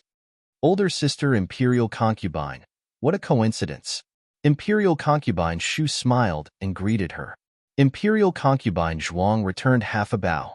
The two were both first-rank official concubines, but Imperial concubine was the head of the 4 concubines. Her status was naturally higher than Imperial concubine Shu's. Gu Jinyu also bowed to Imperial concubine Zhuang. Greetings to Imperial concubine. Imperial concubine Zhuang gracefully smiled. So it is County Princess Hui. There is no need for County Princess Hui. Thank you, Imperial concubine. Gu Jinyu rose. Gu Jinyu often entered the palace and had seen Imperial concubine Zhuang several times. But for some reason, she felt that Imperial concubine Zhuang was particularly gentle this time. Imperial concubine Zhuang's gentle gaze fell on Gu Jinyu's face. County Princess Hui is of marriageable age. You haven't talked about marriage yet, right? Aunt. It was Zhuang Yueshi who came over with a basket of freshly picked flowers. She saw Imperial concubine Shu and Gu Jinyu and bowed. Gu Jinyu was a county princess, but she did not dare to accept Zhuang Yueshi's bow in front of Imperial concubine Zhuang. She also bowed slightly to return the bow. Aunt, what were you talking about just now? Zhuang Yueshi asked. Imperial concubine Zhuang smiled. We were talking about County Princess Hui's marriage. Speaking of which, you are 1 year older than County Princess Hui. You haven't talked about marriage yet. In the Zhao Kingdom, women would only consider marriage after reaching the age of 15. Most of the wealthy families were not in a hurry. Some women would get married at the age of 18 or 19. As for men, most of them would only get married after reaching the age of 20. Why did Imperial concubine Zhuang suddenly ask about Gu Jinyu's marriage? Her intention was somewhat thought-provoking. Imperial concubine Shu smiled and said, Not yet. Imperial concubine Zhuang said, I heard that she has an older sister who is already married. The smile on Gu Jinyu's face froze. Imperial concubine Shu looked as usual. My sister grew up in the countryside and married early. Since Imperial concubine Zhuang already knew, there was no point in hiding it. It was better to say it openly. Imperial concubine Zhuang smiled and sighed. Imperial concubine Shu, you have to be more careful. She is such a good niece. I don't know which family's brat will take advantage of her. Imperial concubine Shu was amused by Imperial concubine Zhuang. They teased Gu Jinyu for a while before returning to their respective palaces. Imperial concubine Zhuang and Imperial concubine Shu's topic always revolved around Gu Jinyu. Zhuang Yueshi, who was at the side, seemed to be neglected. This was the first time that Gu Jinyu was the protagonist in front of a favored concubine. On the way back to Changchun Palace, Imperial concubine Shu touched the buyao in her hair bun and said proudly, It seems that Imperial concubine Zhuang also knows about your invention of the bellows. Her news is really fast.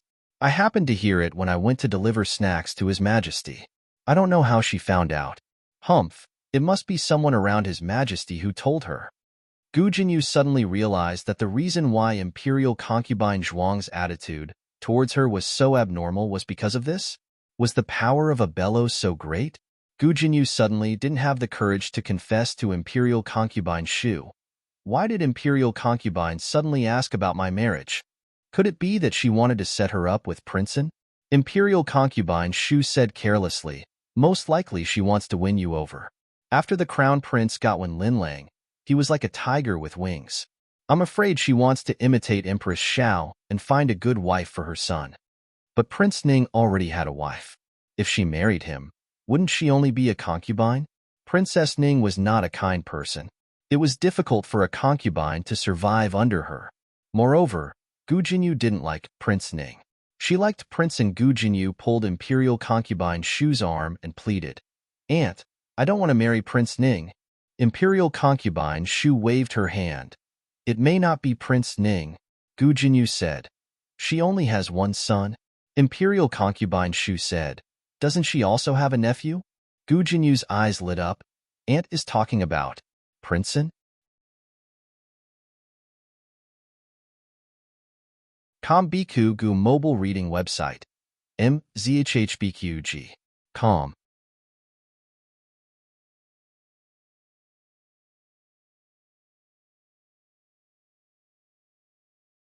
Chapter 200. Aunt. On the way back to Yongshou Palace, Zhuang Yueshi couldn't help but call out to noble consort Zhuang. Noble consort Zhuang glanced at her. "What's wrong?" Zhuang Yueshi was a noble daughter of the Zhuang family. She was dignified and quiet. Calling her aunt was really inappropriate. Zhuang Yueshi knew it was inappropriate. She handed the flower basket in her hand to the palace maid and caught up with noble consort Zhuang.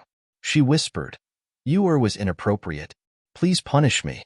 Noble consort Zhuang said sternly, "You've been acting weird since you met County Princess Hui. Tell me, what do you have against her?" "No," Zhuang Yueshi whispered. Noble consort Zhuang knew her niece well. She was the most noble daughter in the capital since she was a child. She was smart and beautiful. She had never met a rival. Gu Jinyu's reputation was not as good as Zhuang Yueshi's in the early years. However, she was first conferred the title of County Princess. Later, she shone in the girls' school and gradually became as famous as Zhuang Yueshi. Gu Jinyu had not surpassed Zhuang Yueshi yet. However, with Zhuang Yueshi's nobility, it was a failure to be on par with her. Noble consort Zhuang continued to walk forward. She said, "You don't like County Princess Hui because of this? I told you that you are the daughter of the Zhuang family. You have to have a high vision and can't be small." Zhuang Yueshi was not because of this. Zhuang Yueshi looked down and said, "You are right." She paused and said, "But why do you suddenly care about County Princess Hui's marriage? Do you want to be a matchmaker for her?" Noble consort Zhuang smiled faintly. "I want to, but she has to agree first." Zhuang Yueshi was just testing her aunt. She didn't expect to get such an answer. "Aunt, who do you want to marry her to? Eldest cousin? Or?" Noble consort Zhuang smiled but didn't say anything. Zhuang Yueshi's heart skipped a beat. "Aunt, you want to marry her to my brother and make her my sister-in-law?" There were several sons in the Zhuang family, but only Prince and noble consort Zhuang neither admitted nor denied it. Zhuang Yueshi panicked. "Aunt, she is not good enough for brother. She's not a true daughter of a marquis. She's just a peasant girl from the countryside. Even if His Majesty bestows her the title of county princess, it's just a good reputation. She doesn't even have a living allowance. So what kind of county princess is she?" Noble consort Zhuang stopped, and the palace maids also stopped. Noble consort Zhuang stroked a four-season osmanthus in the basket. "County princess is indeed not worthy, but what if she becomes a princess?" Zhuang Yueshi was stunned. On the other side, Marquis Gu was once again summoned by Minister Zhao to the main hall where he handled official business. Marquis Gu had been scolded badly recently, and he knew that he would not be able to avoid another round of scolding. However, to Marquis Gu's surprise, Minister Zhao's expression was exceptionally gentle. He didn't look like he was going to scold him at all. "Marquis Gu? Eh?" When Minister Zhao saw Marquis Gu, he smiled brightly for the first time in months. "Assistant Minister Gu, how was your day?" Marquis Gu was confused by his superior's expression and tone. Did he eat well? Did he wear warm clothes? Was it inconvenient for him to go out? Did his child have any difficulties in her studies? He didn't understand what was going on at all. Minister Zhao personally took Marquis Gu's wrist and invited him to sit down on a chair. Marquis Gu looked at the hand that was holding him and wanted to tell him that men shouldn't touch each other. Minister Zhao smiled and said, "You really have such a promising daughter. Why didn't you say so earlier?" Marquis Gu was completely outside of the situation. Minister Zhao's smile disappeared, and he sighed. "You hid it from me for a long time. Why did you hide such an important matter?" What did I hide from you?" Marquis Gu was confused. Minister Zhao said, "Just now, people from the Ministry of War came and asked me if the bellows were invented by your daughter." Marquis Gu pointed at himself. "My daughter?" Minister Zhao frowned. "You still don't know?" Marquis Gu shook his head like a rattle drum. Minister Zhao said, "Then let me ask you, do you have a daughter?" Marquis Gu nodded. "Yes." Minister Zhao continued, "Last summer, were you and your daughter in Yozhou's Qingchuan town?" Marquis Gu nodded again. "Yes." Minister Zhao continued, "Is your daughter exceptionally smart?" Marquis Gu nodded heavily. "Yes. His Jinyu had to be smart. She had to be smart. If it weren't for the fact that women couldn't participate in the imperial examinations, his Jinyu could at least pass the Grand Scholar exam." Minister Zhao clapped the back of his right hand against his left palm. "Isn't that settled? Last year, other than your daughter, was there any other daughter from the Marquis's household with the surname Gu?" When Marquis Gu heard this, he understood what was going on. It turned out that the imperial court had found clues about that little girl. But he hadn't heard Jinyu mention it. Marquis Gu wasn't so eager for quick success to claim credit for himself. He decided to first return to the residence to ask Gu Jinyu about the situation. The speed at which this matter fermented was far faster than Gu Jinyu had imagined. She had only been focused on reading books and didn't pay attention to what was going on outside. She had no idea what the invention of wind blowing meant to the Zhao country. His Majesty looked calm, but in reality, he was laughing like a fool. That group of bastards from the Liang country had only used a bit of inferior drainage technology to trade for their Zhao country's mines. Although the two countries hadn't been at war, this was even more unbearable than losing a battle. This was great. They could hold their heads up high. The 6 ministries had also been swept by this technology. Not only could it be used to make iron, it could also improve the quality of metallurgy. What did the Zhao country have? Gold mines. But then again, the Zhao country's productivity was the lowest among the 6 countries. Thus, even if it had many mines, it was still a poor country. The common people seemed to have a good life. That was because the 2 emperors still had a conscience and didn't wantonly exploit the common people. They even reduced taxes. The national treasury was actually very poor. Otherwise, how could they have sold the Imperial College's degree to Lin Chengya? Half of the building that the Lin family had donated to the Imperial College had been taken by His Majesty into the national treasury. However, even though Gu Jinyu didn't know the movements of the Imperial Court and the 6 ministries, she had personally experienced the changes in the people around her. When she had returned from the palace, her personal maid had informed her that an official from the women's school had come and asked her how she was recovering and when she would return to class. Gu Jinyu had been resting at home for so long. The female official had not come earlier or later, but at this time, who could say that she hadn't been instructed by the crown princess? Could it be that the crown princess had also heard about the bellows? It wasn't strange. Both Consort Shu and noble Consort Zhuang had heard about it, so how could the crown princess not have? After that, the daughters who were on good terms with her but had distanced themselves from her because of her past came back. They came to the Fu to visit her, chatting and laughing as if the previous unhappiness had never happened. Why was this? Their fathers, who were officials in the imperial court, must have sent them to her to find out the truth. If she really was the inventor of the bellows, then no matter how lowly her birth was, no one could look down on her. She had done a good deed that benefited the country and the people. Even His Majesty would praise her. But what if the true inventor ran out one day? Gu Jinyu was in a dilemma. When Marquis Gu returned to the Marquis Fu, Gu Jinyu was tidying up her large chest. This chest was filled with small things that she had written, drawn, and made. Yao Shi had not thrown them away and had kept them for her. She moved back to her own courtyard and took out all the manuscripts. She wanted to see if she had ever had the inspiration for the bellows. "Jinyu, what are you doing?" Marquis Gu entered the room, and looked at the manuscripts on the floor. He asked in confusion. Gu Jinyu raised her slightly disheveled face and said, "I'm looking for something."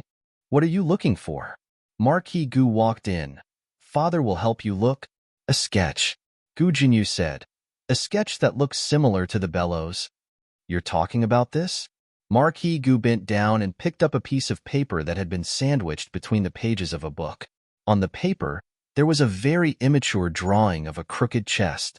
There was something that he didn't know if it was a handle or a lever. There were 2 or 3 layers below. At first glance, it looked somewhat similar to a bellows. Gu Jinyu didn't know what she had drawn, but it definitely wasn't a bellows. But, if it was a little forced, it did look like a bellows. "Jinyu, did you really invent the bellows?" Marquis Gu asked. Gu Jinyu was not in a rush to answer Marquis Gu's question. Instead, she said, "Father, what did the people from the 6 ministries say? What clues did they find?" Marquis Gu said, "They said it was a girl with the surname Gu. She is related to Marquis Ding and Fu. She should be the Marquis Fu's daughter." "Ah, that's right. She's 14 or 15 years old." That's right. The Ministry of War had been to the front lines. Among the clues that they had gathered, there was a very useful piece of age. She was basically going up against Gu Jinyu. Gu Jinyu had a bold guess in her heart, but she did not dare say it. She went to Yao Shi's courtyard.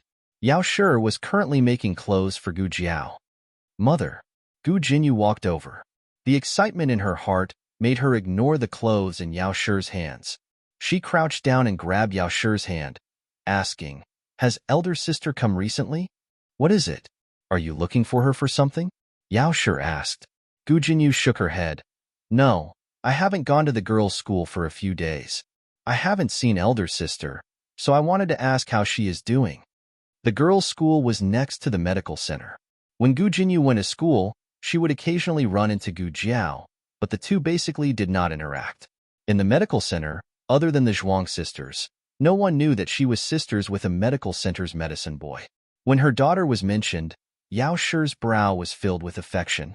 "Your elder sister is doing well. It's just that your brother-in-law just finished taking the spring examinations. She's been a little busy." Gu Jinyu did not care. What kind of good reputation could a poor country boy get?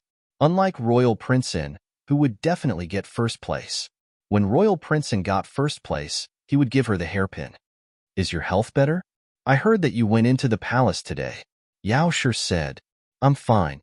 I should have come to pay respects to mother first, but Chi Mama urged me, so I could only go see Aunt first." "Mother, don't be angry at me." "I won't," Yao Shi said. "That's right. Mother, you didn't throw away my previous manuscripts, right?"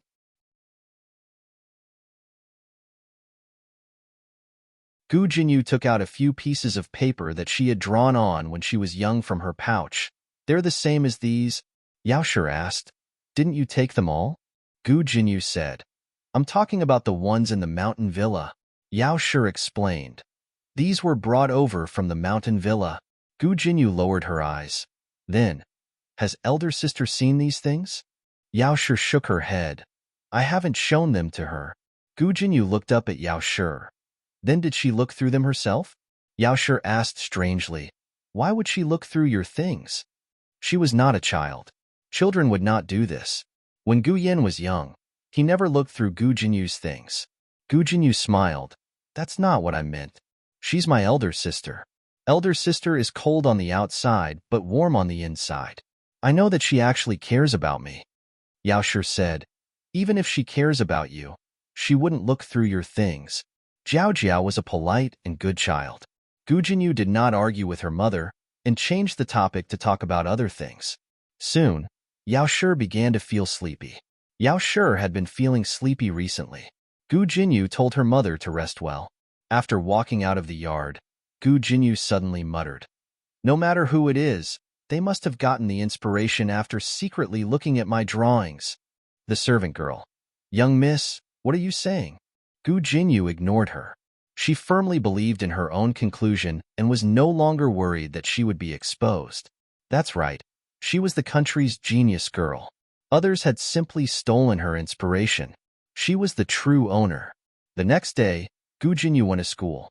As expected, those young ladies who had been estranged from her all rushed over to curry favor with her.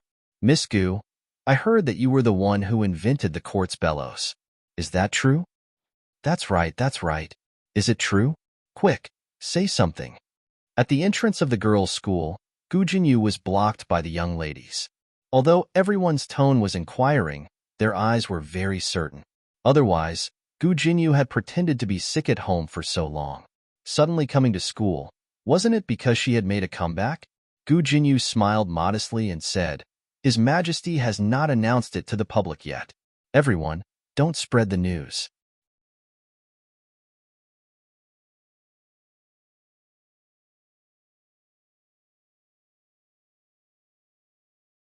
Chapter 201. This was tantamount to admitting it. Everyone looked at her with even more admiration. Gu Jinyu walked into the girls' school surrounded by everyone. Before entering, she glanced at the clinic, trying to find Gu Jiao. Gu Jiao didn't come to the clinic today.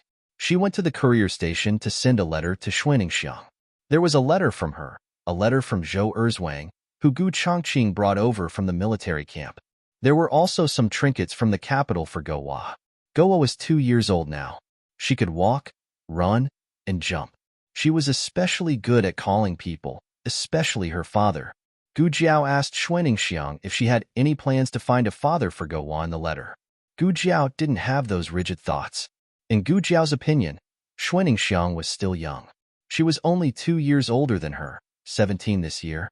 Gu Jiao didn't think that a woman had to find a man to be complete, but she didn't have to be a widow for the sake of reputation. She had the right to pursue her own happiness. From her good handwriting, it could be seen that Xuaningxiang wasn't a widow who was numb to life and resigned to her fate. She had been by the old madam's side for so long. The old madam didn't like her for nothing. She had her own pursuits. However, she was afraid. She was afraid that this kind of pursuit would be rebellious. She was afraid that it would lead to everyone's disdain and ridicule. When Gu Jiao came out of the courier station, she bumped into someone. They weren't close, but they had seen each other before. The other party was dressed in a maroon brocade robe. He was unrestrained and flamboyant. His features were handsome, and his eyes were devilish. However, Gu Jiao didn't like his devilish charm. Gu Jiao pretended not to see him and walked forward expressionlessly. The moment they brushed past each other, the man suddenly stretched out his arm and blocked Gu Jiao's path. Miss, long time no see. The fourth prince smiled. What a coincidence. Are you here to send a letter to? Gu Jiao looked at the arm in front of her and felt a little annoyed. In all fairness, the fourth prince was not bad-looking. If she had not seen that beautiful monk, perhaps he could be considered to be in Gu Jiao's sense of beauty. But if there was a comparison, there would be harm, right? They were both devilishly charming little beauties, but the beautiful monk had thrown him a dozen streets away. Gu Jiao was annoyed. The fourth prince's gaze was unmistakable. Oh, the little lady's temper is quite fierce. But it doesn't matter. His Highness disdains taming a weak horse. The weather is dry. Do you have time for a cup of tea? Gu Jiao glanced at him indifferently. Not thirsty. The fourth prince persevered. The desserts in the Jade house are not bad. Miss, do you want to try them? Gu Jiao said, not hungry. The fourth prince said, then let's go watch a play. Gu Jiao was annoyed to a certain extent, but she suddenly calmed down. She looked at him from head to toe. Do you have a lot of money on you? The fourth prince was startled. What kind of words was this? He was a dignified prince. Did he need to give money to watch a play? But he also brought money. He smiled and said, I brought a lot. What is Miss like? This prince will buy for Mississippi. Gu Jiao seriously thought about it. Then let's go to a place where there is no one. Do it cleanly. Don't let her husband find out. The fourth prince did not expect the little girl to be so tactful. He was stunned for a moment, but then he thought it was normal. He was a prince. Who would have the courage to go against him? I know a place where there will be no outsiders. The fourth prince smiled proudly and turned around to open the curtain of the carriage. Are you sure? Gu Jiao asked.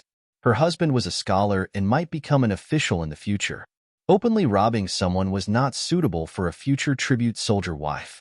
So Gu Jiao decided to give him one last chance. If he really wanted to court death, then she could only help him. The fourth prince was a bit puzzled. Wasn't she asking the wrong question? He should be the one asking her, right? I'm sure, Mississippi. Please, he gestured. Just as Gu Jiao was about to get on the carriage, another carriage came. The carriage stopped next to the two people. The curtain was opened and a handsome figure walked down. Your Highness, long time no see. It was the exact same opening, but it was said carelessly. When he heard it, he felt that there was an ulterior motive. The fourth prince narrowed his eyes and looked at the youth in front of him. He said, Royal Princeton? Royal Princeton smiled warmly, and his eyes fell on Gu Jiao. He said, Isn't this Miss Gu? Miss Gu doesn't need to go to the clinic today? You know each other? The fourth prince asked suspiciously. Royal Princeton smiled slightly. When my younger sister and I were traveling, we stayed at the Marquis Ding and Manor for a few days. This is the eldest young miss of the Marquis Ding and Manor. The fourth prince did not know much about the Marquis Ding and Manor. He had only seen Gu Jinyu. Royal Princeton continued, I just came out of the palace. I heard that the emperor was looking for your highnesses. I don't know if something happened. Since he said this, how could the fourth prince still be in the mood to flirt with a beauty? The fourth prince looked deeply at Royal Prince and then Gu Jiao before sitting in the carriage and leaving. Royal Prince and turned to look at Gu Jiao.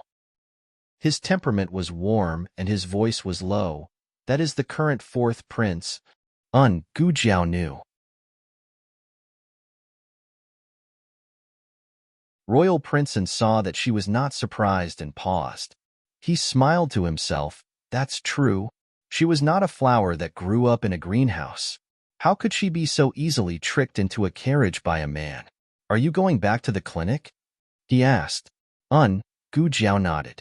Royal Princeton was about to say that he would send her off when there was a sound above his head. It was a tile that had fallen from the roof. Gu Jiao was on his side. Opposite was the carriage and to the side was the corner. It could be said that there was no way to avoid it. Royal Princeton stepped forward and used his tall body to protect her, blocking the tile for her. However, the pain he imagined did not come. He blinked and raised his head to look. The tile had already been nailed to the roof of the carriage by Gu Jiao's needle. Royal Princeton took a step back and helplessly smiled. Miss Gu, have you always been this powerful? You make it so that I can't even save the beauty. Directorate. Xiao Lulang was released from school. When he went out, he saw Gu Jiao carrying a small basket and waiting for him under a large tree. She also carried 2 small bags of medicine in her hands, one on each side. Although the weather had cleared up, it was still not warm. Especially after the sun set, the wind on the streets became even colder. Xiao Lulang leaned on his walking stick and hurriedly walked over. Why didn't you wear more clothes? It wasn't cold when I went out, she said. That meant that it was cold now. Xiao Lulang keenly caught the message in her words. He took off his cloak and was about to hand it to Gu Jiao. However, Gu Jiao looked at the medicine bags in her hands. The meaning behind her words was obvious. Both of her hands were full. People around them looked at them. The light in Xiao Luolang's eyes flickered slightly, but he still draped the cloak over her body. His jade-like slender fingers gently tied the ribbon. Lulang, your wife came to pick you up again? A supervisor, who was on good terms with Feng Lin and thus knew Xiao Lulang, joked as he passed by. Xiao Lulang vaguely replied. Gu Jiao looked at him with bright eyes. Written all over her face was, I'm your wife? Is that so? Is that so? Is that so? Xiao Lulang coughed softly and looked away. Let's go home. Gu Jiao, oh. Gu Jiao followed behind him and slowly walked out. Suddenly, a pile of snow fell from a big tree. Xiao Lulang pulled her over with one hand and raised his other arm above her head. The snow fell down and drenched his sleeve. She didn't move in his arms and looked at him with wide eyes. She was so obedient. This appearance was too deceptive. Even Xiao Lulang, who was with her all the time, couldn't resist. His chest was suddenly filled with blood. Too obedient. He couldn't stand it. Xiao Luolang's breathing became irregular, and he quickly turned his face away. Gu Jiao pressed her little head against his chest and said, "Your heart is beating so fast." Xiao Lulang suddenly took a step back. "No?" Gu Jiao looked at his red little ears. "You clearly have." Xiao Lulang said seriously, "If I say no, then no." After saying that, he ran away, but he was too nervous and took the wrong path. With a bang, he hit a tree. Gu Jiao, ha ha ha. After the spring exams, the atmosphere in the house was much more relaxed. The old madam went out to play cards and didn't forget to bring her husband along. If she lost, it would be her husband's. If she won, it would be hers. Gu Yen and Gu Xiaoshun went to the Lu family's house every day after school to learn. They also ate dinner there. To be honest, the master's wife's cooking wasn't very good. She was comparable to Xiao Lulang, but the master said it was delicious, so they could only bite the bullet and eat. Ever since little Jing Kong made his first good friend in the Imperial College, he would play with his good friend every day after school. Today was no exception. Compared to studying, Gu Jiao thought that little Jing Kong lacked communication with his peers. Therefore, she supported his after-school activities. But today, there was one more person in their small group, Qin Chuyu.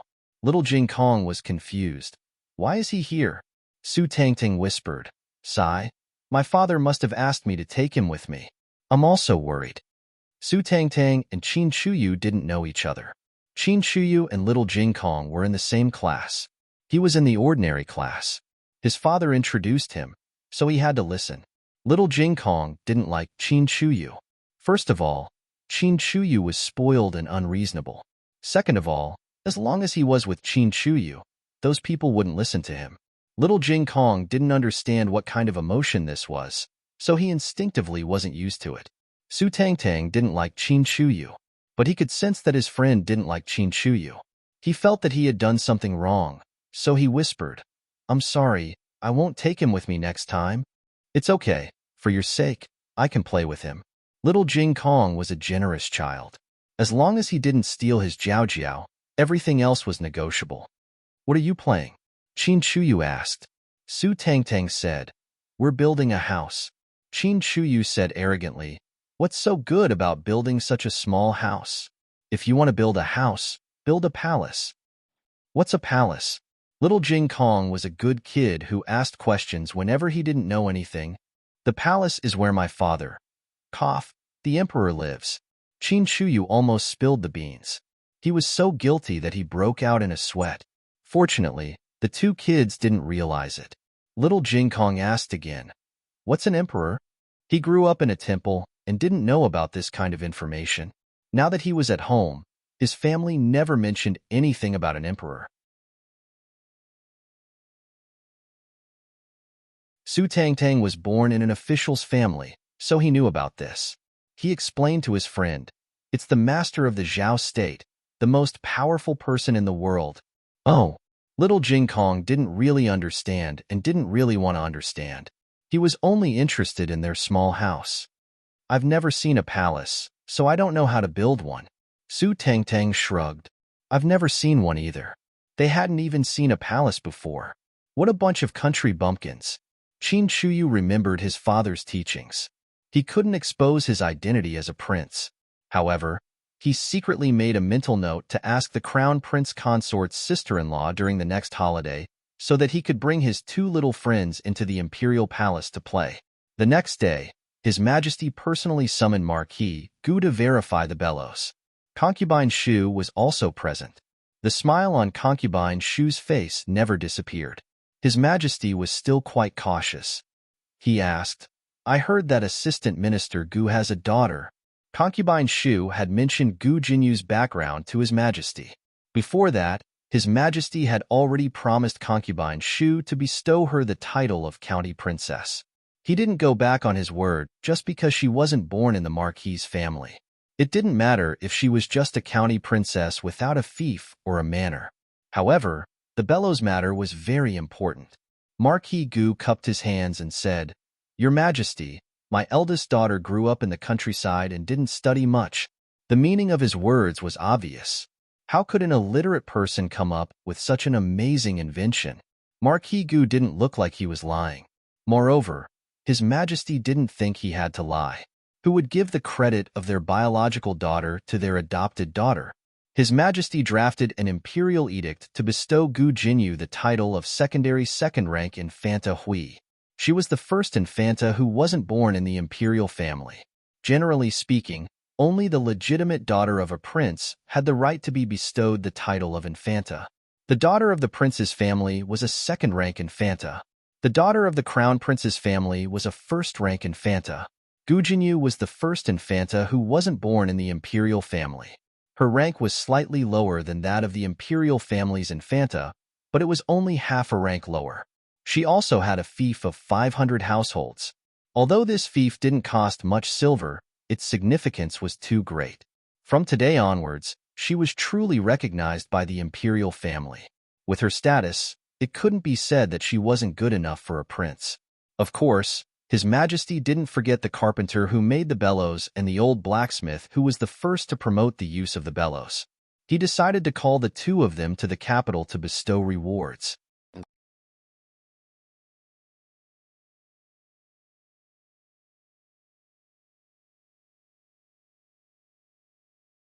Chapter 202. The imperial edict had been issued half a month ago. The old blacksmith and the carpenter were already on their way. They should reach the capital in a few days. Gu Jinyu did not know that the old blacksmith and the carpenter were coming to the capital. After she was conferred the title of princess, she first went to Cunning Palace to visit Empress Xiao and received the gold seal and treasured book. Then, she went to Consort Shu's Changchun Palace to sit for a while. All the concubines sent congratulatory gifts. Even noble consort Zhuang and the crown princess sent gifts. These two were the most powerful women in the harem other than Empress Dowager Zhuang and the Empress. Their attitudes largely represented the direction of the harem. It was rare that the winds were in the same direction. Aunt did not misjudge you. Consort Shu held Gu Jinyu's hand proudly, her eyes full of praise. The emperor was not the only one who could hold his head high. Gu Jinyu was also proud. Whether it was Yao Shi's favoritism towards Gu Jiao or the cold treatment Gu Jinyu received at the girls' school, at this moment, all the haze seemed to have been swept away. Gu Jinyu returned to the Marquis's residence proudly. She could not avoid being praised by Marquis Gu and old Madame Gu again. Ever since Concubine Ling's incident, old Madame Gu had been on the verge of depression. Hearing that Gu Jinyu was so promising and had made the Marquis's residence proud, her face glowed again. She held Gu Jinyu's hand affectionately. Your grandfather is not in the residence. If he was, he would definitely praise you. Grandfather, that was an extremely lofty word in Gu Jinyu's heart. She did not even dare to say it. Would grandfather really be proud of her? In her impression, grandfather was an unreachable existence. Everyone in the family was very afraid of him. He never seemed to be satisfied with any child. Even though eldest brother worked so hard, grandfather still looked at him with a picky gaze. If grandfather really praised her, Gu Jinyu felt that she could brag about it for the rest of her life.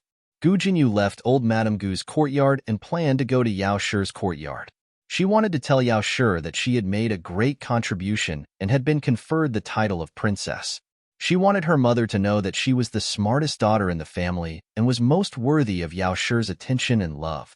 On the way, she unexpectedly bumped into Gu Changqing. Her eyebrows curved as she walked up to Gu Changqing and bowed. Big brother. Gu Changqing nodded slightly. Gu Jinyu looked at the bundle in his hand and asked with a smile, Eldest brother, did you come back from outside? What did you take? A little prey, Gu Changqing said. Today, he hunted 2 birds in the military camp. He planned to send them to Bai Shui Alley for Gu Yin and little Jing Kong to play with. Gu Jinyu could hear his indifference. In the past, she would have left tactfully, but today she was exceptionally confident. She smiled and said, I've never hunted in my life. Big brother, is it convenient for you to bring me along next time? Women can't enter the military as they please. Gu Changqing tactfully declined. Gu Jinyu was slightly disappointed, but not too disappointed. She took out a jade pendant from her pouch and raised her small face with a gentle smile. For big brother, what is this? Gu Changqing asked. Gu Jinyu smiled wholeheartedly and said, It's a warm jade from His Majesty. Giving the jade pendant was secondary. It was more important to remind Big Brother that she had become an imperial daughter. When Gu Chongqing saw the jade pendant, he finally remembered the news he had heard in the military camp. Gu Jinyu had made great contributions and had been conferred the title of secondary second-rank imperial daughter Hui. Congratulations, Gu Chongqing said calmly. He did not take the jade pendant. Since it's a gift from His Majesty, then keep it well. Don't lose it. All right. Gu Jinyu sincerely hoped that Gu Chongqing would accept this jade pendant. Gu Chongqing returned to the courtyard. There were not many ripples in Gu Chongqing's heart. He had not counted on relying on Gu Jinyu to bring the Marquis Fu to greater heights. Thus, whether Gu Jinyu became an imperial daughter or not had little to do with him. After Gu Jinyu had finished showing off in front of Big Brother, she was impatient to let others know. Unfortunately, Yao Shi was not in the Fu. Yao Shi had gone to Jade Water Alley. She had finished making the clothes for Gu Jiao and brought them for Gu Jiao to try on. The result was great. The sleeves and trousers were shorter again. Had this child only just begun to grow? Yao Shi did not know whether to laugh or cry. She pulled down the sleeves and trousers that had been gathered. After changing the clothes, she took out the family's clothes to see if there was anything that needed mending. She had hired an embroiderer to make the clothes for the rest of the family. Every month, there would be new clothes. The matriarch and Xiao Yulong's clothes were durable. Mainly, these two were not easy to move. The others' clothes were a bit too horrible to look at. In the past, it was Gu Jiao who mended them. Today, when Yao Shi saw it, she nearly choked from laughing. She had thought that her daughter was omnipotent, but it turned out that she was also a simpleton. Gu Jiao had just finished watering the vegetable garden. When she came to the inner courtyard, she saw Yao Shi holding a pair of clothes and trembling with laughter. "What's wrong?" she asked in confusion.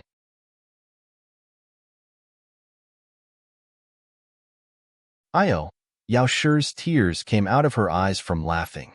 After a long time, she stopped laughing and asked Gu Jiao, Jiao, who did you learn your needlework from?" Gu Jiao thought for a moment. Self-taught? Yao Shi knew. Otherwise, who would know how to sew? Yao Shi was about to die from her daughter's teasing. She patted the stool to the side and indicated for Gu Jiao to sit. Then, she held the place that Gu Jiao had mended and said, "You don't need to tie a knot with each stitch, and you don't need to leave the thread outside. Like this." Yao Shi took it apart and sewed it again for Gu Jiao to see. "Oh." Gu Jiao thought seriously. "I thought that I was very good at sewing." After all, sewing clothes had improved her surgical skills. She could sew faster than before. As the mother and daughter chatted, Gu Yin and Gu Xiaoshun returned from the academy. Today, they did not need to go to Master Lu's place to learn.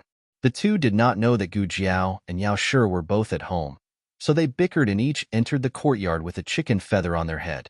Gu Xiaoshun had a small gang in the countryside.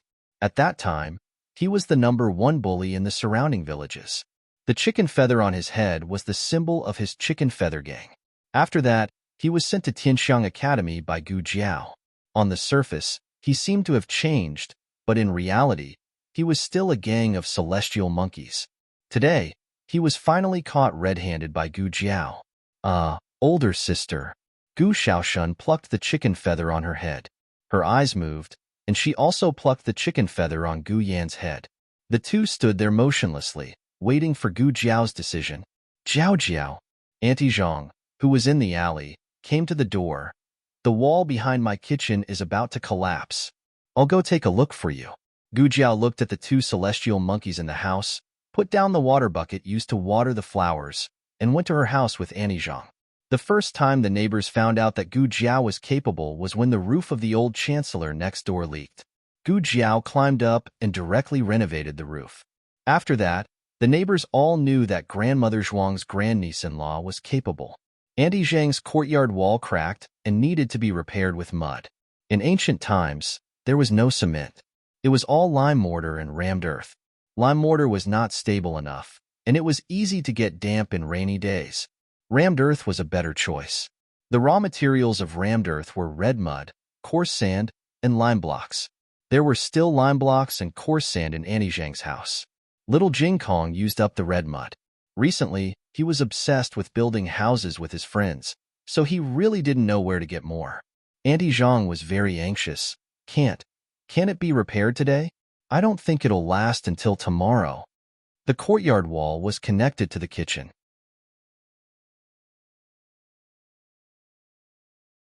Once it collapsed, the people who were cooking in the kitchen would be in danger. Gu Jiao thought for a while and said to her, "Wait a minute." Gu Jiao went back to her house and went to the kitchen to find glutinous rice. She cooked a pot of glutinous rice soup and then poured the thick glutinous rice into the evenly mixed lime mortar. "Older sister, what are you doing?" Gu Xiaoshun asked curiously. Gu Yin also squatted down and looked at her eagerly. "Why did you pour the rice soup into it?" Gu Jiao gave each of them a stick and gestured for them to keep stirring. "This is glutinous rice mortar. It's better than rammed earth. It's more suitable for pasting walls." The process of ramming earth was actually very difficult. It needed to mix the 3 raw materials together and then use a tool to pound it over and over again. The more times it was hammered, the stronger the rammed earth would be. Glutinous rice mortar was not so complicated, but its firmness was much higher. This was because the cooked glutinous rice soup contained amylopectin, which was the perfect natural adhesive. It was an exaggeration to say that the strength of the lime paste adhered by it was almost comparable to the concrete in his previous life. "Be careful, don't get it on your bodies," Gu Jiao said. "Okay." The two of them nodded. When Gu Jinyu arrived at Jadewater Alley, she saw the 3 siblings mixing the mortar together. Gu Jinyu's brows furrowed. In her impression, Gu Yin had always been a sickly person who would pant when walking. She did not expect him to know how to work, much less do this kind of rough work. Yao Shi sat to the side, leisurely mending clothes. She did not feel that there was anything wrong with Gu Yan's work. Gu Jinyu composed herself and walked into the courtyard. "Mother, older sister, younger brother, what are you doing?" Gu Yin glanced at her and ignored her. Gu Yin hated her. He hated her when he did not know her background, and hated her even more now that he knew. Gu Jiao also ignored her and continued to make her glutinous rice mortar. She did not speak to Gu Xiaoshun, so Gu Xiaoshun naturally would not ignore her. Yao Shi turned to look at her. "Oh, it's Jinyu. Why are you here?" Gu Jinyu gently said, "I did not see Mother in the manor, so I guess that Mother must have come here.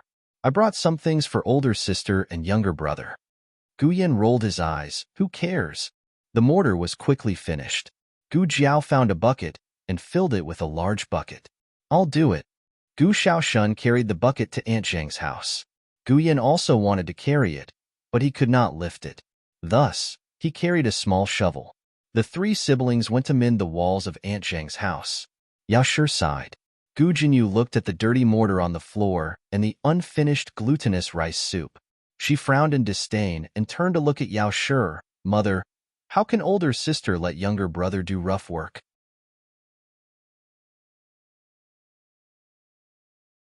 Younger brother's body is so weak.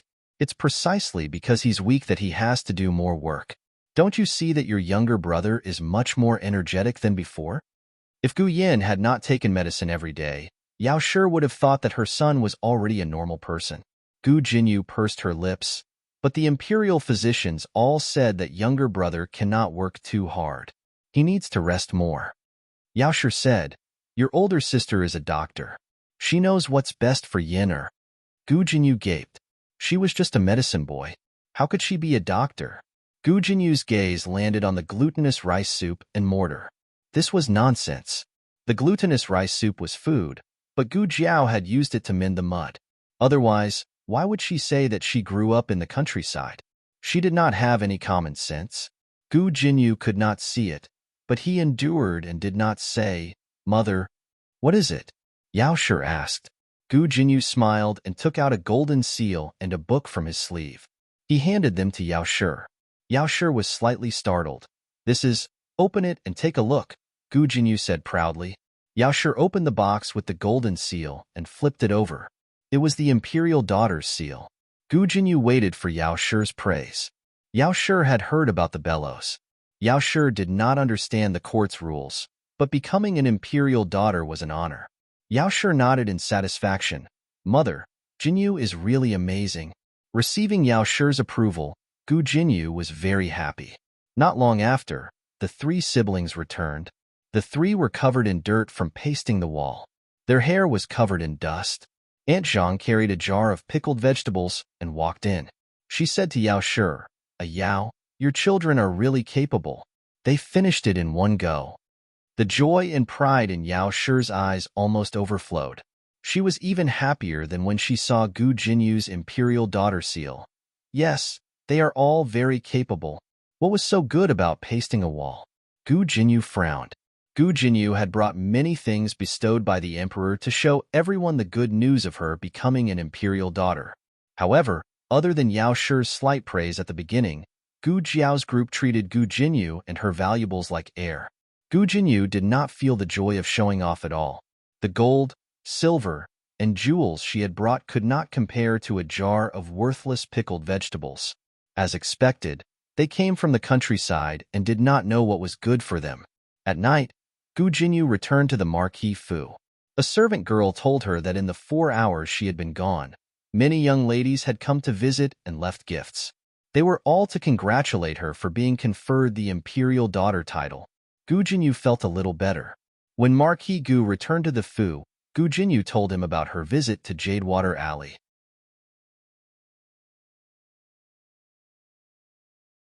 When she mentioned that Gu Jiao had pasted up a neighbor's wall, she especially praised her. Actually, older sister is also very capable. If Marquis Gu had been present at the time, he probably would have also felt that the three siblings were very capable. But when Gu Jinyu, who had invented the bellows, singled them out, there was a stark contrast. Marquis Gu snorted. What's so good about pasting up a wall? She can only do this. Day after day, when I told her to go study, she wouldn't. She had to do these things that could not be shown in public. Can't she learn from you? Study well, play well, and be the eldest miss of the Marquis Fu. Gu Jinyu warmly said, older sister's happiness is most important. Marquis Gu snorted coldly. She is happy. She had stolen his son. It was said that one was marked by the company one kept. He was really worried that Yin would become a country bumpkin if he spent all his time with that girl. Gu Yin, who was worried about becoming a country bumpkin, was now playing checkers with the #1 prodigy of Zhao Country, Little Jing Kong. He had successfully lost the 18th round tonight. With a black face, he went to the study of the #1 prodigy of Zhao Country to find his brother-in-law to play 5 in a row for consolation. In the end, he was defeated consecutively for 5 rounds. The heartbroken baby Yin went to Old Madam's house to play cards with Old Madam and her 2 mahjong buddies for a while. Old Chancellor also checked on his homework and completed his perfect, defeated, and pretentious, bitter day. The response to the first batch of golden sore medicine for the military camp was good. The military camp quickly placed a second batch of orders. Gu Jiao was busy earning money every day. Gu Jinyu was not idle either. The invention of the bellows had greatly stimulated her. She was exceptionally smart since she was young. She did not believe that she could not think of something that others could think of. Moreover, the bellows was just that. It was exquisite, but the principle was very simple. Wasn't it just increasing the wind to make the fire burn brighter? What was so difficult about that? Gu Jinyu had an idea. She took out a pen and paper and improved the ratio of the furnace to the bellows. She doubled the number of bellows. This would increase the firepower and the effect of smelting iron would be higher. Gu Jinyu took the blueprint and entered the palace. She told Consort Shu her idea. Originally, it could be completed in a month. After the improvement, it can be completed in half a month. Oh my God, it's so fast? Consort Shu was shocked. Yes. Gu Jinyu nodded with certainty. This is like the water drains that the imperial court used in the past. Because the wind was not strong enough, the effect was not high enough. Consort Shu did not know much about this, but she heard that it was better than the current furnace. Naturally, it was a great contribution.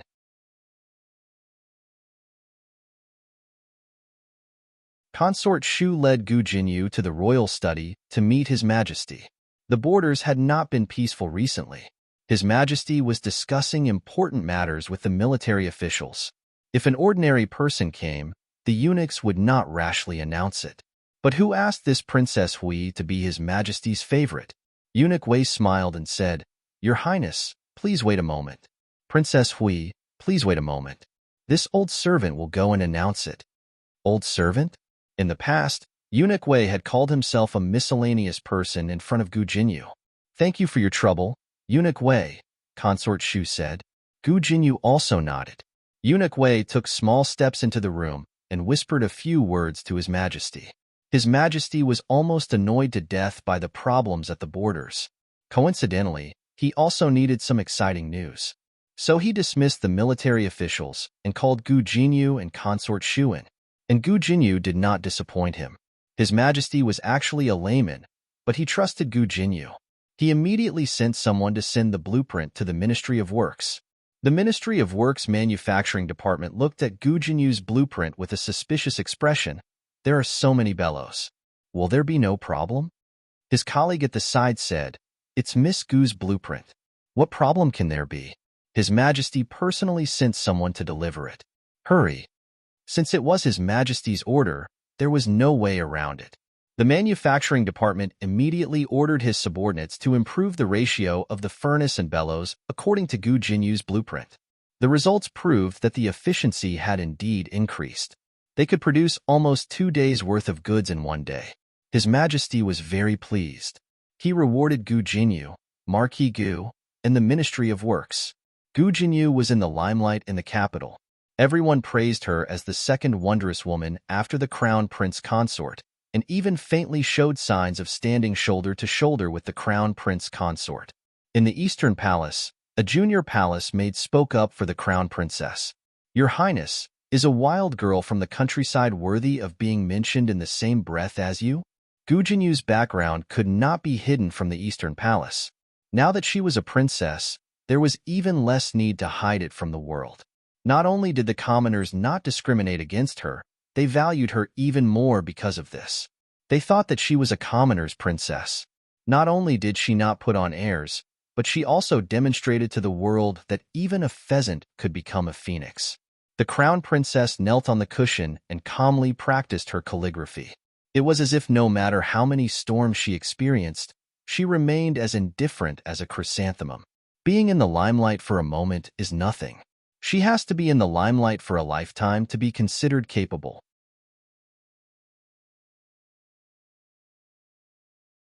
She did not express any dissatisfaction with Gu Jinyu's limelight at all. The crown princess had seen too many people in the limelight who disappeared in the blink of an eye like shooting stars. His Majesty's favorites came and went, but how many of them lasted? She would never be jealous of a woman who stole her limelight because she knew that it was all temporary. On a sunny afternoon, the old blacksmith and the carpenter finally arrived in the capital after a long journey of more than a month. They were escorted by officials all the way, so it was not too difficult. It was just that the old blacksmith was old and could not bear it. Because they were summoned by His Majesty, the officials did not dare to delay. After entering the capital, they took the two to the post house to bathe and change before immediately entering the palace to meet His Majesty. The two had not even been to the capital, much less the palace. Walking on the shiny white marble floor, the two did not even dare to breathe loudly.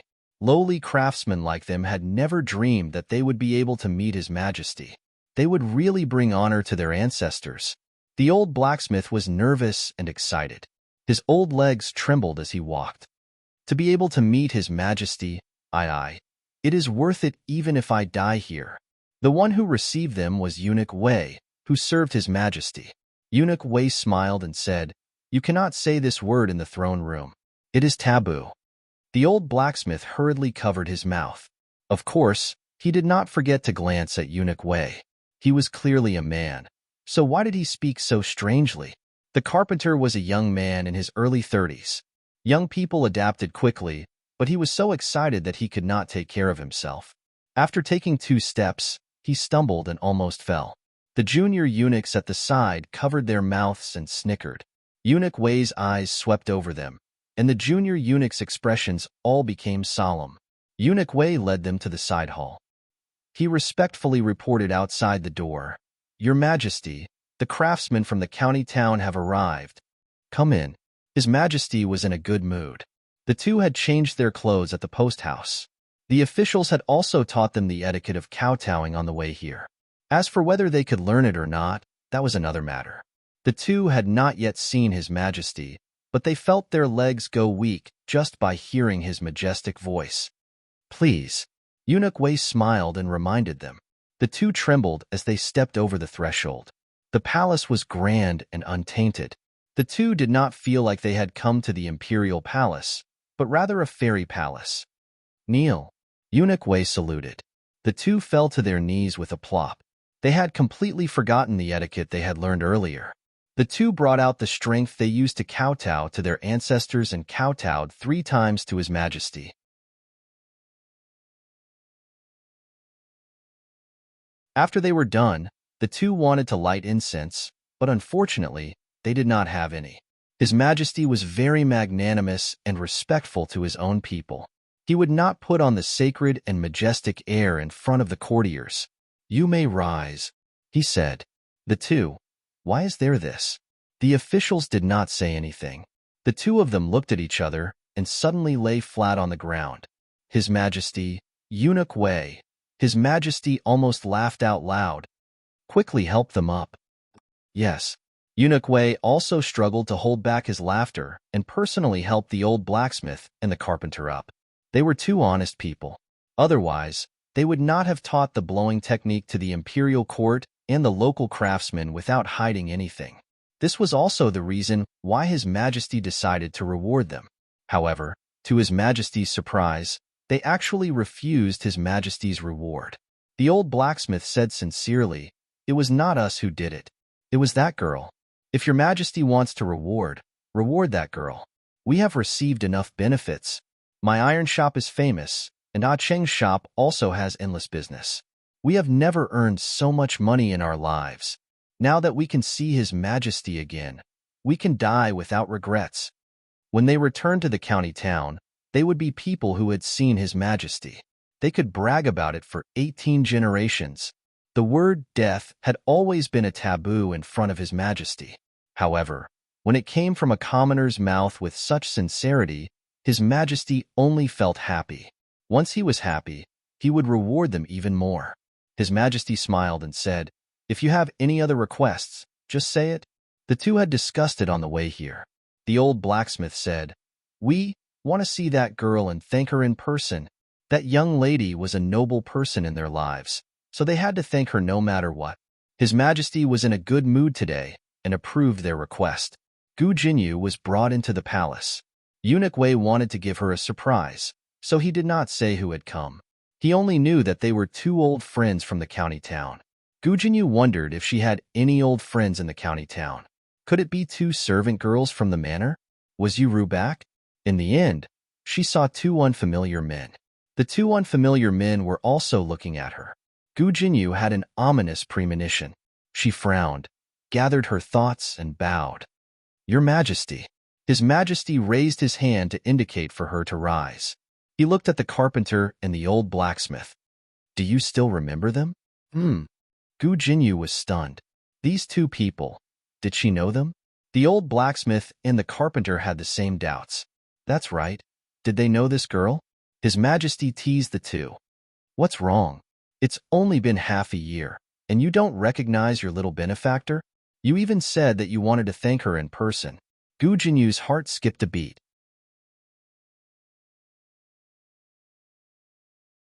The old blacksmith frowned. "Your Majesty, you're mistaken. She's not that girl."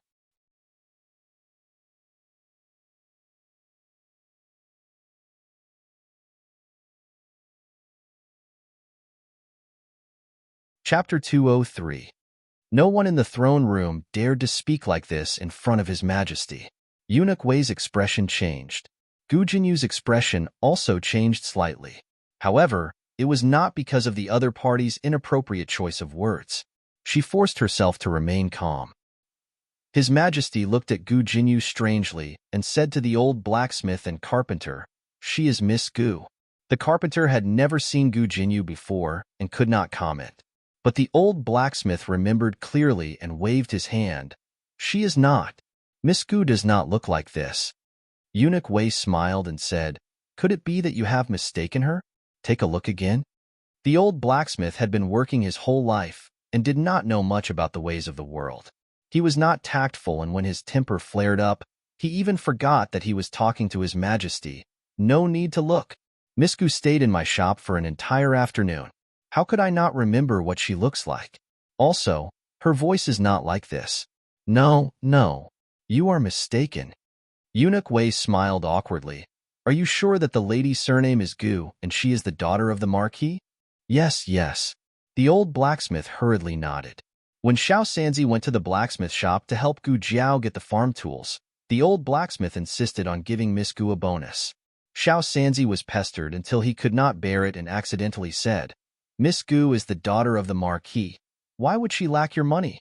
Xiao Sanzi had let it slip, but after that, he was especially cautious and did not speak of it again. Eunuch Wei said, but she is the daughter of the Marquis, and her surname is Gu. There is no other daughter of the Marquis with the surname Gu in this world. As he spoke to this point, he suddenly paused. No, there was a second. Marquis Gu's family had two daughters. One was his biological daughter who grew up in the countryside, and the other was his adopted daughter who grew up by his side. Although they were swapped, Marquis Gu had always treated his adopted daughter as his own, and this adopted daughter was very capable. If the swapping incident had not been exposed, no one would have suspected that she was not the real daughter of an aristocratic family. What Eunuch Wei guessed, His Majesty guessed it too. However, Marquis Gu once swore that his own daughter was illiterate. So who was the one lying? The old blacksmith's expression was magnanimous, but Gu Jinyu's face was deathly pale. His Majesty's stern gaze landed on Gu Jinyu's face. What do you have to say? Gu Jinyu clenched her fists to prevent herself from showing her cowardice. Your Majesty, I was the one who invented the bellows. The old blacksmith was anxious.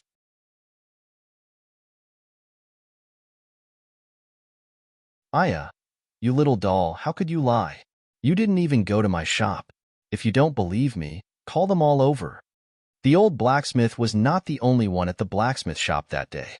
The other blacksmiths had also seen Gu Jiao. How dare you? This is the princess. Eunuch Wei reminded him in a low voice. The old blacksmith didn't care if she was a princess or not. He only knew that she wasn't the person he was looking for. She couldn't claim credit for herself. Your Majesty.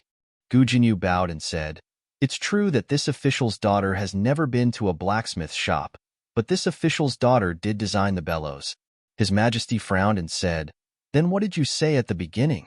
Gu Jinyu lowered her eyes and said in a low voice, Your Majesty only asked this official's daughter if the bellows were my invention. He didn't ask if this official's daughter had ever been to a blacksmith's shop. His Majesty's frown deepened. Then aren't you curious how someone else managed to make your own thing? Gu Jinyu said, I was curious, but I wasn't too surprised. After all, this official's daughter had mentioned it to many people. Even my personal maid knew about it. His Majesty's gaze was already suspicious. Are you implying that someone stole your results? No, it's not like that. The old blacksmith refuted. Miss Gu wouldn't steal. Gu Jinyu shook her head and said earnestly, I didn't say that she stole. Perhaps she had good intentions and wanted to help you, so I don't blame that person. The old blacksmith was stunned. He was smart, generous, and selfless. He had all of them. But the old blacksmith still felt that something was wrong. It had nothing to do with evidence. It was just his intuition, which he had lived for most of his life. Gu Jinyu had already made up her mind.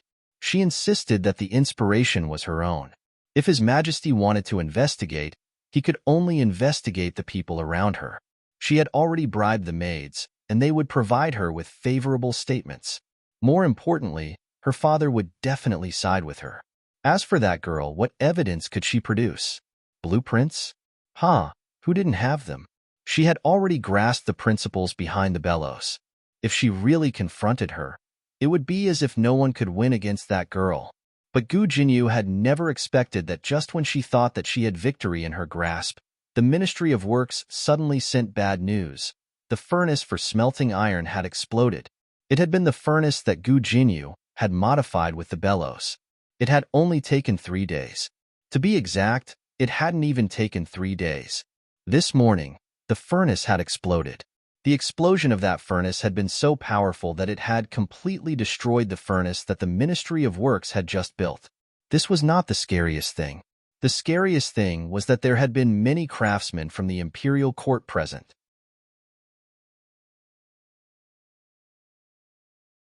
They had all been seriously injured by the explosion. The person who had come to report was a deputy supervisor from the Ministry of Works. He had rushed over from the scene. He had just gone to the latrine and was not near the furnace. Otherwise, he would have also been seriously injured. "Bring him in," His Majesty said in a low voice. In an instant, he no longer had that amiable aura. The old blacksmith and the carpenter both saw what was called the true might of the emperor. He sat on the wooden chair and exuded an unshakable aura. It was so oppressive that the two could not breathe. The deputy supervisor entered the side hall in a sorry state. His legs gave out and he knelt down. He concisely recounted the incident. When he mentioned that it was Gu Jinyu who had modified the furnace, he glanced at Gu Jinyu with a complicated expression. The blood drained from Gu Jinyu's face. The old blacksmith asked anxiously, "Why did it explode? How big is your furnace? How many bellows did you use?"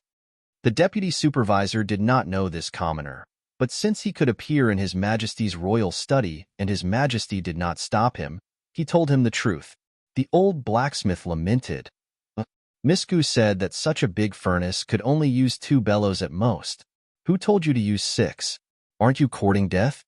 When Gu Jiao had taught the technique to the old blacksmith, she had naturally told him what to pay attention to. The old blacksmith had told the imperial court without reservation.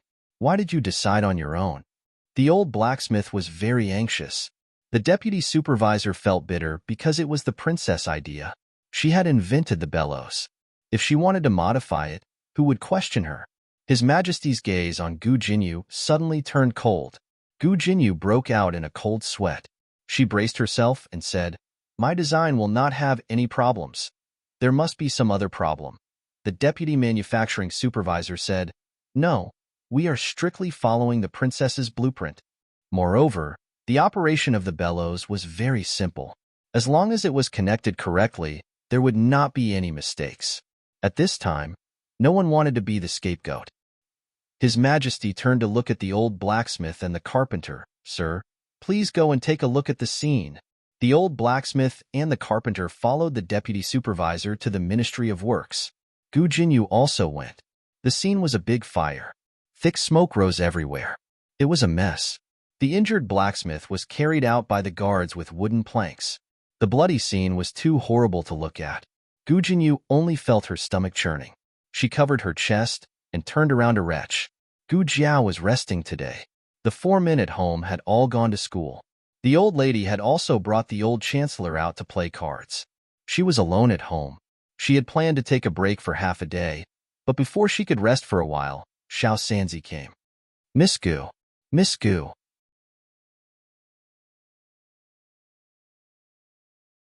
"Not good.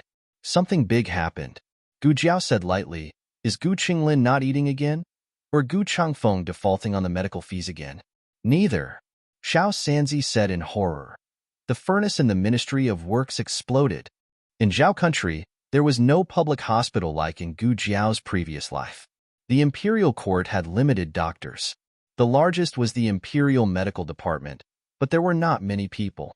The second largest was the medical officers in the military camp. They were far away from the fire. Generally, when such an emergency occurred, the imperial court would requisition doctors from the major medical centers in the capital. The miracle hall was also in the requisition scope.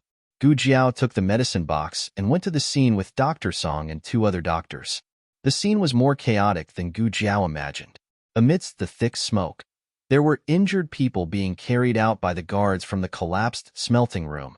Doctors from other medical centers had already arrived and were treating the injuries of several injured people. Gu Jiao was not in a hurry to treat the injuries. Instead, she took out the cloth strips of various colors that she had prepared in advance and handed them to the 3 doctors of the Miracle Hall. "Do as I said before?" "Yes." The 3 nodded. Minister Zhao was originally outside inspecting the city's defense. When he heard that something had happened in the government office, he rushed back without stopping. Beside him stood a young man with an honorable aura. The young man was wearing a brocade robe. He was tall and had a cold face. Between his eyebrows, there was an aura of a superior. At this time, almost all of the injured people were carried out. There were dozens of people with light and serious injuries. The doctors from the major medical centers were treating the injured people. But among this group of people, there were a few doctors who acted differently. They were not in a hurry to save the patients. Instead, they quickly examined the patients. According to the severity of their injuries, they pasted different colored cloth strips. The patients with the red cloth strips were in critical condition. The patients with the yellow cloth strips were not lightly injured, but they were still conscious. The patients with the green cloth strips were slightly injured. They first treated the patients with the red cloth strips, then the patients with the yellow cloth strips, and finally the patients with the green cloth strips. Compared to the chaos in the other medical centers, their side was orderly and orderly. The young man slightly narrowed his eyes. Soon, he found a patient with a black cloth strip. He was lying quietly on the floor. The doctors came and went, but no one cared about his condition. "Is he dead?" the young man asked. Minister Zhao hurriedly ran over and used his hand to check the patient's breathing.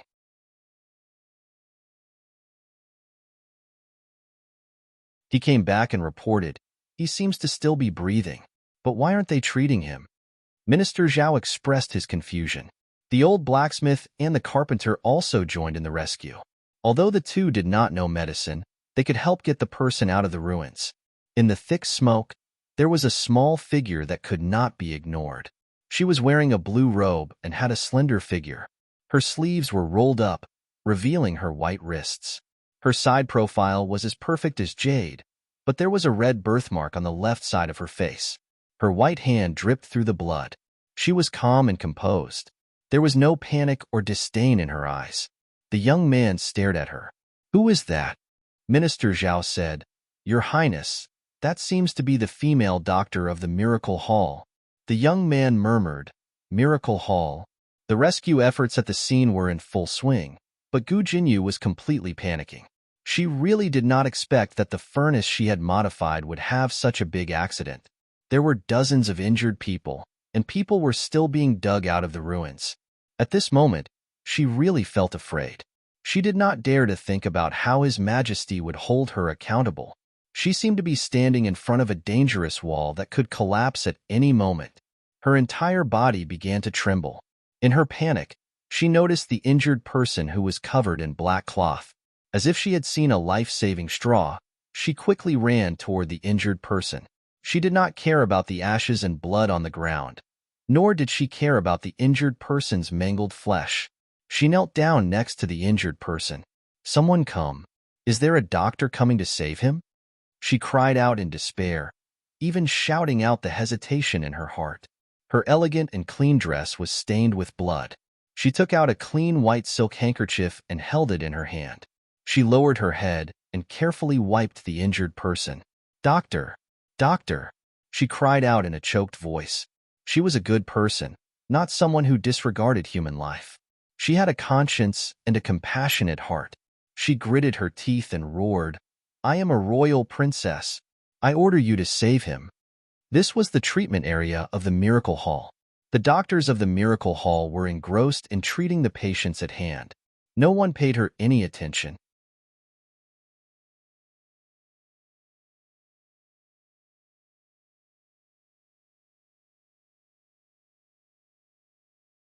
Chapter 204. Don't move. It'll be done soon. Gu Jiao was cleaning a patient's wound. He was the first craftsman to notice that something was wrong with the furnace and hurriedly ordered people to run out. If it weren't for him, all the craftsmen who were blowing air would have been killed by the explosion. However, even though they escaped quickly and the furnace exploded quickly, many of them were seriously injured. Especially after this furnace exploded, the other furnaces also collapsed, and the fire burned down the entire workshop. The loss of the imperial court was huge. "Doctor, will my leg be crippled?" the craftsman said fearfully as he lost feeling in his leg. Gu Jiao stitched up his wound. "No, I just gave you an anesthetic and you're temporarily unconscious. You'll feel pain after the anesthetic wears off." The craftsman was relieved and looked gratefully at Gu Jiao. He said weakly, "Miss, I'm fine. You can go treat the others, okay?" Gu Jiao nodded. She finished the last stitch and bandaged his wound. Then, she walked to the next patient. Another patient's back was badly burned. Dr. Song was using the saline Gu Jiao gave him to clean the wound, but the wound was too big. It was Dr. Song's first time dealing with a patient of this level, and he was a little shaky. "I'll do it," Gu Jiao said to him. "You go and see the patient over there." "Okay." Dr. Song gave up his seat for Gu Jiao and went to see the other two patients with yellow strips of cloth. This patient had a red strip of cloth. His condition was critical, but he could still be saved. Gu Jiao squatted down and took a pair of scissors to cut off the rest of the clothes on his back. He hadn't completely lost consciousness, which meant that he was in great pain. Gu Jiao took out a painkiller from the small medicine box and was about to inject it into his skin when Gu Jinyu rushed over like a madman. He grabbed Gu Jiao's wrist and said hoarsely, "I've been shouting for so long. Didn't you hear me? Someone over there is dying. Go and save him." In the past, in Gu Jinyu's heart, Gu Jiao was just a little medicine boy. But when it came to a critical moment, she actually started to rely on this little medicine boy. Gu Jiao looked at the hand holding her wrist in annoyance. "Take it away." It was too annoying to say another word. Gu Jinyu said self-righteously, "Aren't you a doctor? How can you leave him in the lurch?" She pointed at the patient lying beside Gu Jiao. "That person's condition is much worse than his. If we don't treat him now, he will die." Of course, Gu Jiao understood the man's condition. She was the one who tied the black cloth on him.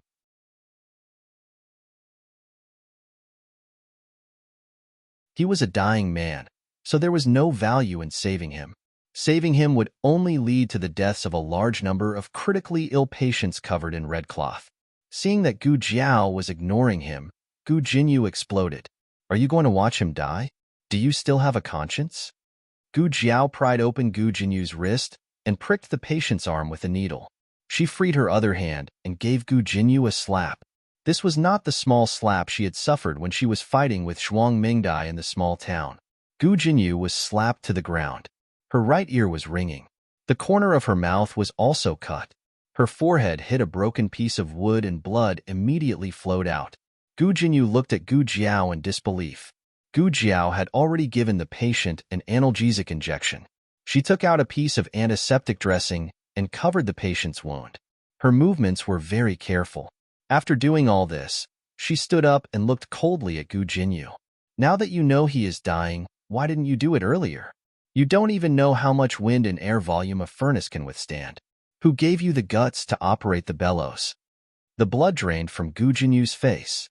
Gu Jiao said coldly, "If you are ignorant, then find a place to die of stupidity. Don't come out to harm others." Gu Jiao had already seen the old blacksmith and knew the whole story of the accident. This was originally an accident that could have been completely avoided. The young man had seen everything that had happened between Gu Jiao and Gu Jinyu. "Find out who that girl is." Minister Zhao was about to respond when a hidden guard appeared out of nowhere and nodded. "Yes."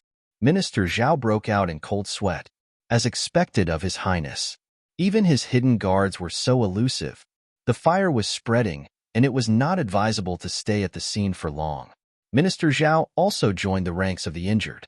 Soon, Gu Chongqing arrived with a group of guards. The 6 ministries and the Grand Council belonged to different factions. Strictly speaking, the accident at the Ministry of Works had nothing to do with the military camp.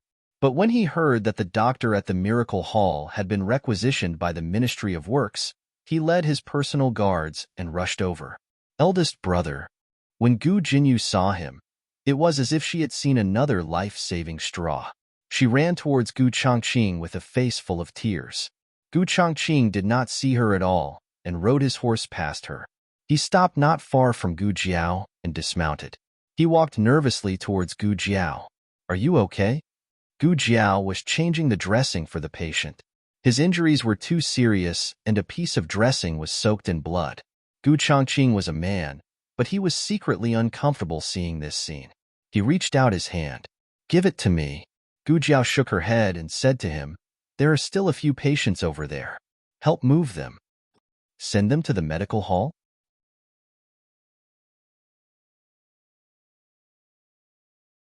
Gu Chongqing asked. Yes. Gu Jiao nodded.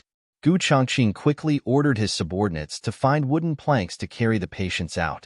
There was another patient who had only sprained his ankle and suffered some superficial injuries. Gu Chongqing directly carried him on his back. He had only taken a few steps when he suddenly felt two gazes that could not be ignored fall on him.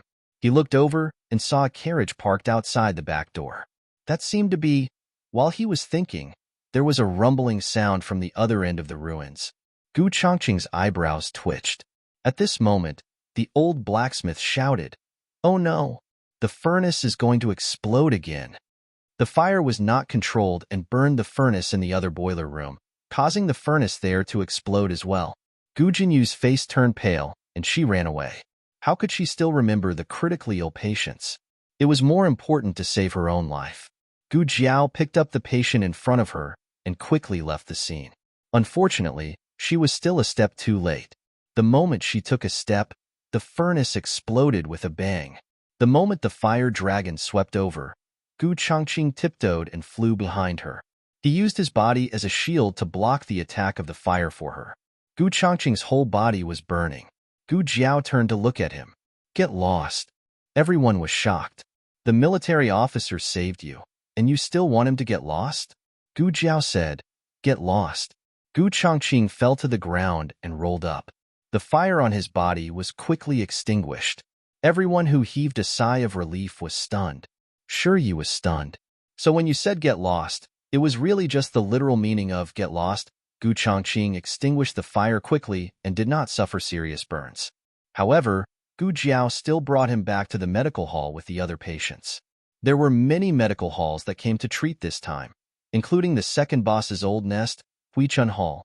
Huichun Hall was one of the best medical halls in the capital. They had 6 doctors this time, but the number of patients they treated was not even half of the number of patients in Miracle Hands Hall.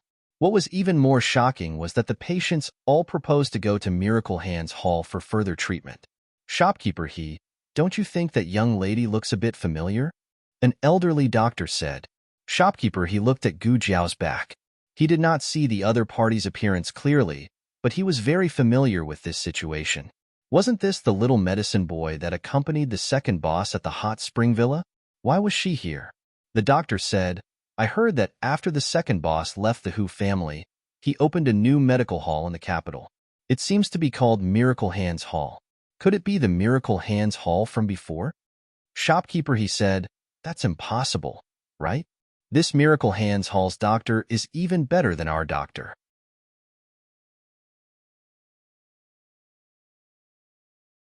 Where did he find such a good doctor? Shopkeeper, he felt that it was not possible. However, this Miracle Hands Hall had indeed stolen their Huichun Hall's business. When he returned, he had to report to his boss and let him pay attention to Miracle Hands Hall. The patients at the scene only received simple treatment. When they returned to the medical hall, those who needed surgery would need surgery, and those who needed treatment would need treatment. Gu Jiao was very busy and did not have the time to find trouble with Gu Jinyu for the time being. After Gu Jinyu fled the scene, she panicked and boarded the carriage, falling down. "Miss."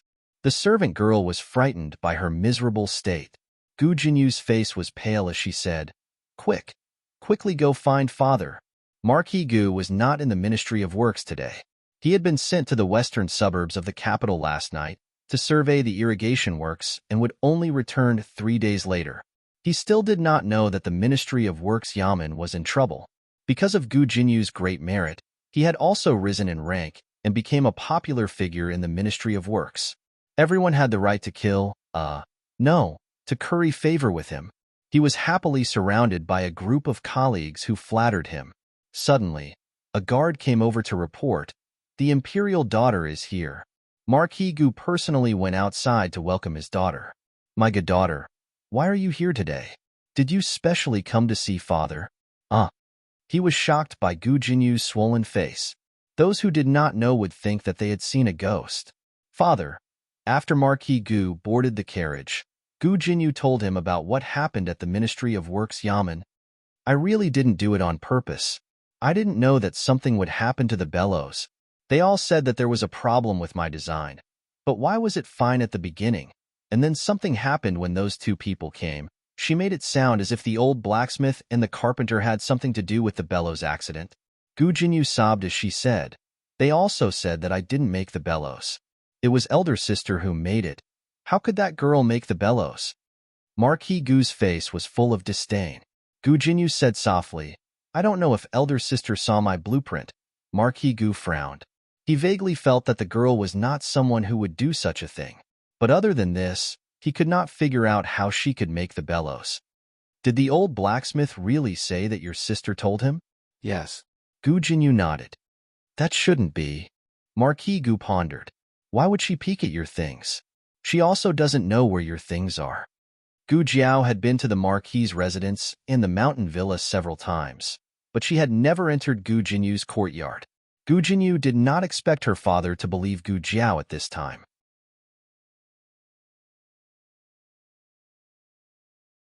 She was stunned and said, "Perhaps elder sister also thought of how to make the bellows. We all thought of it." Marquis Gu's intelligence was only online for a moment. He sighed. "Perhaps the two of you really have a telepathic connection. Don't worry, I will investigate the bellows accident. It might not be a problem with the bellows. It could be that the furnace has not been repaired for a long time. As for who invented the bellows, I will also report to His Majesty." Gu Jiao hugged his arm and said coquettishly, "Father, you really dote on your daughter the most in the world." Marquis Gu was very pleased. This was what a caring little girl was like. Unlike that lass, who seemed to be leaking air everywhere. She was simply a cold armor.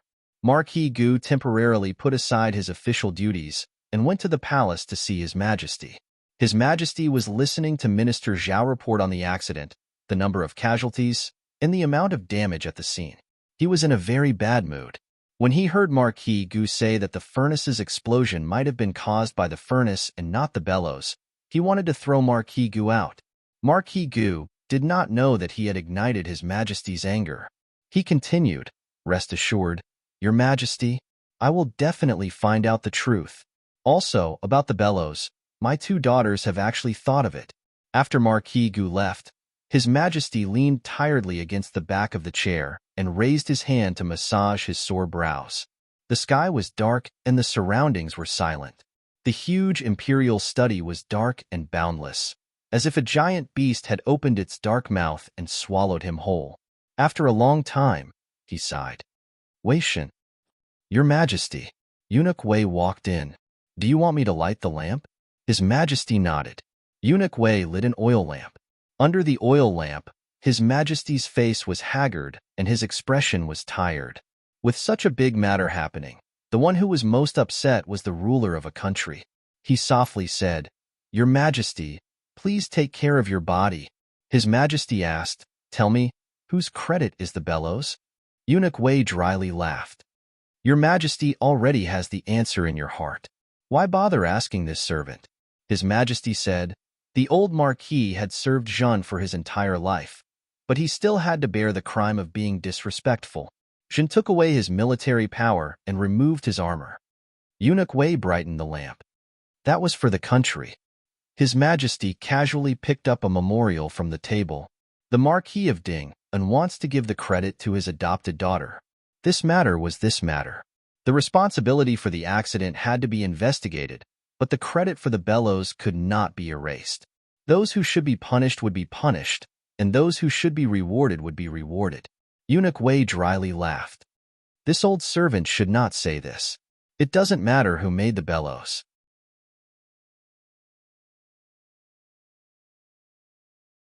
In the end, it was the work of the Marquis Fu. I heard that the eldest Miss Gu had already gotten married in the countryside and County Princess Hui had not yet married. This was very thought-provoking. If a married woman only married a country bumpkin, the help she could provide to her maternal family was limited. If Gu Jinyu married into a noble family, His Majesty would be like a tiger that had grown wings. In terms of value, the credit should be given to Gu Jinyu. As for the accident, once the evidence came out, the Marquis Ding and Fu would definitely have to take responsibility. His Majesty hesitated. But wouldn't this be too unfair to the eldest miss? Eunuch Wei earnestly said, her own father did not feel wronged. Why would your Majesty feel wronged for her? She is destined to be abandoned by the Marquis Fu. She will not be of any help to the Marquis Fu, and will not be of any help to your Majesty." His Majesty gave a self-deprecating smile. "Then is Jean still a wise ruler?" Eunuch Wei said, "Your Majesty sacrificed one person to save the people from disaster. Why is it unclear? Why is it unkind?" "Your Majesty," a young pill apprentice called from outside the door, "you should take the pill." His Majesty gave Eunuch Wei a look. Eunuch Wei understood and walked to the door with his horsetail whisk. He extended his skinny hand and said in a sharp voice, "Give it to me." "Yes." The young pill apprentice knelt on the ground and handed the brocade box to Eunuch Wei with both hands. Eunuch Wei took the pill and entered. "Your Majesty, don't read the memorials for now. Take the pill." The young pill apprentice stretched his neck. He could not see the scene inside and could only vaguely see His Majesty take the pill from the silhouette in the window. He retreated with satisfaction. Once he left, His Majesty coldly snorted and threw the pill that he had not taken back into the box. With a face full of disdain, he said, "Get rid of it." Yes. Eunuch Wei received the pill and put it away. "Your Majesty." His Majesty's ears did not have a moment of peace before another young eunuch came. "Imperial concubine Shu has come to deliver a tonic soup. Venison complete tonic soup. Good." It was another thing to seek favor. The inner palace had more porridge than monks. The monks had not been there for a long time. Which woman could stand it? But His Majesty was also very helpless. Eunuch Wei wanted to laugh, but did not dare to. It took him a lot of effort to hold it in. "Your Majesty, please bear with it. Didn't that little magic doctor say that you would be free of worries if you did not get sick for 2 years? It has been almost a year." At the mention of the little magic doctor, His Majesty's expression eased a little. He was bored in the palace, so he decided to go out for a walk. He left the palace in plain clothes and only brought Eunuch Wei with him.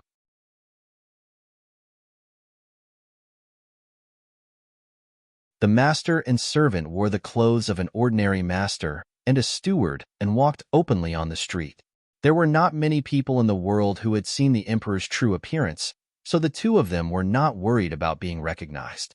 Walking on the streets, looking at the lights of thousands of houses and seeing the people well-fed and well-dressed, the depression in His Majesty's heart finally dissipated a lot. "Oh!" As His Majesty was walking, a small ball fell over and rolled to his feet. Eunuch Wei was scared and opened his arms. "Protect His Majesty." His Majesty looked at Eunuch Wei speechlessly. "It's a child." The small ball pulled the hem of the clothes in front of him and stood up. He patted his little butt and looked down. "Oh, my shoe." One of his tiger head shoes was gone. That was his most beloved little shuzi. He ran around in a circle but could not find his shoe. He was so anxious that he put his hands on his waist and stamped his feet.